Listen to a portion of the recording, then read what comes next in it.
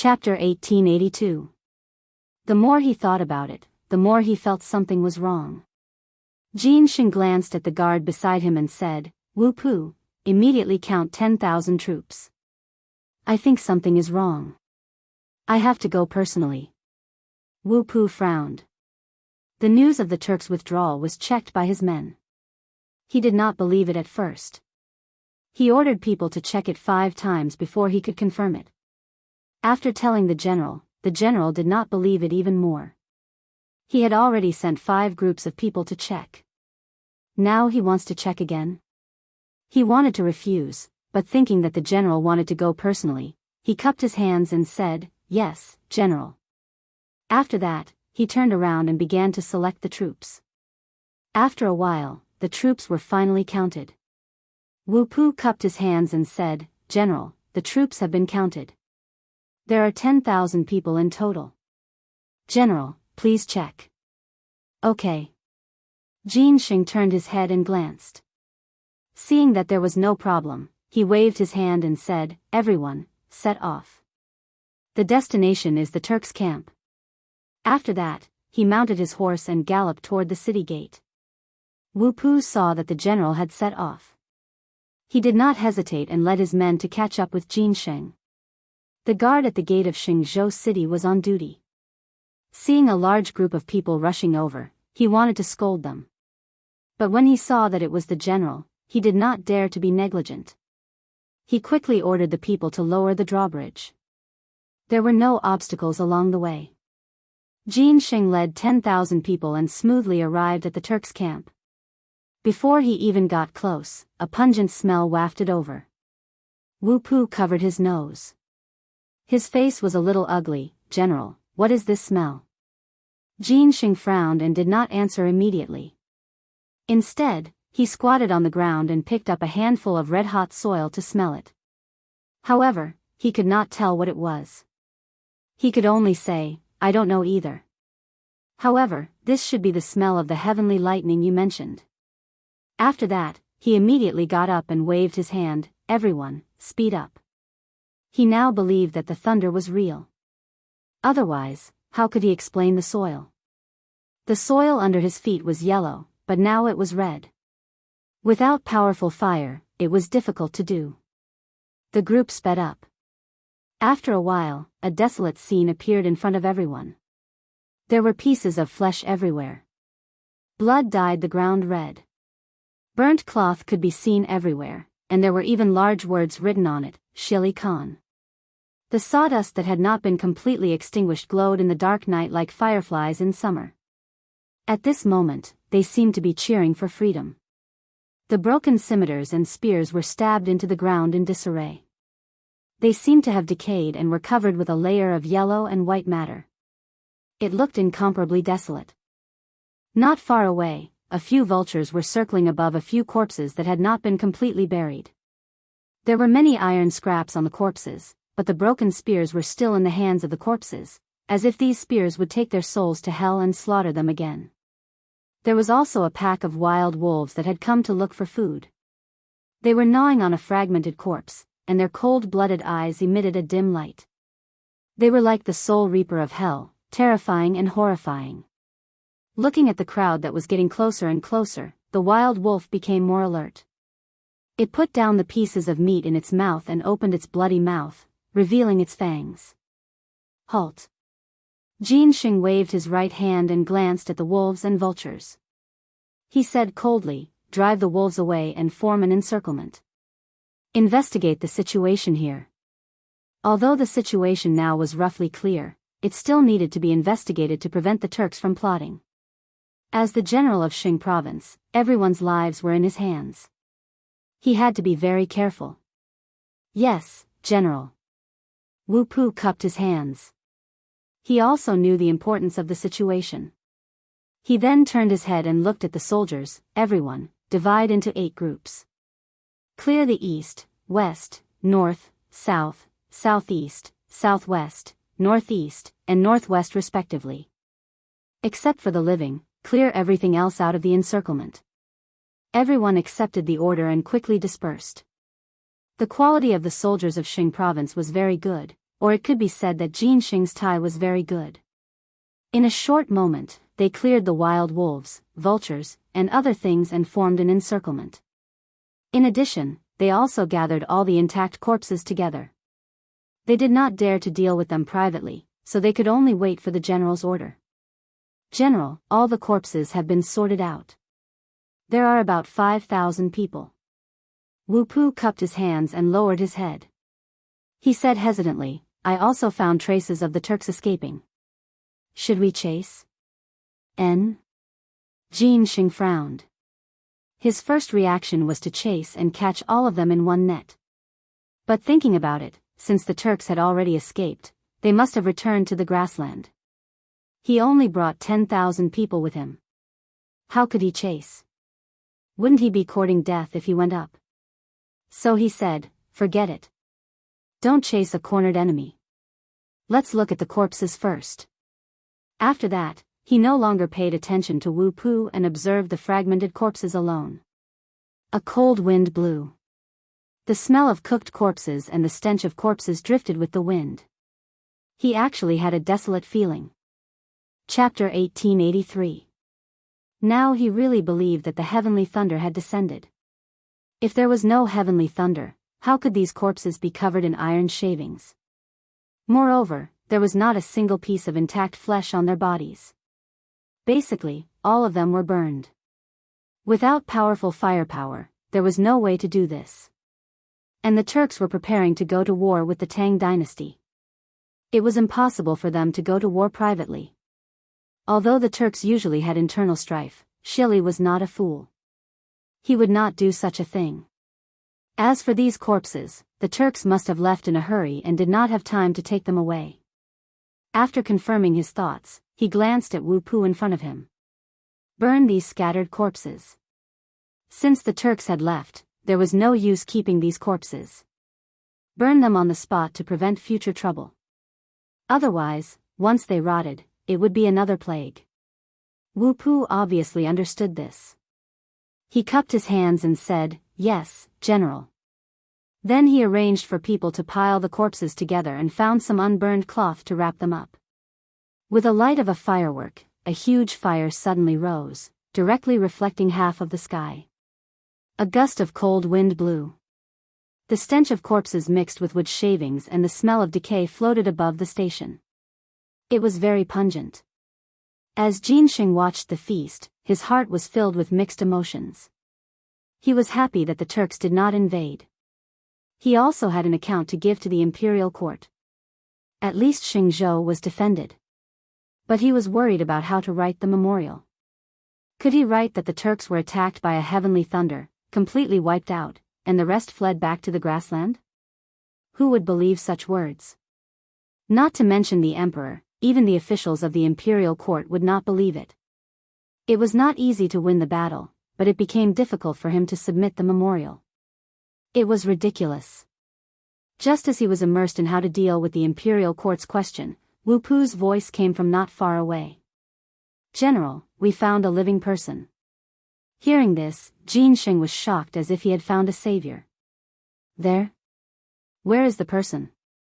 If there was a living person, then there was a witness. Think about it. If he reported the situation here, what if no one believed him? Then, this witness could play a role. Once the matter was explained, he would be the first meritorious person. Thinking of this, he was naturally overjoyed. With a large stride, he arrived in front of Wu Pu and grabbed his shoulders. Where is he? Wu Pu seemed to be in pain, smiling bitterly. General, why don't you let me go first? Jin Xing finally reacted. He smiled awkwardly and let go of his hand. Tell me, where is he? They've just been discovered. They're still buried in the sand. Wu Pu rolled up his sleeves and waved his hand with a serious expression. I will bring the general over. With that, Wu Pu turned around and walked away, followed by Jin Xing. 2 steps later, a mound of dirt appeared before their eyes. Atop this mound of dirt was a human head. This person's face was covered in metal shavings, and blood was trickling from the corner of his mouth. Even so, one could tell from this person's facial features that this person was a Turkic. This was because the Turks were very different from the people of the Tang dynasty. The former had a high nose bridge and large bones, while the latter had a flat nose bridge, thin bones, and smaller bodies. Since it was confirmed that this person was a Turkic, Jinxing did not dare to hesitate for fear that this guy would die. He hurriedly said, "Quickly dig this person out." After that, he seemed to feel that something was wrong, so he added, "Don't kill him. Later, we'll need to get information from him." Now, this guy was the only surviving Turkic, which was of great significance to him. Not only could he be a witness, but more importantly, he could get some information about the Turks from him. Of course, this was all after he was rescued. However, the soldiers didn't think so. They glared coldly at the Turk, wishing they could skin him alive right now. One must know that the Turkic and the Tang dynasty had always been mortal enemies. Almost every year, the Turkic would go south to pillage. As long as one was a person of the Tang dynasty, who would not hate these beasts to the bone. Not to mention these soldiers. Some of their fathers were killed by the Turkic, some of their sons were killed by the Turkic, and even more tragically, their entire families were killed by the Turkic. It was because of these reasons that they joined the army. Now, they were actually asked to save a Turkic? How was this possible? Everyone was a little unconvinced. Soon, someone stood up and said, "General, you can ask me to kill the Turkic, but it's impossible to save him." That's right. These beasts killed my father. I can't wait to kill him now. More and more people began to shout. They raised their right arms high, and their eyes were bloodshot. Jinxing had already expected such a situation. Who here did not have a deep grudge against the Turks? However, personal hatred was greater than national hatred. Only by saving the Turkic could they better understand the situation. After thinking for a while, he said earnestly, "I know what everyone is thinking. It's nothing more than killing this Turkic to vent your hatred, right?" "Yes."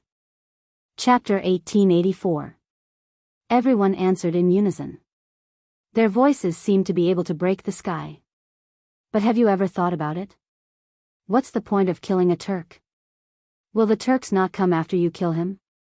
Jinxing glanced at everyone and said indifferently, "Right now, the most important thing for us is to figure out what happened. Also, we need to understand the Turks' way of life so that we can take revenge in the future. Right now, this Turk is our best tool. If you kill him, how are we going to get information?" Everyone was speechless. Some lowered their heads, some stared at the Turk, but no one spoke. Because they all knew that what the general said made sense. Only by knowing yourself and your enemy could you win 100 battles. It was indeed inappropriate to kill this Turk rashly before they figured out the situation. Moreover, this Turk might have some important information. Once they got it, it would be beneficial to the Tang dynasty. Although they all understood the reason, they did not stand up because their hatred for the Turks had been deeply rooted in their bones. It was impossible for them to pull it out, let alone take the initiative to save a Turk. Jinxing seemed to see through them and did not care about their rudeness. He just smiled and said, "Since everyone has no problem, let's start. It's fine as long as he doesn't die." He knew that they were unwilling to lower their heads. Since his subordinates were unwilling to lower their heads, he, as the general, naturally had to give them a way out. Moreover, his words were very vague. It was fine as long as he didn't die. The implication was that as long as he didn't die, they could do whatever they wanted. Everyone looked at each other. Obviously, they understood. They nodded and then began to dig the soil with their swords and knives. After digging for a while, the Turk's upper body was exposed. "Give him some water." Wu Pu glanced at the crowd with a serious face. Only then did the soldiers react. They picked up the water bag and poured it into the Turk. Maybe these guys wanted revenge, or maybe they really wanted to kill this Turk. Perhaps it was because the Turk had choked on the water or because he had regained his vitality. He slowly opened his eyes and scanned the crowd before him. Suddenly, he shuddered and began to mutter something under his breath. However, his voice was too soft, so it was hard to make out what he was saying. However, Jinxing did not have time to care about this now. He hurriedly said, "Continue to dig. Use your hands." He was afraid that if he continued to use swords and knives, he would hurt this guy. What if he suddenly died? It was safer to use his hands. Everyone nodded, threw away the swords in their hands, and really started digging with their hands. However, as they dug, they were still cursing something. "Turk dog, don't die so quickly. Lao Tzu still wants your life." After he tells us what happened just now, Lao Tzu wants to pry open his head and see what's in his head. Cursing was cursing, but this was just a way to vent. Who wouldn't hate an enemy in front of them? Not to mention these hot-blooded soldiers. Their hands and feet never stopped moving. After all, if they wanted to kill him, they had to wait until he came out. After a while, the Turk's lower body was finally dug out. His left leg was long gone, and there was a piece of wood as thick as a forearm stuck in his right leg. It looked like a flagpole. Blood flowed down the wound and dyed the yellow ground red.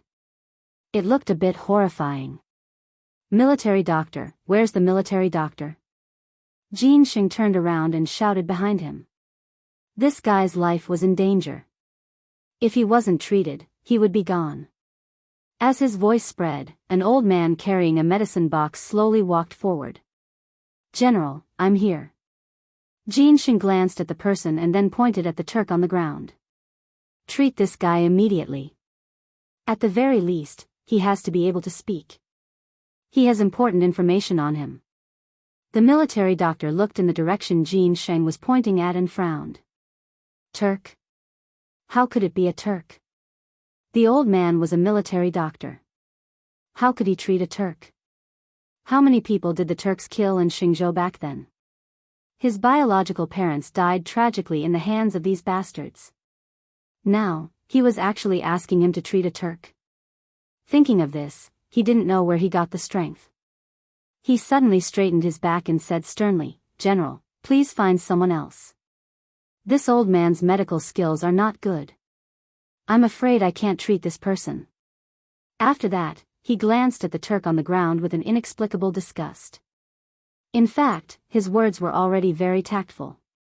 It was up to the general to understand. Jin Xing smiled. How could he not know that this old fox was making excuses? He still put on a serious look. "Dr. Wang, I know you have a deep hatred for the Turks. However, this Turk in front of us is very important to our army. He has very important information. As long as we treat him, we can know what happened just now. Maybe we can even know important information about the Turks. Think about it carefully." This, Physician Wang stroked his beard and shifted his gaze back to the Turk. Chapter 1885. In fact, he also knew a little about what happened just now. He heard that the heavenly thunder killed many Turks. However, he didn't see it with his own eyes, so he found it hard to believe. According to the general, the Turk in front of him seemed to be the only survivor after the disaster. If he cured this person, he might really get something about the heavenly thunder. This will only be beneficial to my great Tang, and there will be no harm. At most, he would give this dog a dose of medicine to kill him. After making up his mind, he looked at Jin Xing and sighed. "Well, old man, let's save this dog." After that, he patted the medicine box and walked toward the Turk. However, he seemed to think of something and added, "General, you have to promise the old man that when this guy is no longer valuable, let the old man poke 100 holes in him." This sudden valiance stunned Jin Xing. He didn't expect that Dr. Wang, who usually didn't show his strength, had this side. However, on second thought, who hadn't been young before? So he said, "Don't worry. As long as you don't kill him, you can even give him to your family for breeding." As soon as this was said, the people around couldn't help but laugh. Ha ha ha. The general really knows how to make fun of Dr. Wang. Everyone laughed as if they were laughing at the Turk for being a pig. Dr. Wang didn't care about the ridicule of the crowd. He just thought that they were laughing at the Turk, but he was still dissatisfied. He thought to himself, breeding this thing for a pig? Even a pig would despise it. After the laughter subsided, Dr. Wang began to treat the Turk's injuries seriously. He took her pulse and fed her medicine. In any case, he did all sorts of things. However, no one knew what medicine the old man gave him. After all, no one present knew medicine. After about a quarter of an hour, the Turk finally woke up. He opened his blood-red eyes and looked into the distance. His hand was half-raised and his mouth was muttering something. Jin Xing frowned and was a little dissatisfied. King, speak louder. As soon as his voice fell, he felt something was wrong. It seemed that he hadn't asked, so he said, "What's your name? What happened just now?" It was unknown whether the Turk didn't understand or was deliberately not replying. He turned his head and slowly lowered his hand, pretending to be a dead dog. Wu Pu couldn't stand it anymore and scolded him, "Why the *CK are you pretending? How dare you not answer the general's question? Do you think you're some big shot? Come on, beat him." Hearing this, the onlookers immediately picked up their weapons, eager to give it a try. They had long wanted to tear this guy to shreds. Jin Xing did not dare to let these guys hit him. It was not easy to save him. What if he was beaten to death? Besides, these fellows didn't even know how to control their strength. Not to mention hitting, even a light touch might be fatal. Wait. Jin Xing stopped Wu Pu and hurriedly said, "Don't fight first, let me ask." After saying those words, he turned to the Turk and said patiently, "Hurry up and tell me your name. What happened just now? Otherwise, a punishment worse than death awaits you later." He dared to guarantee that as long as he said a word, as long as he didn't kill this Turk, they could do whatever they wanted with him. These subordinates definitely had 100 ways to make this guy suffer a fate worse than death. It was just a matter of whether this guy was willing to talk or not. However, this Turk seemed to be very stubborn. He glared at Jin Xing but was unwilling to speak. Then there was no other way. Jin Xing glanced at the crowd and said, "I'll leave the rest to you. My only request is that you don't kill him. It's fine as long as he can talk." As soon as he said those words, everyone cheered as if they had received a great reward. "Thank you, General. The General is mighty. I'll definitely let him know what mercury immersion is, hee hee." After saying those words, the crowd swarmed toward the Turk. In a moment, screams came from the crowd. Listening carefully, there were not only the Turk but also many soldiers. Jin Xing couldn't be bothered. After all, it was impossible for so many people to not be able to do anything to a Turk. The screams came from some fellow accidentally injuring his companions. Such situations happened often, so there was nothing strange about it.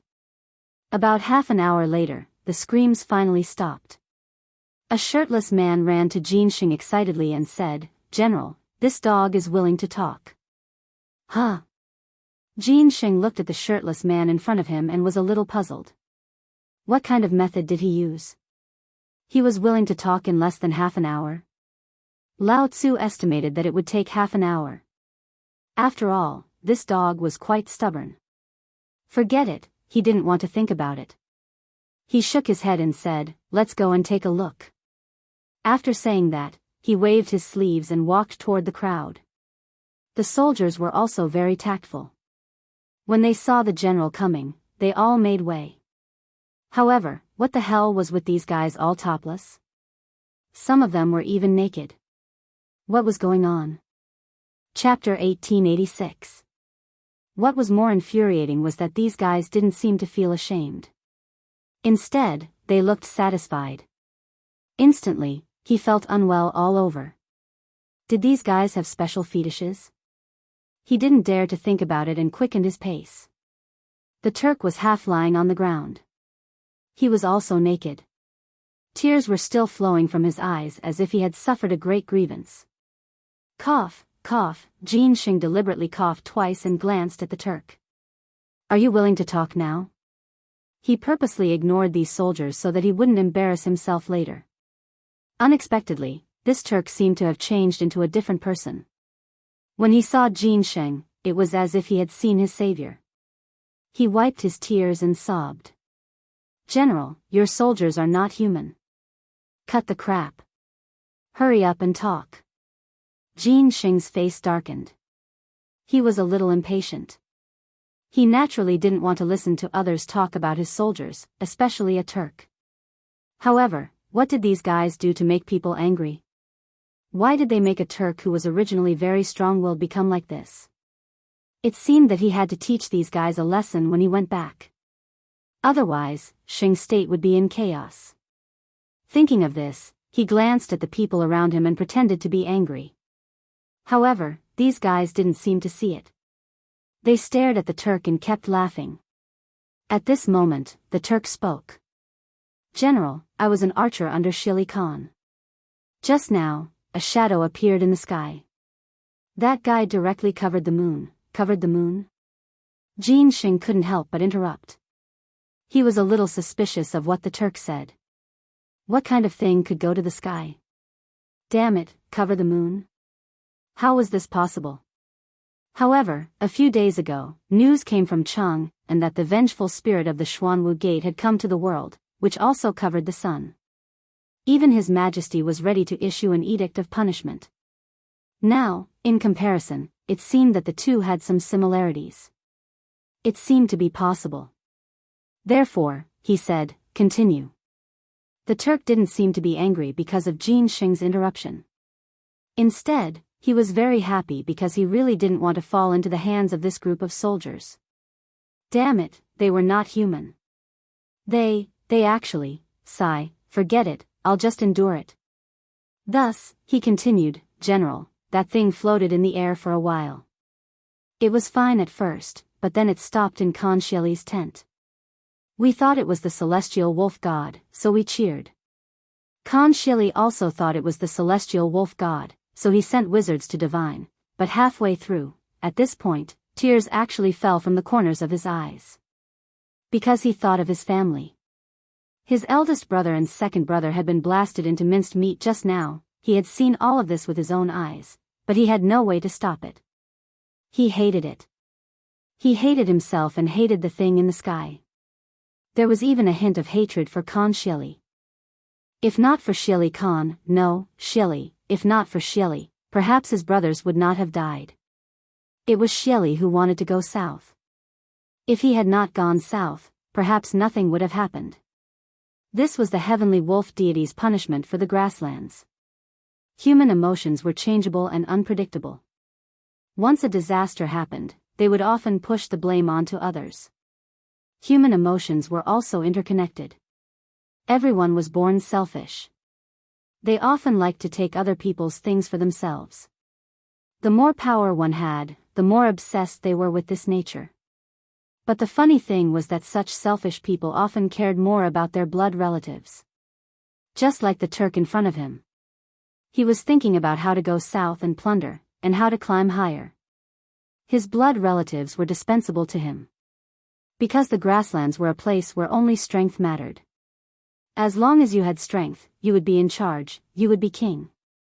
But once you lost your strength, millions of people would come to enslave you, millions of people would come to trample on you, millions of people would come to kill you. He had understood these principles since birth, and now it had been engraved into his bones. So, facing Jin Xing's interrogation, he could be considered to be feigning civility. Jin Xing did not know these. Seeing that the Turk in front of him was crying, he thought this guy had been abused. After all, he did not have a good impression of the Turk. So, he continued, "Don't stop, continue." The Turk nodded, wiped his tears, and continued. When the shaman was halfway through the divination, he suddenly found sparks falling from the sky, and there was more than one person. There were many. Everyone was cheering, and the shaman became even crazier, thinking that this was the wealth sent by the heavenly wolf deity. In the end, these sparks suddenly exploded, and everyone was injured. It seemed that many people died. In a daze, I heard that someone had retreated. Retreated? Jin Xing was not surprised by this news. He had heard it once just now. This time, he just wanted to confirm it. Shili had suffered so many casualties this time, it was impossible not to retreat. However, Shili's life was a big matter. So, he asked again, what about Shili and Tuli? Did they die? Chapter 1887. Khan Shili. Speaking of this, the Turk seemed to realize something was wrong and hurriedly corrected himself. When I was in a coma just now, I vaguely heard Shili's voice and little Khan Tuli's voice. They seemed to have withdrawn together. Jin Xing held his chin with his hand and smiled. He felt that this Turk was a bit interesting. Just now he called Shili Khan. Why did he suddenly call him Shili? Also, why did this guy only call Shili by his real name and still be very respectful to Tuli? Did he want to please him? But that was impossible. The Tang dynasty and the Turks were feuds. Even if he wanted to please him, he would not let him go. What was this guy thinking? No, he had to ask. So, he said again, why did you call Shili by his real name? Isn't he your Khan? Also, since you already called Shili by his real name, why did you call Tuli little Khan? The Turk seemed to dislike this topic. He glanced at Jin Xing and was a little angry, but soon flashed away. After all, he was under the eaves and had to lower his head. So, he said, if it weren't for Shili, how could I have one of my legs blown off? How could my two brothers die? So, do you understand? Jin Xing nodded as if he did not fully understand. It seemed like this guy had placed all the blame for the heavenly thunder on Shili, which could also be considered a good thing. Perhaps he could make use of it in the future. After a short pause, he asked again, then why did you call Tuli little Khan? Little Khan Tuli is different from Shili. The Turk raised his head, and a smug look flashed in his eyes. Little Khan Tuli is the son of the previous Khan, and he was originally the successor. It was only because he was too young that he was taken away by Shili. If little Khan can lead the grassland, we will definitely fight our way into the Tang Empire. Speaking of this, he seemed to realize something and quickly corrected himself. No, I mean it was not little Khan Tuli's idea to come to the Tang dynasty this time. He even opposed it a little. Jin Xing raised his eyebrows. Unexpectedly, there was an unexpected gain. Tuli opposed to coming to the Tang dynasty to plunder. Could it be that this guy wanted to show goodwill to the Tang dynasty? Thinking of this, he quickly asked, why did Tuli oppose it? This, the Turk frowned, clearly thinking about something. After a while, he said, I don't know. He wasn't wrong. He really didn't know. As for why Tuli opposed the abduction of the Tang dynasty, the fundamental reason was that he did not want Shili to grow bigger and bigger. Because Tuli was wholeheartedly thinking about how to succeed the Khan's position, if this time Shili succeeded in the abduction, his prestige would be even greater. How could he still play around? How could a mounted archer like him know about such matters? Jin Xing didn't blame him. After all, this was no small matter. He said, forget it, let's leave it at that. After that, he glanced at Wu Pu behind him and said seriously, take this guy back. Remember, lock him up alone. No one is allowed to get close. As he spoke, he intentionally or unintentionally glanced at the shirtless soldiers around him. These fellows had tormented this Turk to the brink of death. If he were to fall into the hands of these fellows, he would most likely die. The soldiers didn't seem to care about the general's gaze, because they felt that they had done a good deed. Wu Pu looked solemn. Yes, General. After that, he waved his hand and shouted, go back to the city. Jin Xing wasn't in the mood to care about these trivial matters. He jumped on the horse and rushed to Xingzhou city. Everyone tidied up, extinguished the bonfire, and prepared to go back to the city with the Turk. The next day, the sky was already bright. A group of soldiers riding tall horses galloped on a country road. They were dusty, their faces were full of dust, and their lips were dry and cracked, as if they were about to faint. However, their strong military consciousness still made them struggle. They held the reins tightly and didn't want to give up. However, horses were different from people.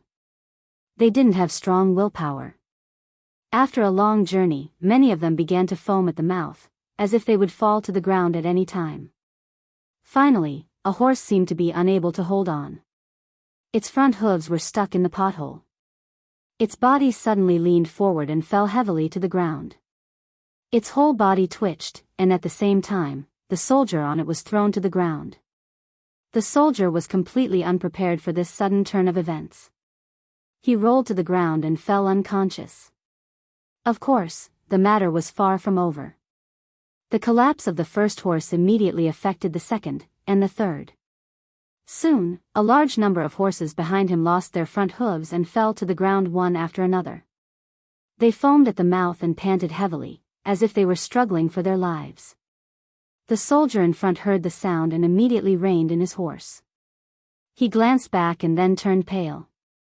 He shouted to the front, "General, something happened in the rear."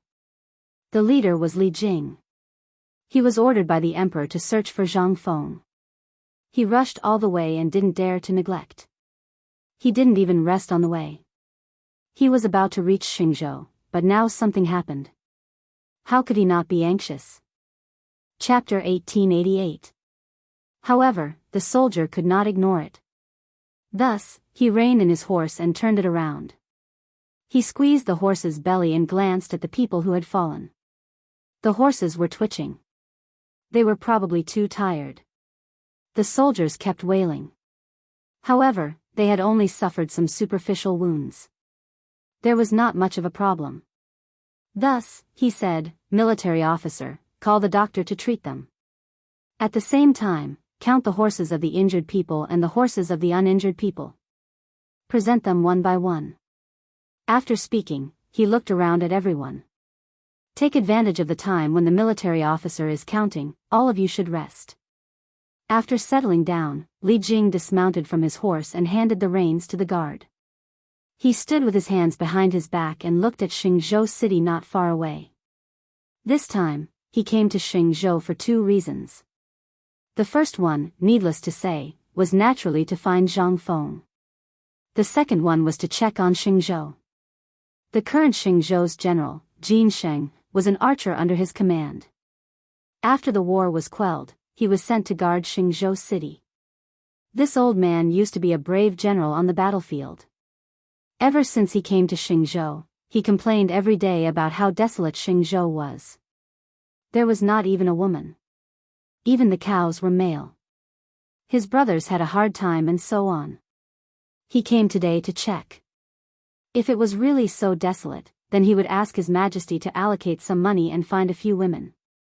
After all, they had followed him before. Just as he was thinking about his experience, a voice came from behind him. "General, the number of people has been counted." Hearing this, Li Jing slowly turned around and glanced at the military officer. He said with a serious face, "Report it." "Yes, General."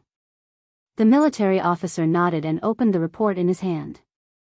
As he read, he said, 50 horses are injured and can no longer walk. They need to be treated. 60 people are injured and temporarily cannot follow the army. The rest are not injured and can continue to march. Oh, Li Jing frowned. He did not expect the injuries to be so serious. In such a situation, he would have ordered them to rest. However, His Majesty's orders were very urgent. There was no time to delay. Thus, he said, "Those who are injured and cannot walk, stay here and recuperate. The rest will continue to march with me." In this era, it was difficult to raise war horses. The money spent on fodder could provide a family with food and clothing for a year.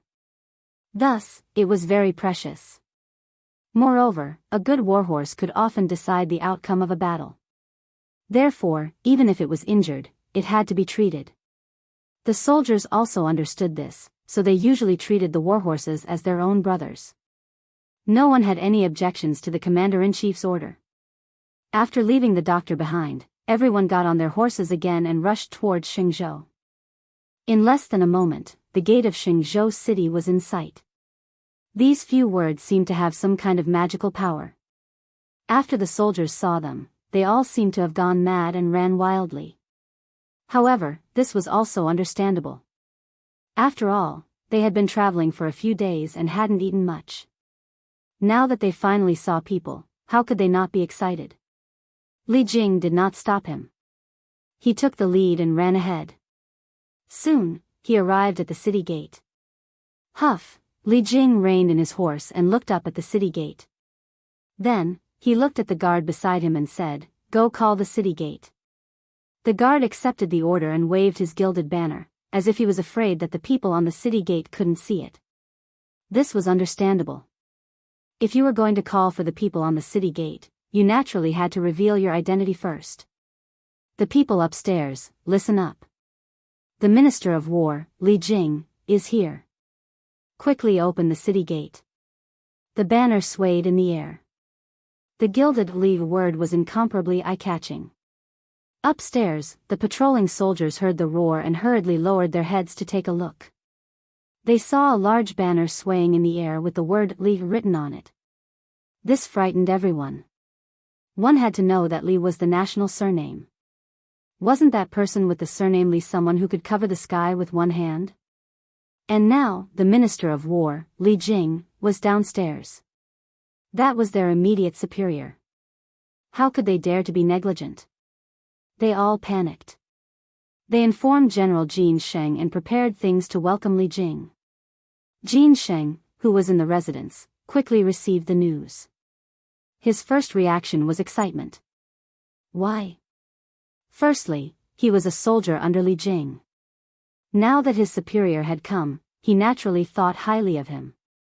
Secondly, the Turks had just been attacked by the heavenly lightning and had already retreated. That would mean that he had contributed greatly. However, he quickly realized that something was wrong. Why did General Li come just as the Turks were attacked? Could it be that General Li knew something? Or could it be that the heavenly lightning this time had something to do with General Li? It was possible. It was very possible. Back then, General Li had destroyed Shaoyang and Wang Shichong, who had proclaimed himself as the emperor in Luoyang. He had also destroyed the largest separatist force in Jiangnan, Nanliang. There was also Pa Fu, who had taken the lead and destroyed Feng Huiliang, killing more than 10,000 rebels and drowning people. Wasn't that an unparalleled feat? Perhaps the heavenly lightning had specially descended because General Li was coming. In that case, General Li was the main contributor this time. Thinking of this, Jin Sheng shuddered and quickly walked out of the residence. Chapter 1889. He wanted to greet General Li personally. Even if General Li was not his superior, he had to greet the heavenly thunder. He ran all the way and finally arrived at the city gate. At this time, the city gate had been opened. Seeing the neat and strict team, Jin Sheng hurried forward. "General, I'm late. Please forgive me." He cupped his hands and looked at Li Jing with admiration in his eyes. Li Jing looked indifferent. In fact, he had a good impression of this subordinate. After all, he guarded a place and worked hard even if he did not contribute. So he said, "Get up and follow me into the city." After that, he squeezed the horse's belly and slowly walked into the city. The soldiers followed closely behind, raising a cloud of dust. The big banner swayed in the wind, looking solemn and solemn. Seeing that most of the people had entered, Jin Sheng casually gave a few orders at the door and quickly followed. As soon as they entered the city, Jin Sheng called Wu Pu, "Serve the general tea immediately. Go personally." Wu Pu also knew Li Jing's status and did not dare to neglect. He accepted the order and left. At this time, Li Jing had already entered the inner mansion. He was familiar with this place. After all, he had been here before. The inner mansion was where Jin Sheng usually entertained guests. Normally, Jin Sheng should sit in the main seat. However, since Li Jing was here today, his superior naturally sat in the main seat and Jin Sheng sat on the side. The two sat upright. Before they spoke, Wu Pu came in with tea. He walked to Li Jing and carefully served a cup of tea. "General, please have the tea." Li Jing narrowed his eyes and glanced at Wu Pu. He seemed to have thought of something and asked in surprise, "You're the archer from before?" He vaguely remembered this person's figure in his mind.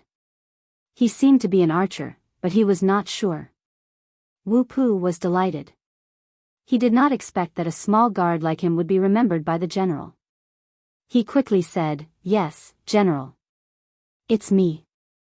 Li Jing glanced at Wu Pu, but this time he valued him more. "Good. Since you're in Xingzhou, assist Jin Sheng well. You won't have followed me in vain." Wu Pu did not dare to say anything. It was the greatest grace to be valued by the general. He nodded repeatedly. Seeing that the general did not say anything more, he could only serve another cup of tea to Jin Sheng and left in a hurry.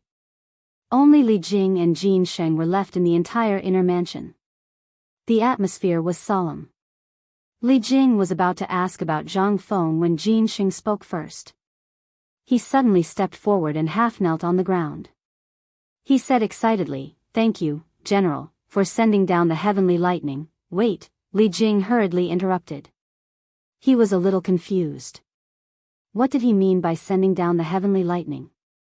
Was he really that capable? Confused, he could only ask, "What did you mean by that?" "What lightning? You don't know?" Jin Sheng was stunned because he had always thought that this was the general's doing. Now, the general didn't know? Was it not the general's doing? Impossible. Other than the general, who else could summon the heavenly lightning? It must be because the general was afraid that his achievements would shock the emperor, so he didn't say anything. Yes, that must be it. Therefore, he cupped his hands and continued, "General, last night, heavenly lightning struck down and killed the Turks who were stationed outside Xingzhou city. It also caused a big fire and countless casualties." "What?" Li Jing's eyes widened as he slammed the table and stood up. "Oh my God, what kind of explosive news is this?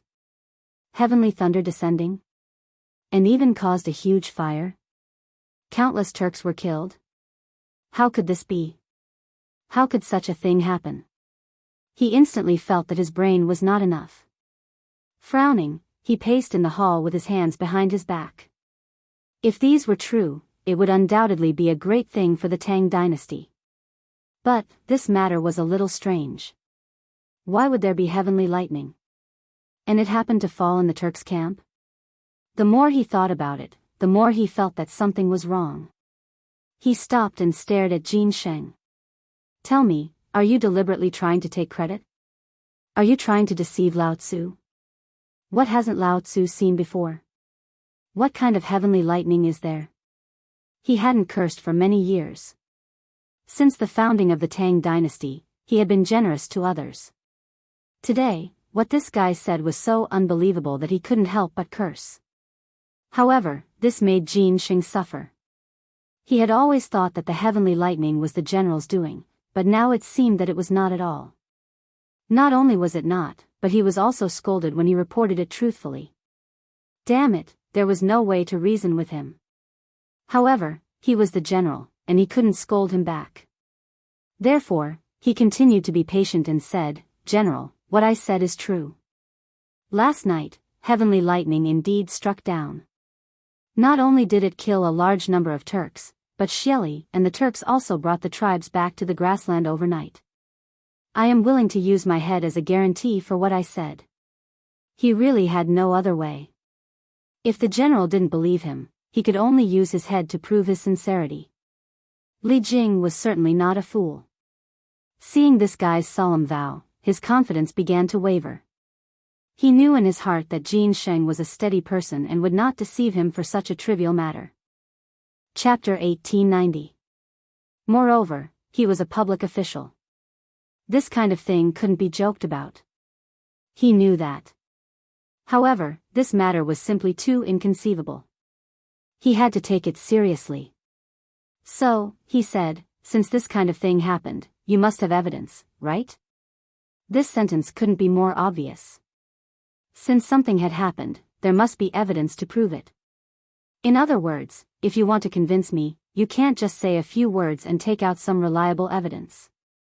Jin Sheng naturally understood the reason. He turned to the door and shouted, "Bring the Turk here." Now, only the Turk could prove what he said. This was also the reason why he left the Turk here. In a moment, the Turk was brought here. However, because of his disability, he could only sit on a stretcher. Li Jing didn't care about so many things. He was now concerned about what happened last night, so he asked directly, "What happened last night?" The Turk didn't know the identity of the person in front of him, but he knew Jin Sheng's identity. When he saw how respectful Jin Sheng was, he quickly told him what happened last night. As he spoke, he cried as if he had suffered a great grievance. In fact, he was also a victim. However, he was considered lucky. At least he was alive.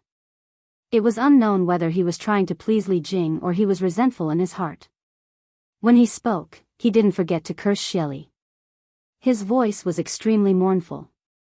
After listening, Li Jing finally knew the whole story. He waved his hand to signal the Turk to leave. Then, he sat on the chair and carefully digested everything just now. The amount of information that the Turk said just now was too much. First, a big thing covered the moon.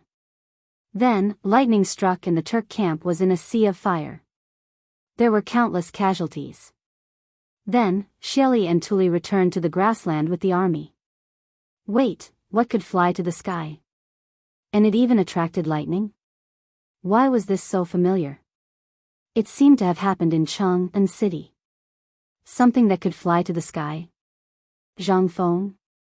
Could it be Zhang Feng? This big thing was Zhang Feng on it? According to the Turk's description, it was exactly the same as Zhang Feng in Chang'an. Back then, when Zhang Feng was in the sky, he also covered the sun. And now, this thing covered the moon? It was exactly the same. Thinking of this, he no longer dared to be careless. He looked at Jin Sheng and hurriedly asked, "That thing in the sky went to your place?" Jin Sheng was at a loss for words. How would he know where to go? There was nothing in the Turkic camp.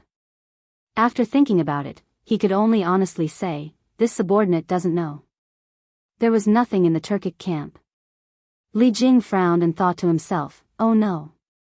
If it was really Zhang Feng last night, he might be in danger now that a night had passed. Now that he was here on the Emperor's orders to find this fellow, if something were to happen to him, it would be hard for him to explain himself. What should he do? His heart was burning with anxiety.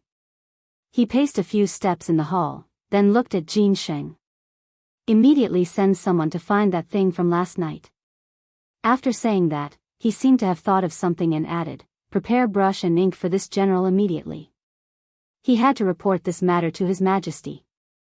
Zhang Feng's disappearance and the retreat of the Turks were no small matter. It was just that Zhang Feng, this dog, really knew how to hurt people.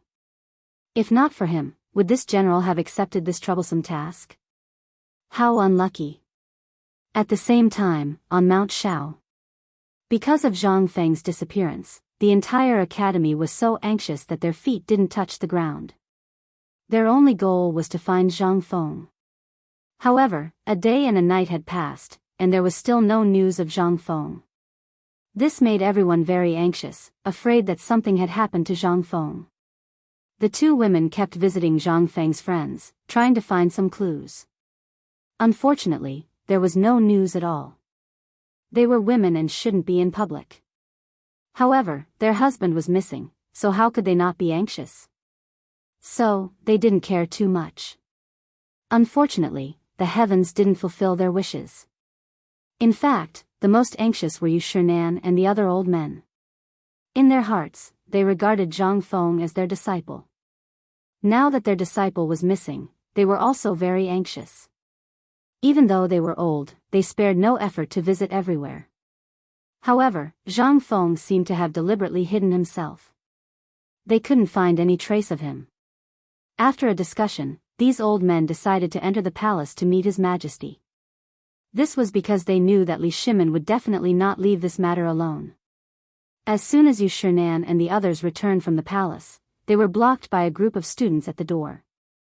Mr. Bo Shi, what did His Majesty say? Are you willing to help? Mister, say something. The students were all talking at once, looking anxious. However, Yu Shinan and the others didn't seem to be in a good mood. He frowned and waved his hand, everyone disperse. We will think of a way to find Feng Zi. You kids don't have to get involved. After saying that, Yu Shinan waved his sleeves and walked back to his residence with his head lowered. Before he could take 2 steps, 2 figures blocked his path. I've already told you, Yu Shinan looked up impatiently. However, halfway through his words, he realized that it wasn't the students who came, but Jingshu and Zhang Yuyao. His expression finally softened. Two girls, why are you here? Chapter 1891. This question was unnecessary. He knew that the two girls were worried about Feng Zi's whereabouts, so they waited for him here. However, he didn't know how to reply to them. Zhang Yuyao didn't care too much. Instead, she asked directly, Sir, is His Majesty willing to help find him? This, Yu Shinan frowned. He seemed to have something to say. He glanced at the students walking around and said softly, this matter is more complicated. You two girls don't worry about it. After that, he lowered his head and was about to walk back to his residence. Jingshu spoke again. Sir, why don't you come to our place to have some tea? Prince Zhang isn't here now. We sisters should do our duty as disciples. After that, she even bowed. It wasn't that she didn't care about Zhang Feng's whereabouts. She just noticed that Sir seemed to have something to say. It was probably because there were too many students here, so she had to come up with this plan. Yu Shinan stopped and frowned. He seemed to be thinking about something. At this moment, Chu Suiliang and the others walked up. Bashi, since the two girls invited you, why don't you go? Greetings to the three gentlemen. Jingshu bowed. Her original intention was to invite the four gentlemen over. She mainly wanted to ask about Prince Zhang's whereabouts. The four gentlemen were the great scholars of this generation. Naturally, they were more well-informed than a weak girl like her. Since Sir had agreed, she quickly said, Gentlemen, please. We sisters will go back and prepare some fragrant tea. After that, Jingshu pulled Zhang Yuyao and left. Yu Shinan didn't say a word during the whole process. However, it didn't mean that he didn't know anything. Instead, his heart was as clear as a mirror. Looking at the back of the leaving figure, he smiled. This girl may become Feng Zi's good wife in the future. That's right. Chu Suiliang stroked his beard and looked at Yu Shinan. He changed the topic. We have to talk about Feng Zi sooner or later. Since these two are so anxious, let's go and have a seat. Yu Shinan narrowed his eyes and nodded thoughtfully. In fact, he had seen through Jingshu's thoughts at a glance just now. As the saying goes, the older you get, the wiser you become. However, he was also happy in his heart. After all, it was a good thing that there was another person who cared about Feng Zi. Let's go and see how this girl's tea tastes. He waved his sleeves and walked straight to the two women's residence. Everyone smiled and shook their heads. Without saying a word, they followed behind him. Not long after, the four of them arrived at the residence of the two women. Sirs, please be seated. Zhang Yuyao greeted the four people while fiddling with the stool. The four of them smiled and found a place to sit down. Yu Shinan looked at the tea in front of him and took a sip. He went straight to the point and said, Girl, you want to know what happened when we entered the palace, right? Zhang Yuyao nodded. She did not expect Mr. to be so straightforward. He was not willing to say it just now, but now he was so proactive. She quickly said, Yes, please tell us. Jingshu also nodded. She knew Li Shimon's identity. At the same time, she also knew that he would not sit back and do nothing. That was why she invited Yu Shinan and the others just now. She was sure that Li Shimon must know something. Girl, Feng Zi is actually not in any danger. It's just that, Yu Shinan looked at the two women opposite him with a calm expression. When they entered the palace just now, Li Shimon said that Feng Zi was not in danger. It was just that they did not know where she was now. If he told this to the two women, they would be worried. After thinking about it, he changed the topic and said, It's just that she won't be back for a while. When Chu Suiliang and the others heard Yu Shinan's words, they did not think much of it at first. However, towards the end, it became more and more strange. This was different from what Li Erlang said. Li Erlang only said that Feng Zi was not in danger. It was just that they did not know where she was. Now, from Bo Shi's mouth, how did it become that she would not be able to come back for a while? However, on second thought, this old guy should have said this because he was afraid that the two women would be worried. Well, it should be. However, what they did not know was that Li Shimin had also lied to them. In fact, he himself did not know whether Feng Zi was in danger or not. He only said that she was not in danger to appease the four people.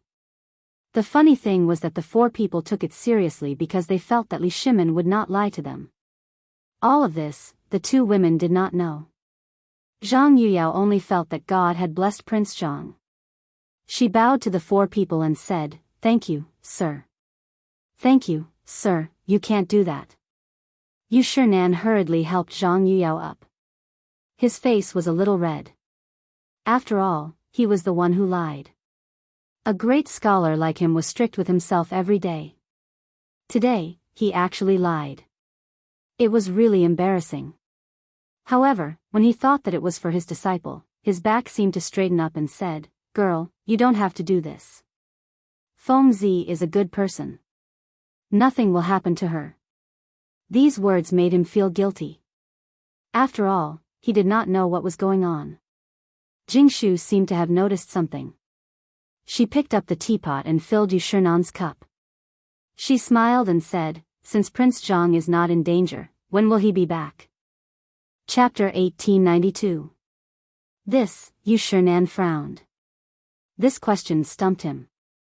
He really didn't know when Feng Zi would come back. Even the emperor didn't know. How would he know? Xueji saw that the situation was slightly deadlocked and quickly interrupted, "Girl, Feng Zi is someone who is going to do big things. We don't need to care about this." His words were more pertinent, and there was a double meaning in his words. The first meaning was that Feng Zi was now doing big things. As for what big things, they didn't know. The second meaning was that Feng Zi's matter was related to Li Erlang. Everyone shouldn't make wild guesses and shouldn't care about it. Of course, Zhang Yuyao couldn't understand these words because she didn't know who Li Erlang was. But Jingshu was different. Not only did she know who Li Shimin was, but she also knew everything about Li Shimin. Now the words of the four gentlemen were very obvious. They were meant for her to hear. Jingshu frowned as if she understood something. She smiled and said, "Thank you for your guidance." "You're welcome." Xueji waved his hand and then looked at the other three, "Everyone, let's go." Since the matter had been settled, there was no need to stay any longer to avoid attracting gossip. The other three obviously understood this. They slowly got up and prepared to walk out of the door. Seeing that the gentlemen were about to leave, as the future wives and concubines of the disciple, the two women naturally couldn't stay. They both got up and stood at the door. "Gentlemen, please take care." The four men waved their hands, indicating that they didn't need to send them off. After a while, they disappeared from the sight of the two women. Seeing that the gentlemen had gone far, the two women returned to their seats. Zhang Yuyao was actually a little puzzled by what the gentleman said just now, but it wasn't appropriate for her to ask directly. Now that there was no one around, she looked at Jingshu and asked, "Sister, why do I feel that there is a hidden meaning in what the gentleman said just now?" "Sister, you don't have to be like this." Jingshu smiled. She put her hand on Zhang Yuyao's hand and comforted her. "Since the gentleman heard from His Majesty that Prince Zhang is not in danger, it must be true. You don't need to worry too much." The stone in her heart had already been lifted. After all, she knew what kind of person Li Shimin was. However, she couldn't tell Zhang Yuyao about all this. Otherwise, with the other's temperament, the whole city would know about it the next day. However, Zhang Yuyao didn't know that. She couldn't help but worry. "You're right, but I'm just," as she spoke, tears began to fall from her eyes. When Jingshu saw this, she quickly comforted her. "Sister, don't worry. Prince Zhang will be fine." As soon as he finished speaking, there was a series of knocks on the door, followed by voices. "Ladies, I'm a servant of the Zhang residence. Housekeeper Du sent someone to invite master." Hearing this, Jingshu quickly took out a handkerchief from her waist and passed it to Zhang Yuyao. With a concerned look, she said, "Sister, wipe your tears. I'll go out and take a look." Saying this, she stood up and walked out of the door. There were two men standing outside the door. One was fat and the other was thin. The striking word Zhang on their clothes made Jingshu certain that these two were servants of the Zhang residence. Because no other residents would dress like this.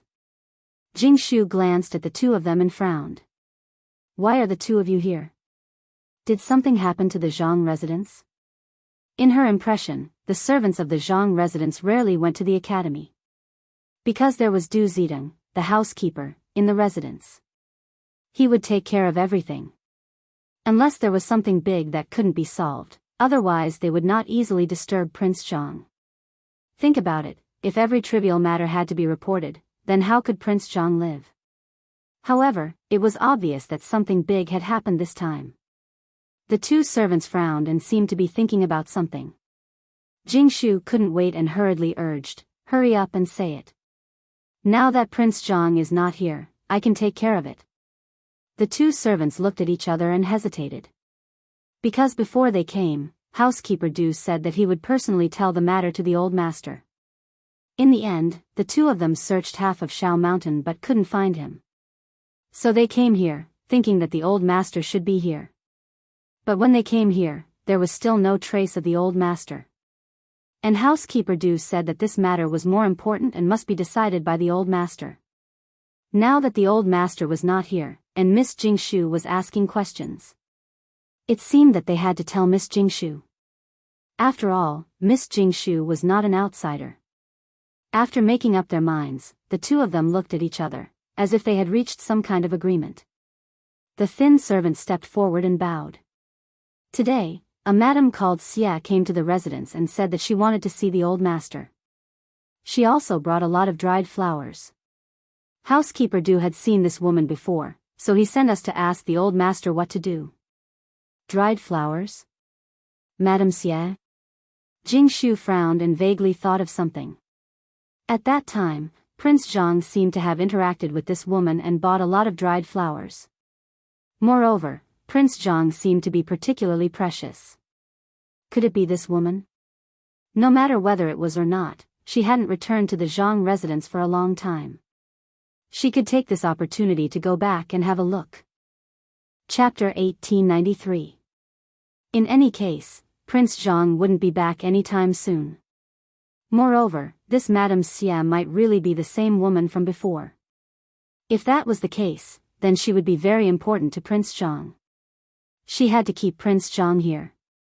After making up her mind, she said with a serious expression, since Prince Zhang isn't here right now, I'll go back with you. Wait here while I tidy up. After saying that, she turned around and walked back to her room without waiting for their reactions. When Zhang Yuyao saw Jingshu coming back, she quickly wiped the corners of her eyes and stood up to ask, younger sister Jingshu, what's going on outside? Jingshu smiled and stepped forward to hold Zhang Yuyao's hand. Older sister Yuyao, a servant from the Zhang estate, just came to report that a Madame Xia is looking for Prince Zhang. Madame Xia? Zhang Yuyao's beautiful eyes turned as if she remembered something. I remember that a Madame Xia came to look for Prince Zhang before. She even brought a batch of dried flowers. Could it be this Madame Xia? She clearly remembered that when this Madame Xia brought a batch of dried flowers, Prince Zhang said that he wanted to do business with her, to make some perfume. Of course, Jingshu also remembered this and smiled. Older sister Yuyao is right. The one who came this time should be this Madame Xia. However, since Prince Zhang isn't here, I think that we should go back and meet this Madame Xia so that we won't be impolite. Zhang Yuyao couldn't help but nod. Younger sister Jingshu is right. Now that Prince Zhang isn't here, we should go back. After saying that, she changed the topic and continued, however, we should first say goodbye to the four gentlemen. Jingshu nodded, of course, we can't be impolite. Let's go and say goodbye to the four gentlemen now. Zhang Yuyao naturally didn't have a problem with that, and the two women walked out together. When the two servants saw Zhang Yuyao and Jingshu coming out, they quickly bowed. Greetings, young ladies. These two young ladies were the future madams of Zhang Mansion, so they didn't dare to slight them. Zhang Yuyao nodded and gestured for the two to get up. You two prepare a sedan chair and wait at the door. My sister and I will come out in a little while. The two servants looked at each other and wondered if they would be punished for not completing housekeeper Du's order. She thought to herself, but she still agreed, yes. After giving her instructions, Zhang Yuyao flicked her sleeves and walked towards the classroom. Jing Shu followed closely behind. It was class time now, so the 4 teachers should be in the classroom. They couldn't be found anywhere else. As expected, Yu Shinan was checking the students' homework in class. His hands were clasped behind his back, and his gaze was sharp. At this moment, he happened to see the 2 women walking over. He knew in his heart that the 2 girls usually wouldn't come to the classroom for no reason. Now that they suddenly came, he thought that there must be something. So he put down the book in his hand and went straight to the door of the classroom. He asked with a smile, "Girl, why are you 2 here? Is there something wrong?" The 2 girls quickly stepped forward and bowed. Zhang Yuyao smiled and said, "Teacher, there's something in the Zhang residence that we need to go back to solve. So we're here to say goodbye to you." Yu Shinan frowned slightly. What can happen in the Zhang residence? Is it very important? He didn't want the 2 girls to go back now. First, Feng Zi wasn't here, and it wasn't good for the 2 girls to appear in public. Second, for their safety. The bottom of the mountain had just issued an edict of guilt. It was said that the Waterland Conference would be held soon. There would definitely be a huge crowd. What if there was some danger? How would he explain when Feng Zi came back? As a teacher, he naturally had to take care of his students' family. However, the 2 girls obviously didn't think so much. Ever since Zhang Feng disappeared, they had nothing to do on the mountain. In fact, they had long wanted to go back to the Zhang residence. Now that they had an excuse, they naturally didn't want to stay any longer. So, Jingshu bowed and smiled. "Teacher, a Mrs. Xia came to the Zhang residence today. She said that she was Prince Zhang's former business partner. This time, she also brought a lot of dried flowers. So, we need to go back." Oh, Yu Shinan stroked his beard. He remembered that Feng Zi seemed to have mentioned this before. It shouldn't be a problem. Although he didn't want the 2 girls to go down the mountain, he couldn't say much. So, he nodded and said, "In that case, you can go. Remember to be careful. If you need help, just send someone to Shao Mountain." Old man doesn't dare to say anything else, but he still has connections. The 2 girls looked at each other and smiled. "Thank you, teacher." Yu Shinan smiled and nodded. "You're welcome. You can go." The 2 women bowed and saluted again. Then, they turned around and walked towards the door. At this time, the palanquin outside the door was ready. Seeing the 2 girls coming, the servants quickly went up to greet them. "Hello, Mississippi," everyone bowed in unison. Zhang Yuyao glanced at the crowd and waved her hand. "Get up and prepare to go back." The servants didn't hesitate. They all got up and pressed the palanquin. The 2 girls entered the palanquin and walked down the mountain. Shao Mountain wasn't very far from the Zhang residence. The servants' legs were quite agile. In a moment, the gate of the Zhang residence was in sight. At this time, a thin figure was standing at the gate of the Zhang residence. His eyes were deeply sunken, as if he hadn't slept for a few days. This person was the Zhang residence's housekeeper, Du Zidong. Chapter 1894. He raised his head with his hands behind his back and paced up and down the stairs as if he was in a hurry. From time to time, he would glance at the direction of Shao Mountain.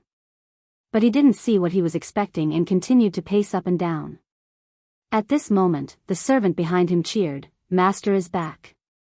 Du Zidong turned around abruptly and saw 2 sedan chairs of the Zhang residence slowly walking over. This should be Master. He thought in his heart and quickly waved his hand, "Let's go and welcome Master." After saying that, he took a step forward and ran towards the sedan chair. When the servant who was carrying the sedan chair saw the housekeeper coming, he quickly quickened his steps and stopped at the entrance of the residence. Du Zidong quickly went forward and stood in front of the sedan chair and bowed, "Master." The servant lowered the sedan chair and a figure slowly walked out. Du Ziding smiled and stood up. Master. Halfway through his words, he seemed to be choked and his face turned ugly. Because he realized that the person who came back was not Master but Miss Zhang Yuyao. Didn't he ask these fellows to invite Master?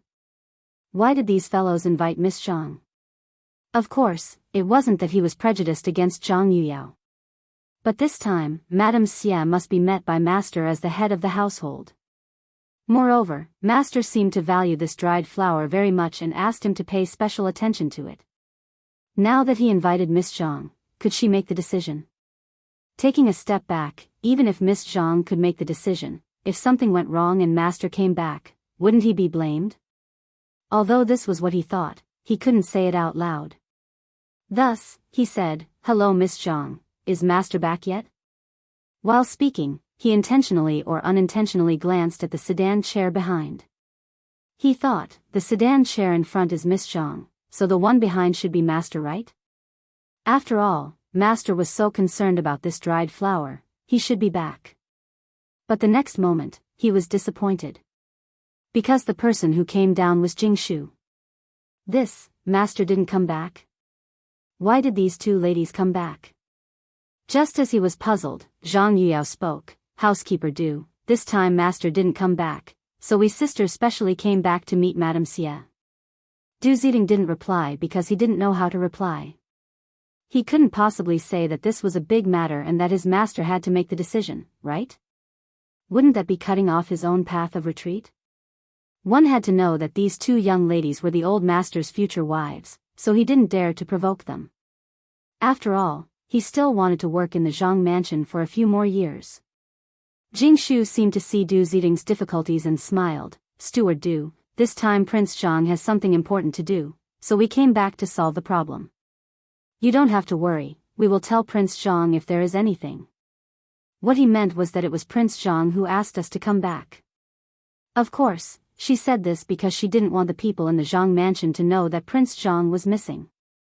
Although she knew that Prince Zhang wasn't in danger, others didn't know.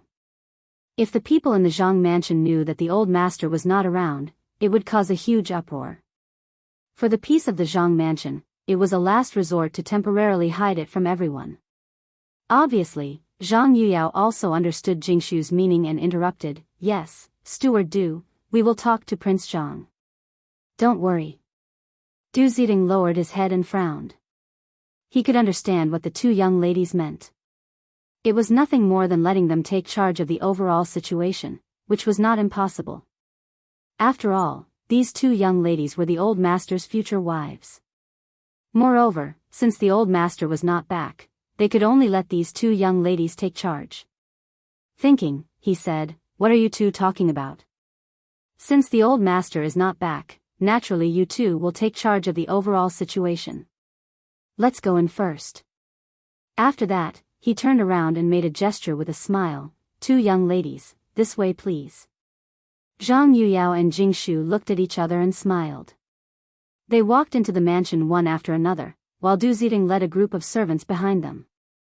They were silent all the way until they reached the front yard. Zhang Yuyao pointed at the cotton-padded clothes in front of them and asked, "Steward Du, how is the production and sales of cotton-padded clothes now?" Du Ziding hurried forward and stood still with a touch of pride in his eyes. "Now the production of cotton-padded clothes has doubled compared to before, and the sales are in short supply. The whole Chang'an city is fighting for our cotton-padded clothes." Since the old master left, he had been supporting the family alone.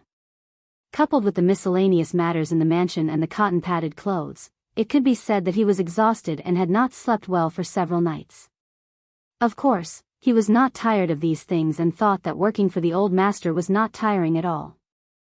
The two young ladies were well aware of all these. Looking at Steward Du's panda eyes, they naturally understood.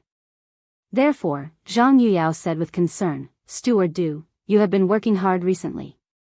When Prince Zhang comes back, he will definitely reward you." "It's not hard, it's not hard." Du Ziding waved his hand and smiled. "How can it be hard to work for the old master? There are not many kind-hearted and charitable people like the old master. It is my blessing to work in the Zhang mansion." Chapter 1895. The two girls smiled and nodded. They understood Du Zitung's loyalty and did not say anything else. However, a pile of dried flowers in the corner attracted their attention. Jingshu glanced at the dried flowers, then looked at Du Zitung. "Housekeeper Du, are these dried flowers sent by Madame Xie?" "Yes." Du Zitung nodded and glanced at the main hall. "Last time, Madame Xie sent some dried flowers. Master treasured them and reached an agreement with Madame Xie. This time, she sent some again." Jingshu looked at Zhang Yuyao and nodded. They were now certain that this Madame Xie was the one who visited Prince Zhang last time. These dried flowers were used by Prince Zhang to make perfume. Since she was already here, they naturally had to meet her. Thus, she looked at Du Zitung. "Housekeeper Du, prepare the tea. We will go and meet Madame Xie." Du Zitung nodded slightly and waved her hand to signal the servants to prepare. She then said, "This way, Madame Xie is in the main hall." The two girls nodded, brushed their sleeves, and walked to the main hall. Passing through the corridor, a group of servants playing with cotton appeared in front of the two girls. However, they were not in the mood to care about this. They walked straight to the main hall. As soon as they entered the main hall, they saw a woman sitting in the main hall. It was Madame Xie. "Madame Xie." The two girls went up to her. Although they only met Madame Xie once or twice, they remembered her clearly. It was not because she was outstanding, but because she was polite and graceful no matter what she did. This was not something an ordinary woman could do. When Madame Xie heard someone calling her, she glanced at the door. Seeing that it was not Zhang Feng, a hint of disappointment flashed in her eyes. However, it disappeared quickly. She then stood up and said, "Hello, ladies." She naturally had some influence on the two girls in front of her. Ever since her family declined, she sold flowers for a living and trained a pair of good eyes. Zhang Yuyao stepped forward and smiled. "Madame Xie has a good memory. You still remember us?" "Of course." Madame Xie nodded slightly and smiled. "Both of you are beautiful and dignified. You and Prince Zhang are talented and beautiful. How could this old woman not remember you?" These words made the two women happy in their hearts. They were Zhang Feng's future wives. This matter was basically known to everyone in Quanan. However, they couldn't help but feel happy after being praised like this. Zhang Yuyao smiled and said, "Madam, you're too polite. Come, take a seat." As she spoke, she gestured for him to take a seat. "Thank you, ladies." Madame Xie straightened her skirt and sat down. Then, she thought of something and asked, "Why don't I see Prince Zhang?" This time, she came to see Prince Zhang. At the same time, she also wanted to talk to Prince Zhang about the dried flowers. If she didn't have the right person, how could she continue with this business deal? Jingshu seemed to have seen through Madame Xie's thoughts. Just as she was about to reply, a servant came over with tea. She smiled and said, "Madame Xie, don't be anxious. Have a cup of tea to warm your body." As she spoke, she stroked the rim of Madame Xie's teacup. "Your tea is already cold. Let the servant change it to a hot one." The servant was quick-witted. When he heard this, he quickly removed the teacup and served 3 new cups of tea. Jingshu picked up the teacup and looked at Madame Xie. She smiled and said, "Madame Xie, please have some tea." Madame Xie originally wanted to discuss the matter as soon as possible. However, seeing that the two in front of her weren't anxious at all and were polite, she couldn't refuse. She picked up the teacup and took a sip. "Thank you, ladies." Zhang Yuyao put down the teacup and smiled at Madame Xie. "Madame Xie, how many dried flowers did you bring this time?" Madame Xie frowned and didn't answer immediately. This was because she was here to discuss business with Prince Zhang. Why did these two ladies come out? Could it be that Prince Zhang didn't want to do business anymore and wanted these two girls to send her away? However, thinking about it, it was impossible. Even if he wanted to send her away, why would these two girls be so polite to her? After thinking for a while, she still couldn't figure it out. Therefore, she asked in confusion, "Ladies, please forgive this old woman's impoliteness for asking, but why hasn't young Master Zhang come out? Hasn't he always been in charge of this matter?" The two girls looked at each other as if they were sending a message. After a while, Jingshu smiled and said, "Madam Xia, Prince Zhang has something important to deal with at the academy and can't leave the mountain. Thus, this matter was temporarily left to us sisters." "I see." Madam Xia nodded. Now she could understand why Prince Zhang didn't appear. It turned out that he had left this matter to these two ladies. Although it was a little abrupt, Prince Zhang must have his own matters to attend to. Thinking about it, she said, "In that case, let's go out and check the goods. The dried flowers are in the front yard. I'm sure you've seen it." Since someone had already made the decision, finding Prince Zhang didn't matter. As long as they checked the goods and there were no problems, it was fine. Chapter 1896. All right. Jingshu nodded and glanced at Zhang Yuyao.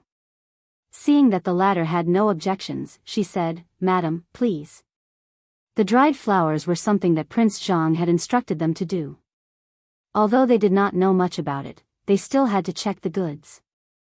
After that, the three of them stood up and walked towards the front yard. In a short while, the three of them arrived. Madame Xia pointed at the pile of dried flowers in front of her and smiled, "Ladies, there are a total of 30 stones here. Please check them." Zhang Yuyao glanced at the dried flowers on the ground. She didn't know much about these things, so she had to find someone familiar. Thus, she glanced at Du Ziding, who was not far away. "Steward Du, come and count these dried flowers.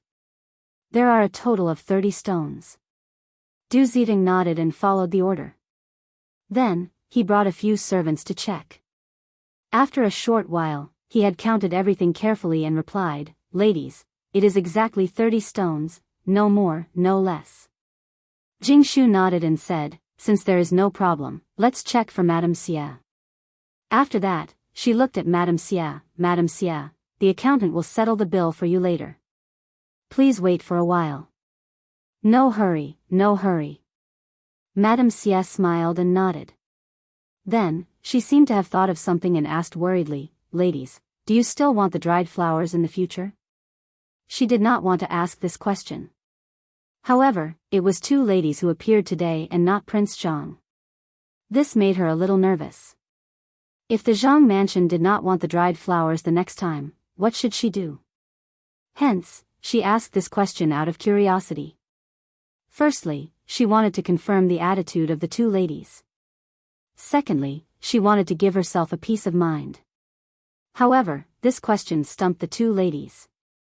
They were here to complete a transaction on behalf of Prince Zhang. How would they know if they still wanted the dried flowers in the future? If they said something wrong, wouldn't they be inhumane? The two ladies looked at each other and did not know what to do. Fortunately, Jingshu calmed down and looked at Madame Xia. She probed, "Madame Xia, didn't Prince Zhang tell you?" "Prince Zhang," Madame Xia blinked her beautiful eyes and smiled. "Prince Zhang did say that as long as he did not say anything, we will continue to send the dried flowers. But now, it's you two ladies." Zhang Feng did say that because the perfume required a large amount of dried flowers. The dried flowers that they were sending were far from enough. They might ask for more in the future. How could they run out of stock? However, she was worried that the two ladies now that they were taking over the dried flowers. That was why he asked this question. Otherwise, who would cut off their own source? The two women obviously didn't know about this. Hearing young Master Zhang's orders, they were naturally overjoyed. Thus, Zhang Yuyao smiled and said, "Since young Master Zhang has orders, then let's do as young Master Zhang says." Hearing this, Madame Xia felt relieved. She didn't have to worry about anything anymore. She smiled and said, "Since that's the case, thank you very much. This is what we should do it." Jingshu and Zhang Yuyao looked at each other and smiled. At the same time, in the palace, the imperial study was surrounded by white fog. It was as if it was in a fairyland. Li Shimin sat on the dragon throne and smoked silently. It was as if he was trying to use cigarettes to send away all his grief and pain. Everything that had happened recently flashed through his mind like a video. Hundreds of officials forced him to abdicate, issued an edict, and held a water and land assembly. Even Guanyin was forced to go to the temple to pray.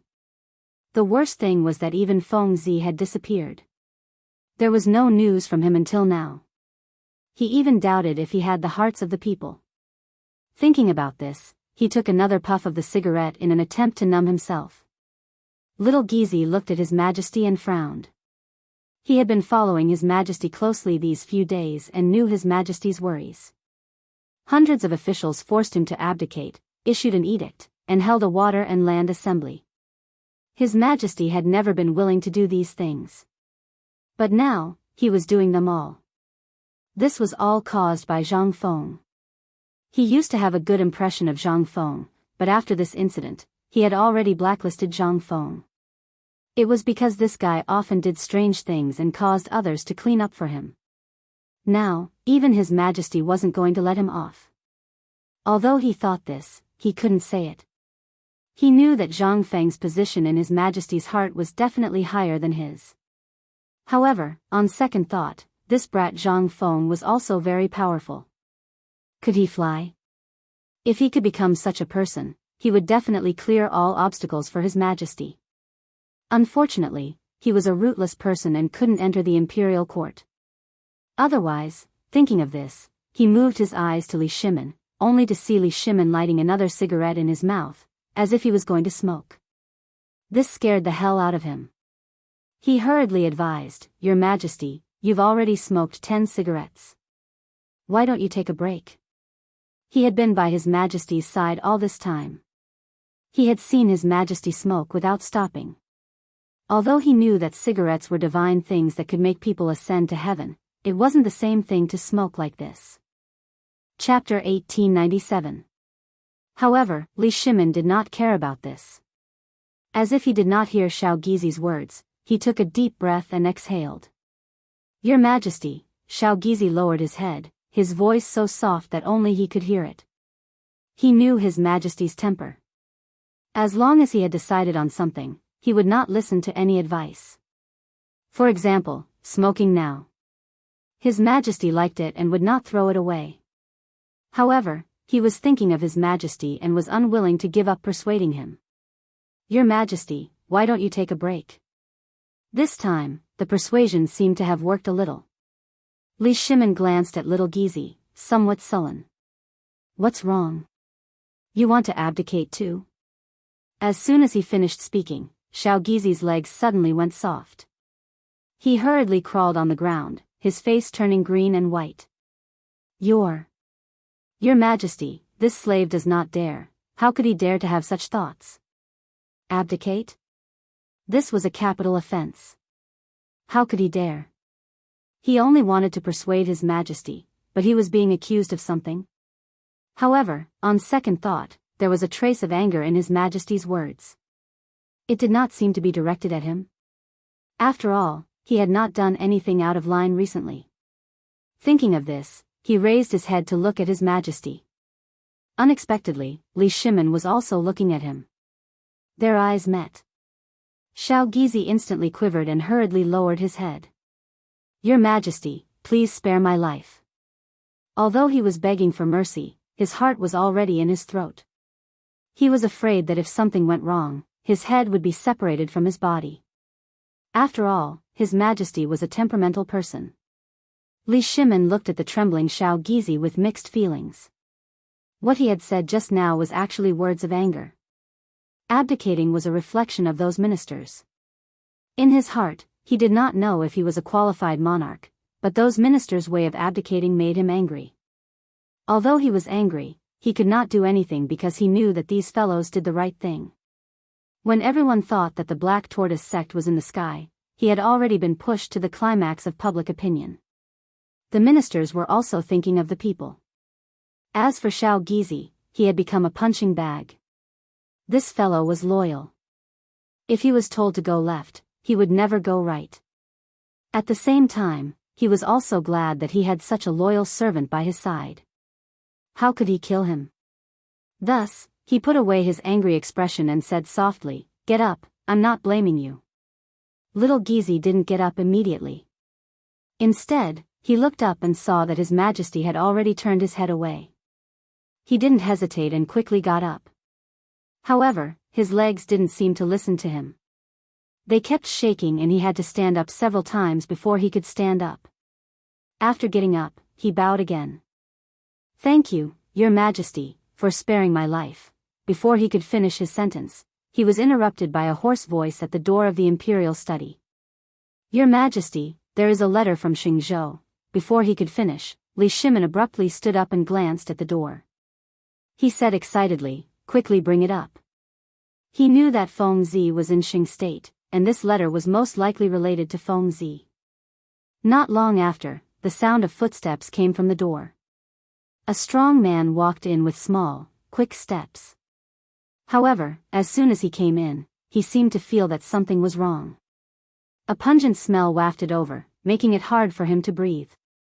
Cough, cough, he covered his mouth and coughed non-stop. He felt that tears were about to come out. For a moment, he even wanted to go out and never come in again.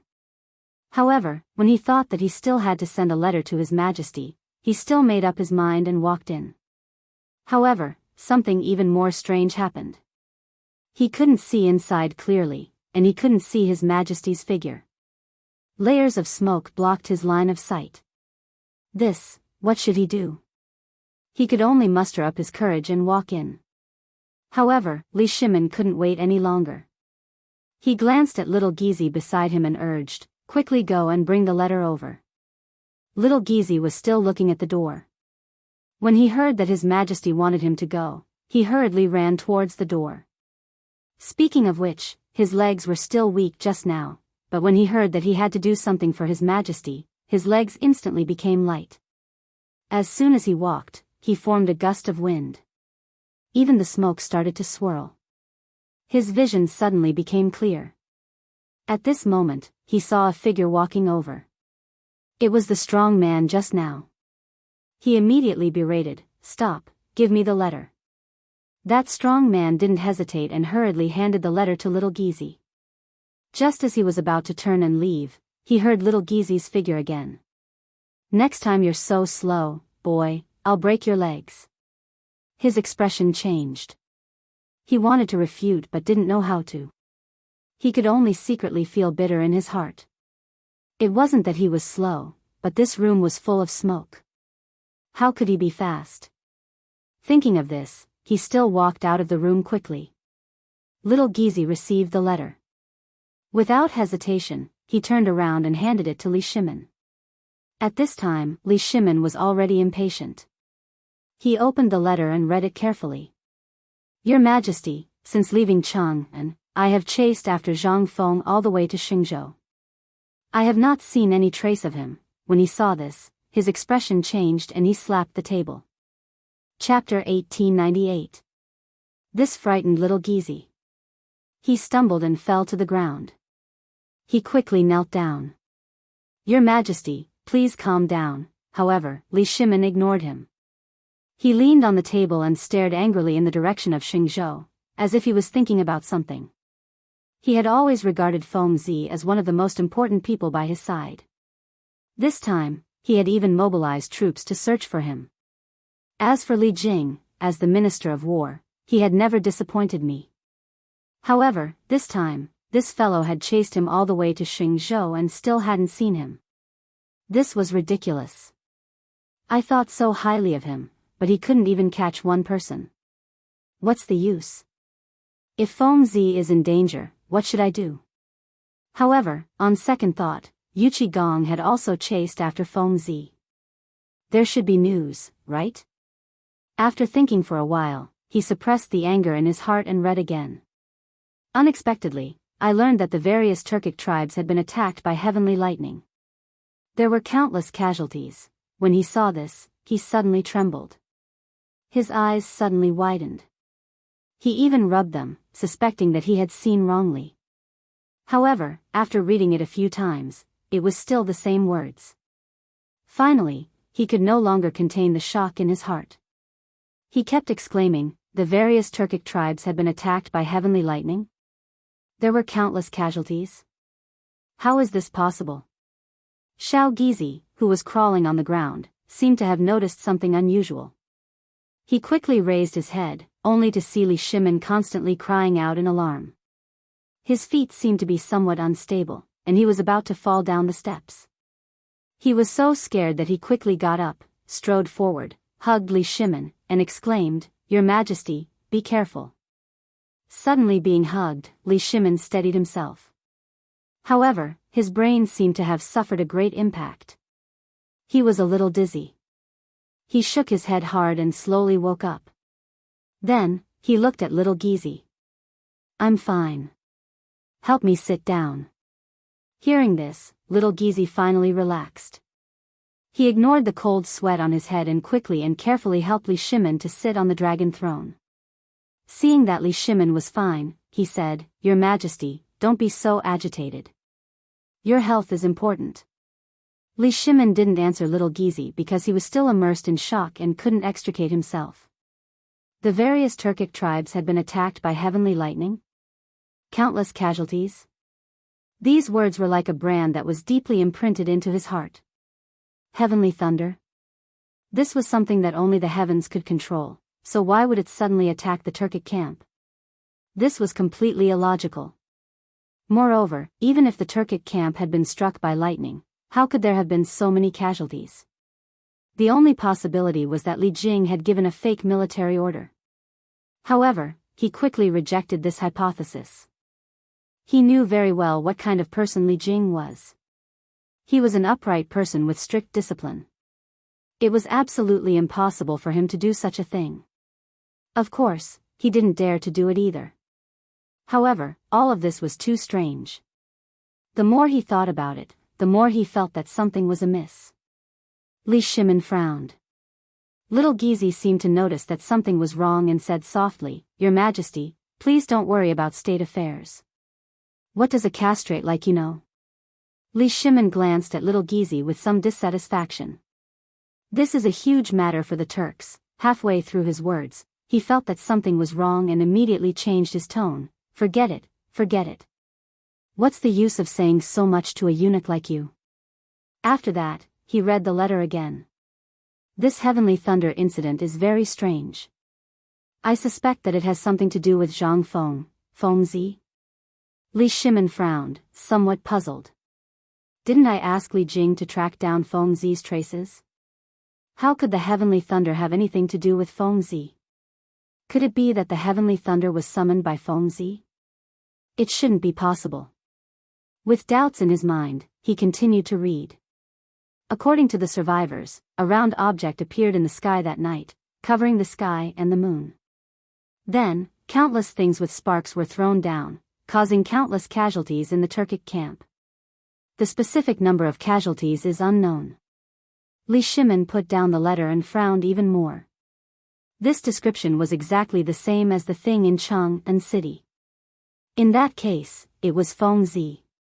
However, why would this guy go to Xingzhou and blow up the Turkic camp? Could it be premeditated? Whether it was premeditated or not, it was still a good thing for the Tang dynasty. However, now this guy should still be in Xingzhou. Would he be in danger? Thinking of this, Li Shimin was a little uneasy. He glanced at Xiao Gizi and said seriously, "Immediately send someone to Xingzhou to pass on my order. You must let Li Jing find Zhang Feng and bring him back smoothly." After that, he seemed to think of something and added, "In addition, tell Wei Zheng, Du Ruhui, Fang Xianling, Zhang Sun Wuji, and others to come to see me." "Yes, Your Majesty." Xiao Gizi bowed and turned to walk out of the door.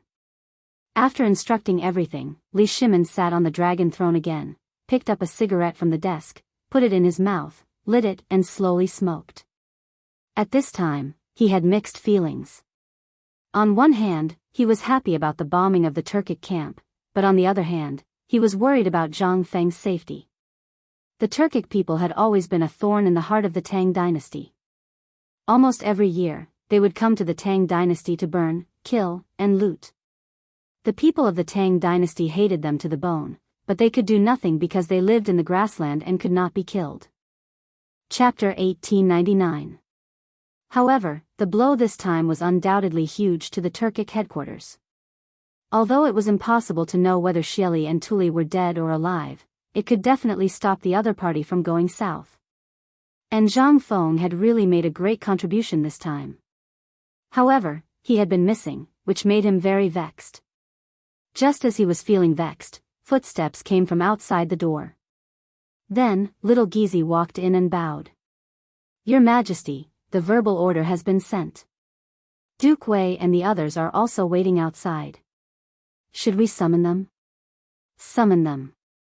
Li Shimin waved his hand.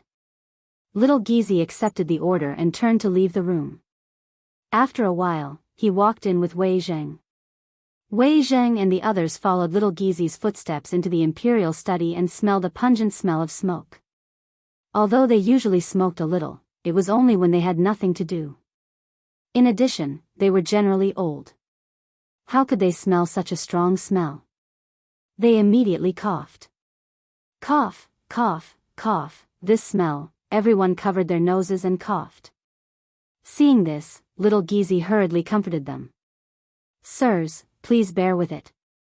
His Majesty is waiting." Hearing this, everyone did not complain anymore. After all, His Majesty had already issued an edict and admitted his mistake. Strictly speaking, he was a good emperor. Besides, the thing in the sky was not the vengeful spirit of the Xuanwu Gate. After thinking about it, everyone still walked toward the main hall. They saw Li Shimin sitting on the dragon throne. Everyone came forward and bowed together. "Your Majesty." Li Shimin was already impatient. He waved his hand casually. "Rise. Everyone, sit." After he finished speaking, he handed the letter on the table to Xiao Gizi and said, "Pass the letter to the officials." "Letter?" Everyone looked at the letter in Li Shimin's hand in confusion and guessed. Could it be that there was something wrong with that place? Or did something happen at the border? With doubts, they looked at Li Shimin but could not see any joy, anger, sorrow, or joy.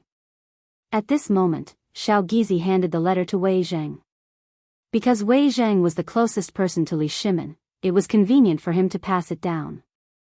Wei Zheng took the letter and looked down. Two big words appeared in front of his eyes, Li Jing. Wasn't Li Jing sent by His Majesty to find Feng Zi?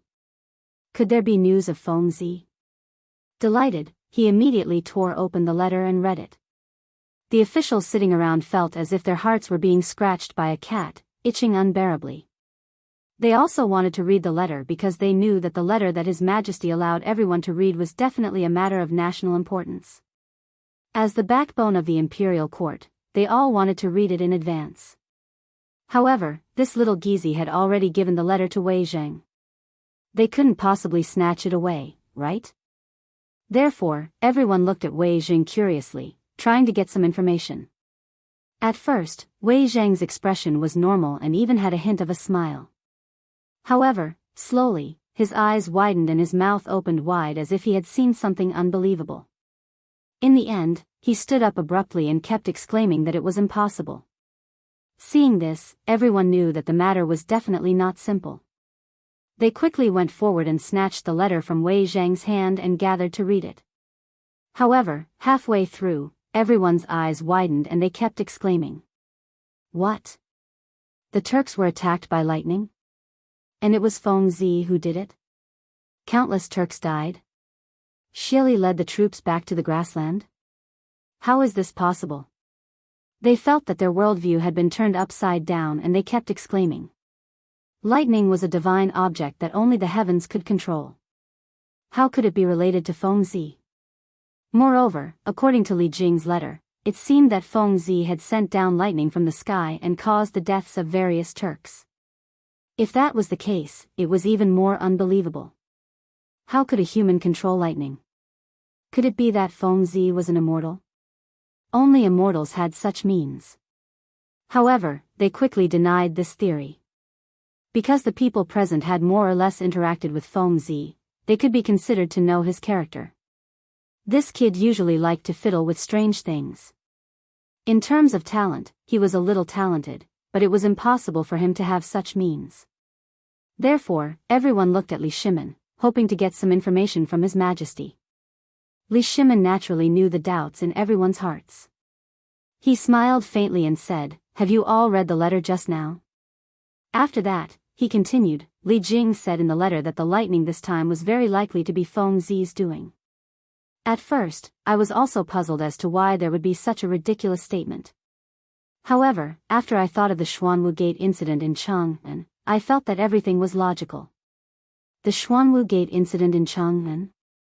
Everyone was puzzled and confused. What was the connection between these two things? One was what happened in Chang'an, and the other was what happened in Xingzhou. The two had nothing to do with each other. Perhaps he saw through everyone's thoughts. Li Shimin continued, "Have you forgotten that these things have something in common? That is, they can all go to the sky, and they were all done by Feng Zi?" Chapter 1900. As soon as he said that, everyone exclaimed in unison.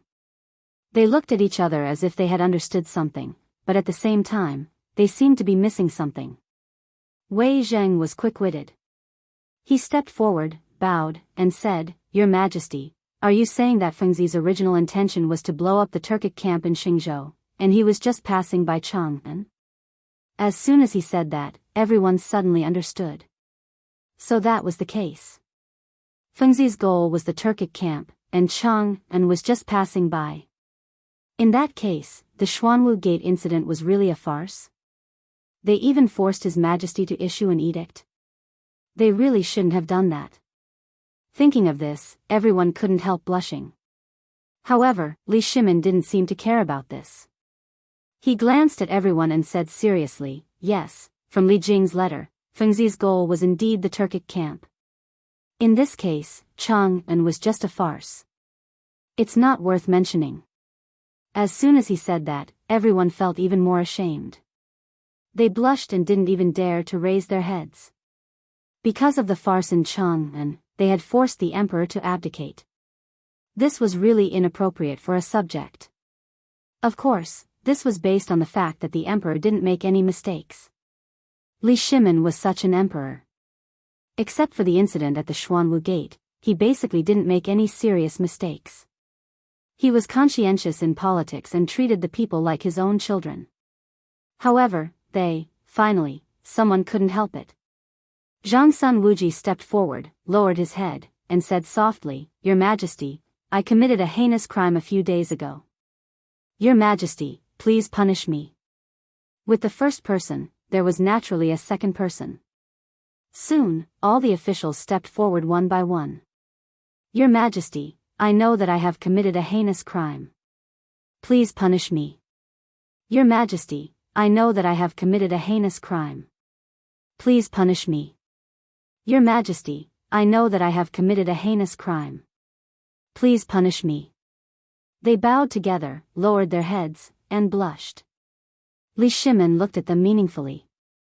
In fact, he was still a little angry. Just a few days ago, he even wanted to punish these old fellows for their crimes. However, when he thought of everyone's contributions to the Tang dynasty, he silently endured it. Take Wei Zheng for example. Although this guy had a bad temper, he was indeed a pillar of the country. He was upright and plain-spoken, and as an official, his sleeves were clean. There's also Zhangsun Wuji. He's been with me since before I became a cavalry. Although he's not as good at strategy as Fang Xianling, and he's not as good as Wei Zheng, he's still my brother-in-law. How could such a person be punished? Moreover, they had all admitted their mistakes today, so it was even more impossible to punish them. Thus, he revealed a trace of a smile and waved his hand. "Everyone, rise." This emperor has never taken it to heart. Everyone looked at each other in disbelief. Since when did His Majesty become so generous? It wasn't like this in the past, however. Thinking about it was just thinking. Naturally, he couldn't say it out loud. However, they couldn't help but feel a little guilty and a little worried. They were worried that His Majesty still hadn't vented his anger. Therefore, Zhangsun Wuji looked up and saw that His Majesty wasn't angry, so he said, "Your Majesty, since it's not the ghosts of the Xuanwu Gate, why don't we withdraw the edict and the Water and Land Assembly? He had his reasons for saying so. The edict was an edict issued to state the sins of the current emperor. It was bound to be recorded in history. If it was passed down, it would definitely cause damage to Li Shimon's reputation. At that time, if future generations scolded Li Shimon, they might implicate Zhongsun Wugo. As his brother-in-law, he didn't want that to happen. Of course, Li Shimon also had the same idea. However, he was the emperor of a country. How could he withdraw the edict so easily? Moreover, the Water and Land Assembly and the heaven-worshipping ceremony were almost ready. If he withdrew them, where would his prestige be in the future? After thinking about it, it was better not to withdraw them. Therefore, he said, forget it. The edict has already been issued. Moreover, the Water and Land Assembly and the heaven-worshipping ceremony have already been put on the agenda. How can we withdraw them? Where would my prestige be in the future? But, Zhongsun Wuji was obviously unwilling to give up. He wanted to continue persuading, but he was interrupted by Li Shimon halfway. No buts. Li Shimon waved his hand to stop Zhongsun Wuji. Then, he scanned the crowd and said seriously, this time, I called you all here to discuss the matters of Xing State. Would you all like to express your views on the current situation of Xing State? Everyone looked at each other and didn't immediately answer. Instead, they all began to think in their hearts. Xing State could be said to have won a great battle. Although the Turks didn't take the initiative to attack, they dealt a heavy blow. There shouldn't be any danger. However, His Majesty didn't seem very happy. Everyone was a little cautious, afraid that they would make His Majesty unhappy, so they didn't step forward to answer. The imperial study slowly fell into silence. Finally, after 15 minutes, Wei Jing stepped forward and said, Your Majesty, the Turkic tribes were struck by lightning and suffered countless casualties. In the next few years, they probably won't go south to pillage. Our dynasty should strengthen the defense of the border and even train the soldiers to strengthen our own defenses. Chapter 1901. Li Shimon nodded his head and praised. Wei Qing's words hit the nail on the head. What you said is correct. This time the Tujue have suffered heavy casualties, it should be the best time to exterminate them. But right now the Battle of Chuozi City is still ongoing, we cannot spare too many troops and horses for the time being. Otherwise, Zhen would personally lead the troops to exterminate these animals. Your Majesty, there's no need to be so angry. Zhongsun Wuji bowed and said solemnly, the Turks are like grasshoppers after autumn. They won't be able to jump around for a few days. The current casualties are enough to make them suffer. Everyone nodded and felt that Zhongsun Wuji's words made sense. Li Shimon also felt the same. He smiled faintly and said, You're right. This matter can't be rushed. After saying that, he changed the topic and said with a frown, however, we haven't found any traces of Feng Zi. I don't know how he is. As soon as he said that, everyone frowned. Zhang Feng and the others were very familiar with him. In the past, they often drank and chatted together. If there was something they didn't know, they would ask this kid for advice. Now that he suddenly disappeared, they were not used to it. Especially Du Ruhui and Zhongsun Wuji, they knew that their son and Feng Zi hung out all day. Moreover, when they found out that their son was missing, they felt as if they had lost their souls. They sent people to look for him every day and finally found out that these guys went with Feng Zi. This caused the two of them to be extremely anxious. If something were to happen to their son, what would they do? Thinking of this, they felt as if their hearts were blocked, and they felt very uncomfortable. Li Shimon seemed to have seen through their thoughts and comforted them. Minister Zhongsun, Minister Du, don't be sad. Your son will definitely return safely.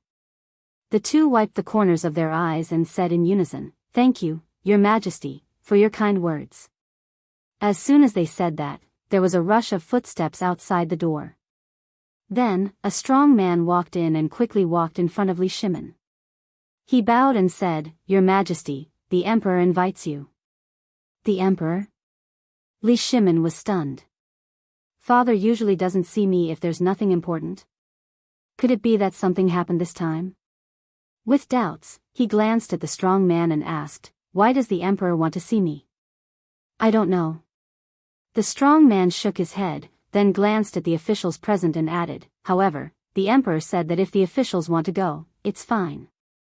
Li Shimin frowned and had a bad premonition. Usually, even if the emperor wants to see me, he will never bring the officials. Because he has long ago stopped caring for the emperor, why does he want to see the officials today? Moreover, these words were very metaphorical. If the officials wanted to go, it was also possible. That means, the emperor knows the officials to be Li is? To the emperor, the emperor's is, the emperor's the emperor to go Z to make A. By right, the previous emperor had already abdicated and no longer cared about politics. B's S's twos, except twos. To go. Ts with doubts in their minds, everyone looked at Li Shimin. But at this moment, Li Shimin also looked over. He said with a solemn face, "Since it's the emperor's request, then everyone should go and take a look, maybe the emperor has something important to say."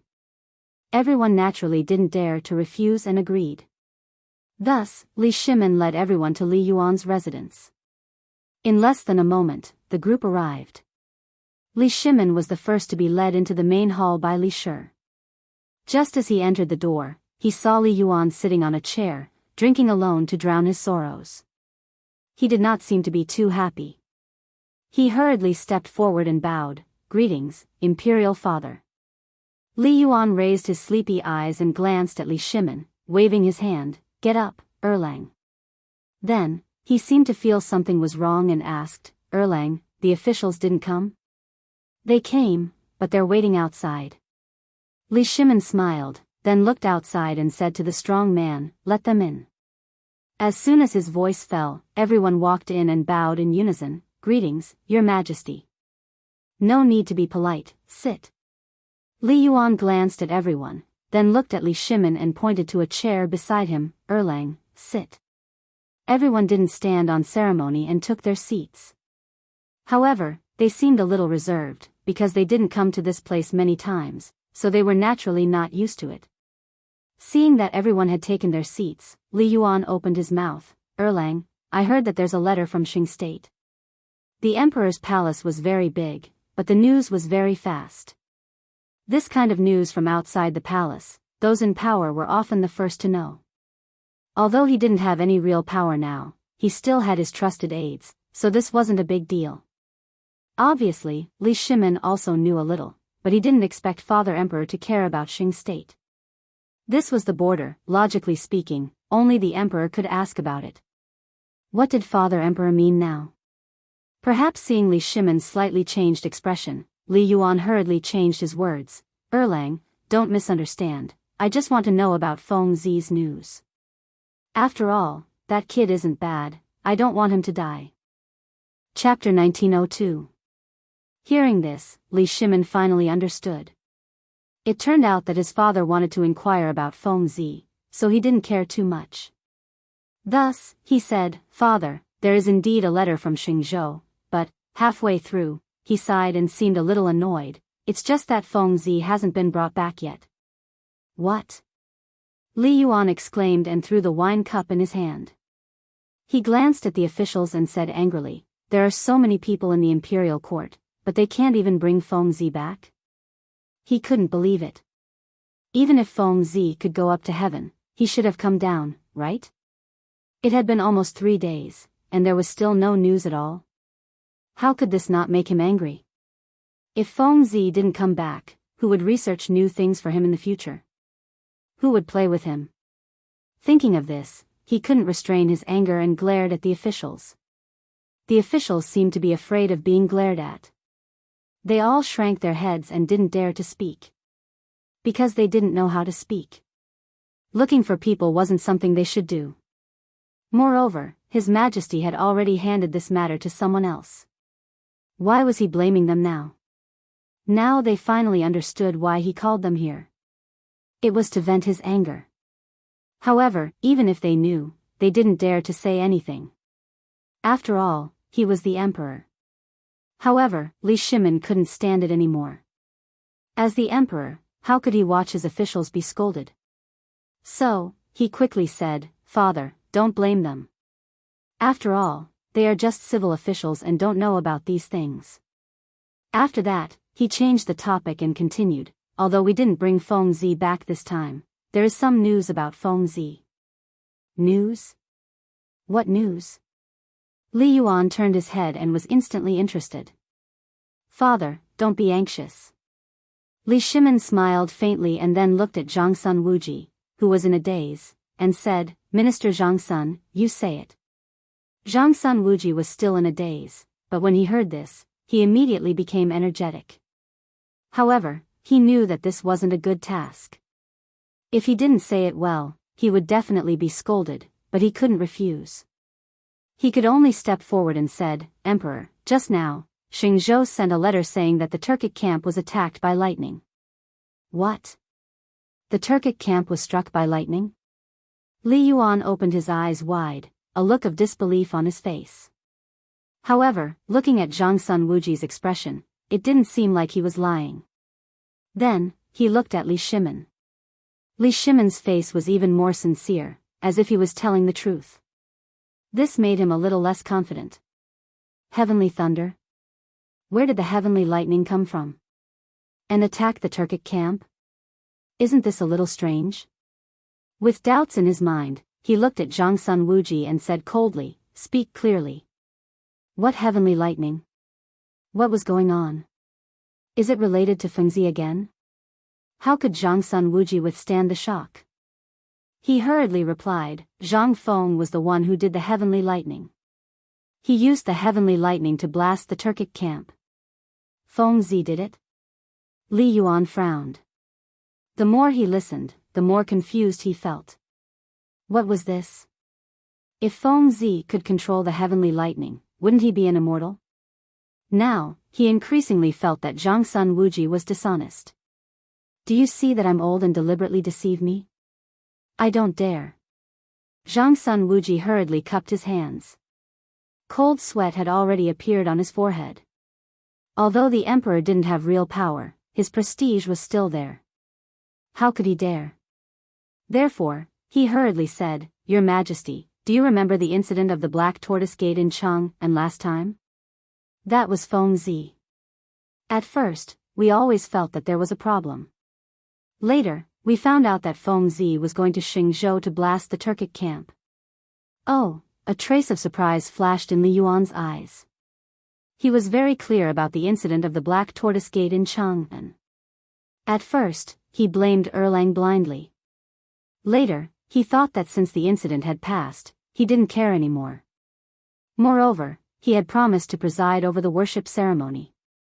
However, he didn't expect that there would be such a thing. It seemed that Feng Zi was really not simple. He drifted all the way from Chang'an to Xingzhou just to blast the Turkic camp. However, Feng Zi had blasted the Turkic camp. Would the Turkic people let him go? Wasn't this kid sending a sheep to the tiger's mouth? The more he thought about it, the more he felt that something was wrong. He hurriedly looked at Zhang Sun Wuji and hurriedly asked, "How is Feng Zi now? Is he dead or alive?" Zhang Sun Wuji lowered his head tightly. For a moment, he didn't know how to answer. Because he didn't know. Li Jing's letter only mentioned the Turkic and Xingzhou. There was no news of Feng Zi at all. Or rather, he hadn't been found yet. How could he answer this? Although he had his own difficulties, Li Yuan didn't care. He hurriedly asked, "How is Feng Zi?" He still didn't get a reply. Therefore, he turned to Li Shimin and hurriedly said, "Erlang, tell me, what happened to Feng Zi?" Li Shimin paused. He didn't want to answer at first. However, when he saw his father's worried expression, he said patiently, "Father, there is no news of Feng Zi for the time being. Do you know where he is?" What? Li Yuan suddenly stood up. He glanced at everyone and said angrily, "Xingzhou is such a big place. You can't even find a person?" Chapter 1903. Li Shimin could understand Li Yuan's feelings. He was also anxious about Feng Zi's disappearance, but what was the use of being anxious? Right now, Li Jing had already gone to Xingzhou, and Yu Qigong and the others had also rushed over. They were all trying their best to search for him, so it was not the fault of the officials that they could not find him. Thinking about it, he hurriedly advised, "Father, I have already sent people to Xingzhou to handle this matter, but there are not enough people. However, I believe that the results will be out soon." Li Yuan glanced at Li Shimin, but at this moment, he was furious, because he knew that Erlang had already done his best. Thus, he looked at the officials, his eyes somewhat gloomy. "Since there are not enough people, then let the clan send out some people." As soon as these words were spoken, the entire hall was in an uproar. Li Shimin looked at Li Yuan with a bewildered expression. Although he really wanted to touch the clan, he knew in his heart that the clan had a deep foundation and could not be eradicated overnight. Therefore, he had always buried this thought in his heart and had never said it out loud. But today, his father had personally said it out loud. Although it was said very tactfully, but he could still hear his father's hatred for the clan. On this point, Imperial Father and I happen to agree. However, could the officials agree? Thinking about it, he shifted his gaze to the officials. In fact, the officials were no longer calm. Because many of them were also in the ranks of the clans. The emperor's words just now meant that he was prepared to let the clans search for Zhang Feng. Although they were also worried about Zhang Feng, they did not plan to use the people of their clans. If they touched the people of the clan, it would definitely cause damage to the clan. Thus, everyone hurriedly stepped forward. "Your Majesty, please show mercy. The clan cannot be touched." Li Yuan glanced at the crowd, his face could not help but flush red, the veins on his forehead bulged, and he roared, "Not using the clan? Then who can I count on?" As he spoke, he walked in front of everyone, stretched out his finger, and pointed angrily, "It's you? Or you? Is it still you?" Everyone's faces were filled with astonishment as they retreated. They knew that the emperor was currently in a state of anger and could not be provoked. Li Yuan glanced at everyone and roared again, "Since you can't find Feng Zi, then what's the harm in touching the clan?" After saying that, he looked at the door and shouted, "Pass down my decree. Let all the clans send people to find Feng Zi immediately. If they can't do it, don't come back." But at this moment, a voice came from behind. "Wait." Li Yuan turned his head abruptly and saw that the one who spoke was his son, Li Shimin. Li Shimin actually wanted to get rid of the clan as well, but he knew that getting rid of the clan was not something that could be done overnight. Using his father's method was even more impossible, so he stopped him. At this moment, facing his father's bewildered gaze, he could only step forward and comfort him. "Father, this matter cannot be rushed. Li Jing, Yu Qigong, and the others have already sent people to search for Feng Zi. I believe there will be a result very soon. Moreover, if we let the people of the clan move out now, they will definitely be unwilling, and at that time, it will inevitably cause some twists and turns." Hearing this, Li Yuan was somewhat moved, but he couldn't help being somewhat worried in his heart. Thus, he said, "Then what about Feng Zi's safety?" "Father, there's no need to be like this." Li Shimin smiled faintly, trying to ease the awkward situation. "With Li Jing, Yu Qigong, and the others, I believe Feng Zi will not be in danger." Of course, he was not confident about all of this. Right now, he only wanted to appease his father. Li Yuan naturally did not know about this, and thought that Erlang really had a way, so he said, "Since that's the case, then listen to Erlang. I won't participate." In fact, ever since he abdicated, he had basically not participated in political affairs. If it wasn't for Feng Zi, he wouldn't have summoned the ministers at all. Li Shimin seemed to have put down a huge stone in his heart. He let out a long breath and smiled, "Thank you for your understanding, father." After he finished speaking, he swept his gaze across the crowd of officials. "Since there's nothing else, all of you may leave." Everyone looked at each other and did not leave immediately. It was as if they had something to say. A moment later, Zhang Sun Wuji stepped forward and bowed, "Reporting to your Majesty, Emperor, the heaven worship ceremony and the water and land assembly will be held in a few days. When the time comes," speaking to here, he raised his head and glanced at Li Shimin and Li Yuan. However, he did not continue speaking because the heaven worship ceremony and the water and land assembly were originally ordered to be held by His Majesty. Now that it was a farce, whether or not to hold it would depend on His Majesty. Moreover, the Emperor had originally agreed to attend the heaven worship ceremony, and His Majesty had also agreed to attend the water and land assembly. Now that the ceremony and assembly were almost ready, they had to confirm whether or not to attend. Li Shimin naturally knew what everyone was thinking. He did not plan to cancel the heaven worship ceremony and the water and land assembly. In fact, he was prepared to attend. Of course, all of this was built on the basis that he was the emperor. There was also a portion that came from personal feelings. After all, he was brothers with Jiansheng and the others. They were already dead. Holding a few ceremonies was something that should be done. It was just that he didn't know what father was thinking. With doubtful thoughts, he looked towards Li Yuan. Chapter 1904. Li Yuan furrowed his brows tightly, as if recalling some kind of sad matter. He picked up the wine cup on the table and gulped it down. Looking at everyone, he said, "Since the preparations are almost complete, then let's hold it as scheduled. Don't worry, I will definitely preside over it." This heaven worship ceremony and water and land assembly was to send his two sons to the afterlife. Even if no one asked, he would still participate. Li Shimin seemed to be able to feel Li Yuan's feelings. He nodded emotionally. "That's right, I will also participate at that time. Everyone, if there is nothing else, you may leave." When his voice fell, the officials finally put down the boulder in their hearts. They all cupped their hands and left. Only Li Shimin and Li Yuan remained in the palace. Li Yuan picked up the wine cup and took a sip. Then, he looked at Li Shimin and said softly, "Erlang, I'll have to trouble you for this water and land assembly." "Father Emperor, what are you saying?" Li Shimin lowered his head. He was a bit ashamed. His two brothers died because of him. This matter was naturally nothing. "This is what I should do." Li Yuan nodded and did not say anything. Because he could also see that Erlang was a bit sad in his heart. He picked up the wine cup and personally poured a cup of wine. He handed it to Li Shimin. "Come, drink with me." Just as his voice fell, there was a rush of footsteps outside the door. Immediately after, a strong man walked in. Li Shimin remembered this strong man. He was the eunuch of the imperial study. But why was he in such a hurry to come to the emperor's palace?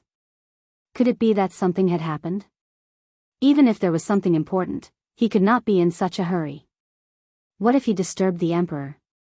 Thus, he pretended to be angry and said, "You eunuch, why are you in such a hurry? What if you disturb the emperor?" He said this mainly to give Li Yuan a good impression. After all, they were father and son. He had to show a considerate appearance. Secondly, it was a hint to this eunuch. If it wasn't something important, then don't say it and go back to the imperial study. And this strong man thought that His Majesty was angry.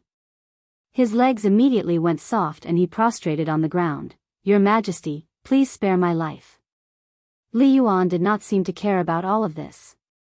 Instead, he looked at Li Shimin and waved his hand indifferently. "Since there's something important, you can go back and talk about it." When Li Shimin heard this, he couldn't do it.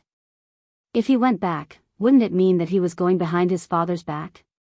Thus, he looked at the strong man and said, "If you have something to say, say it quickly." The strong man was quick-witted.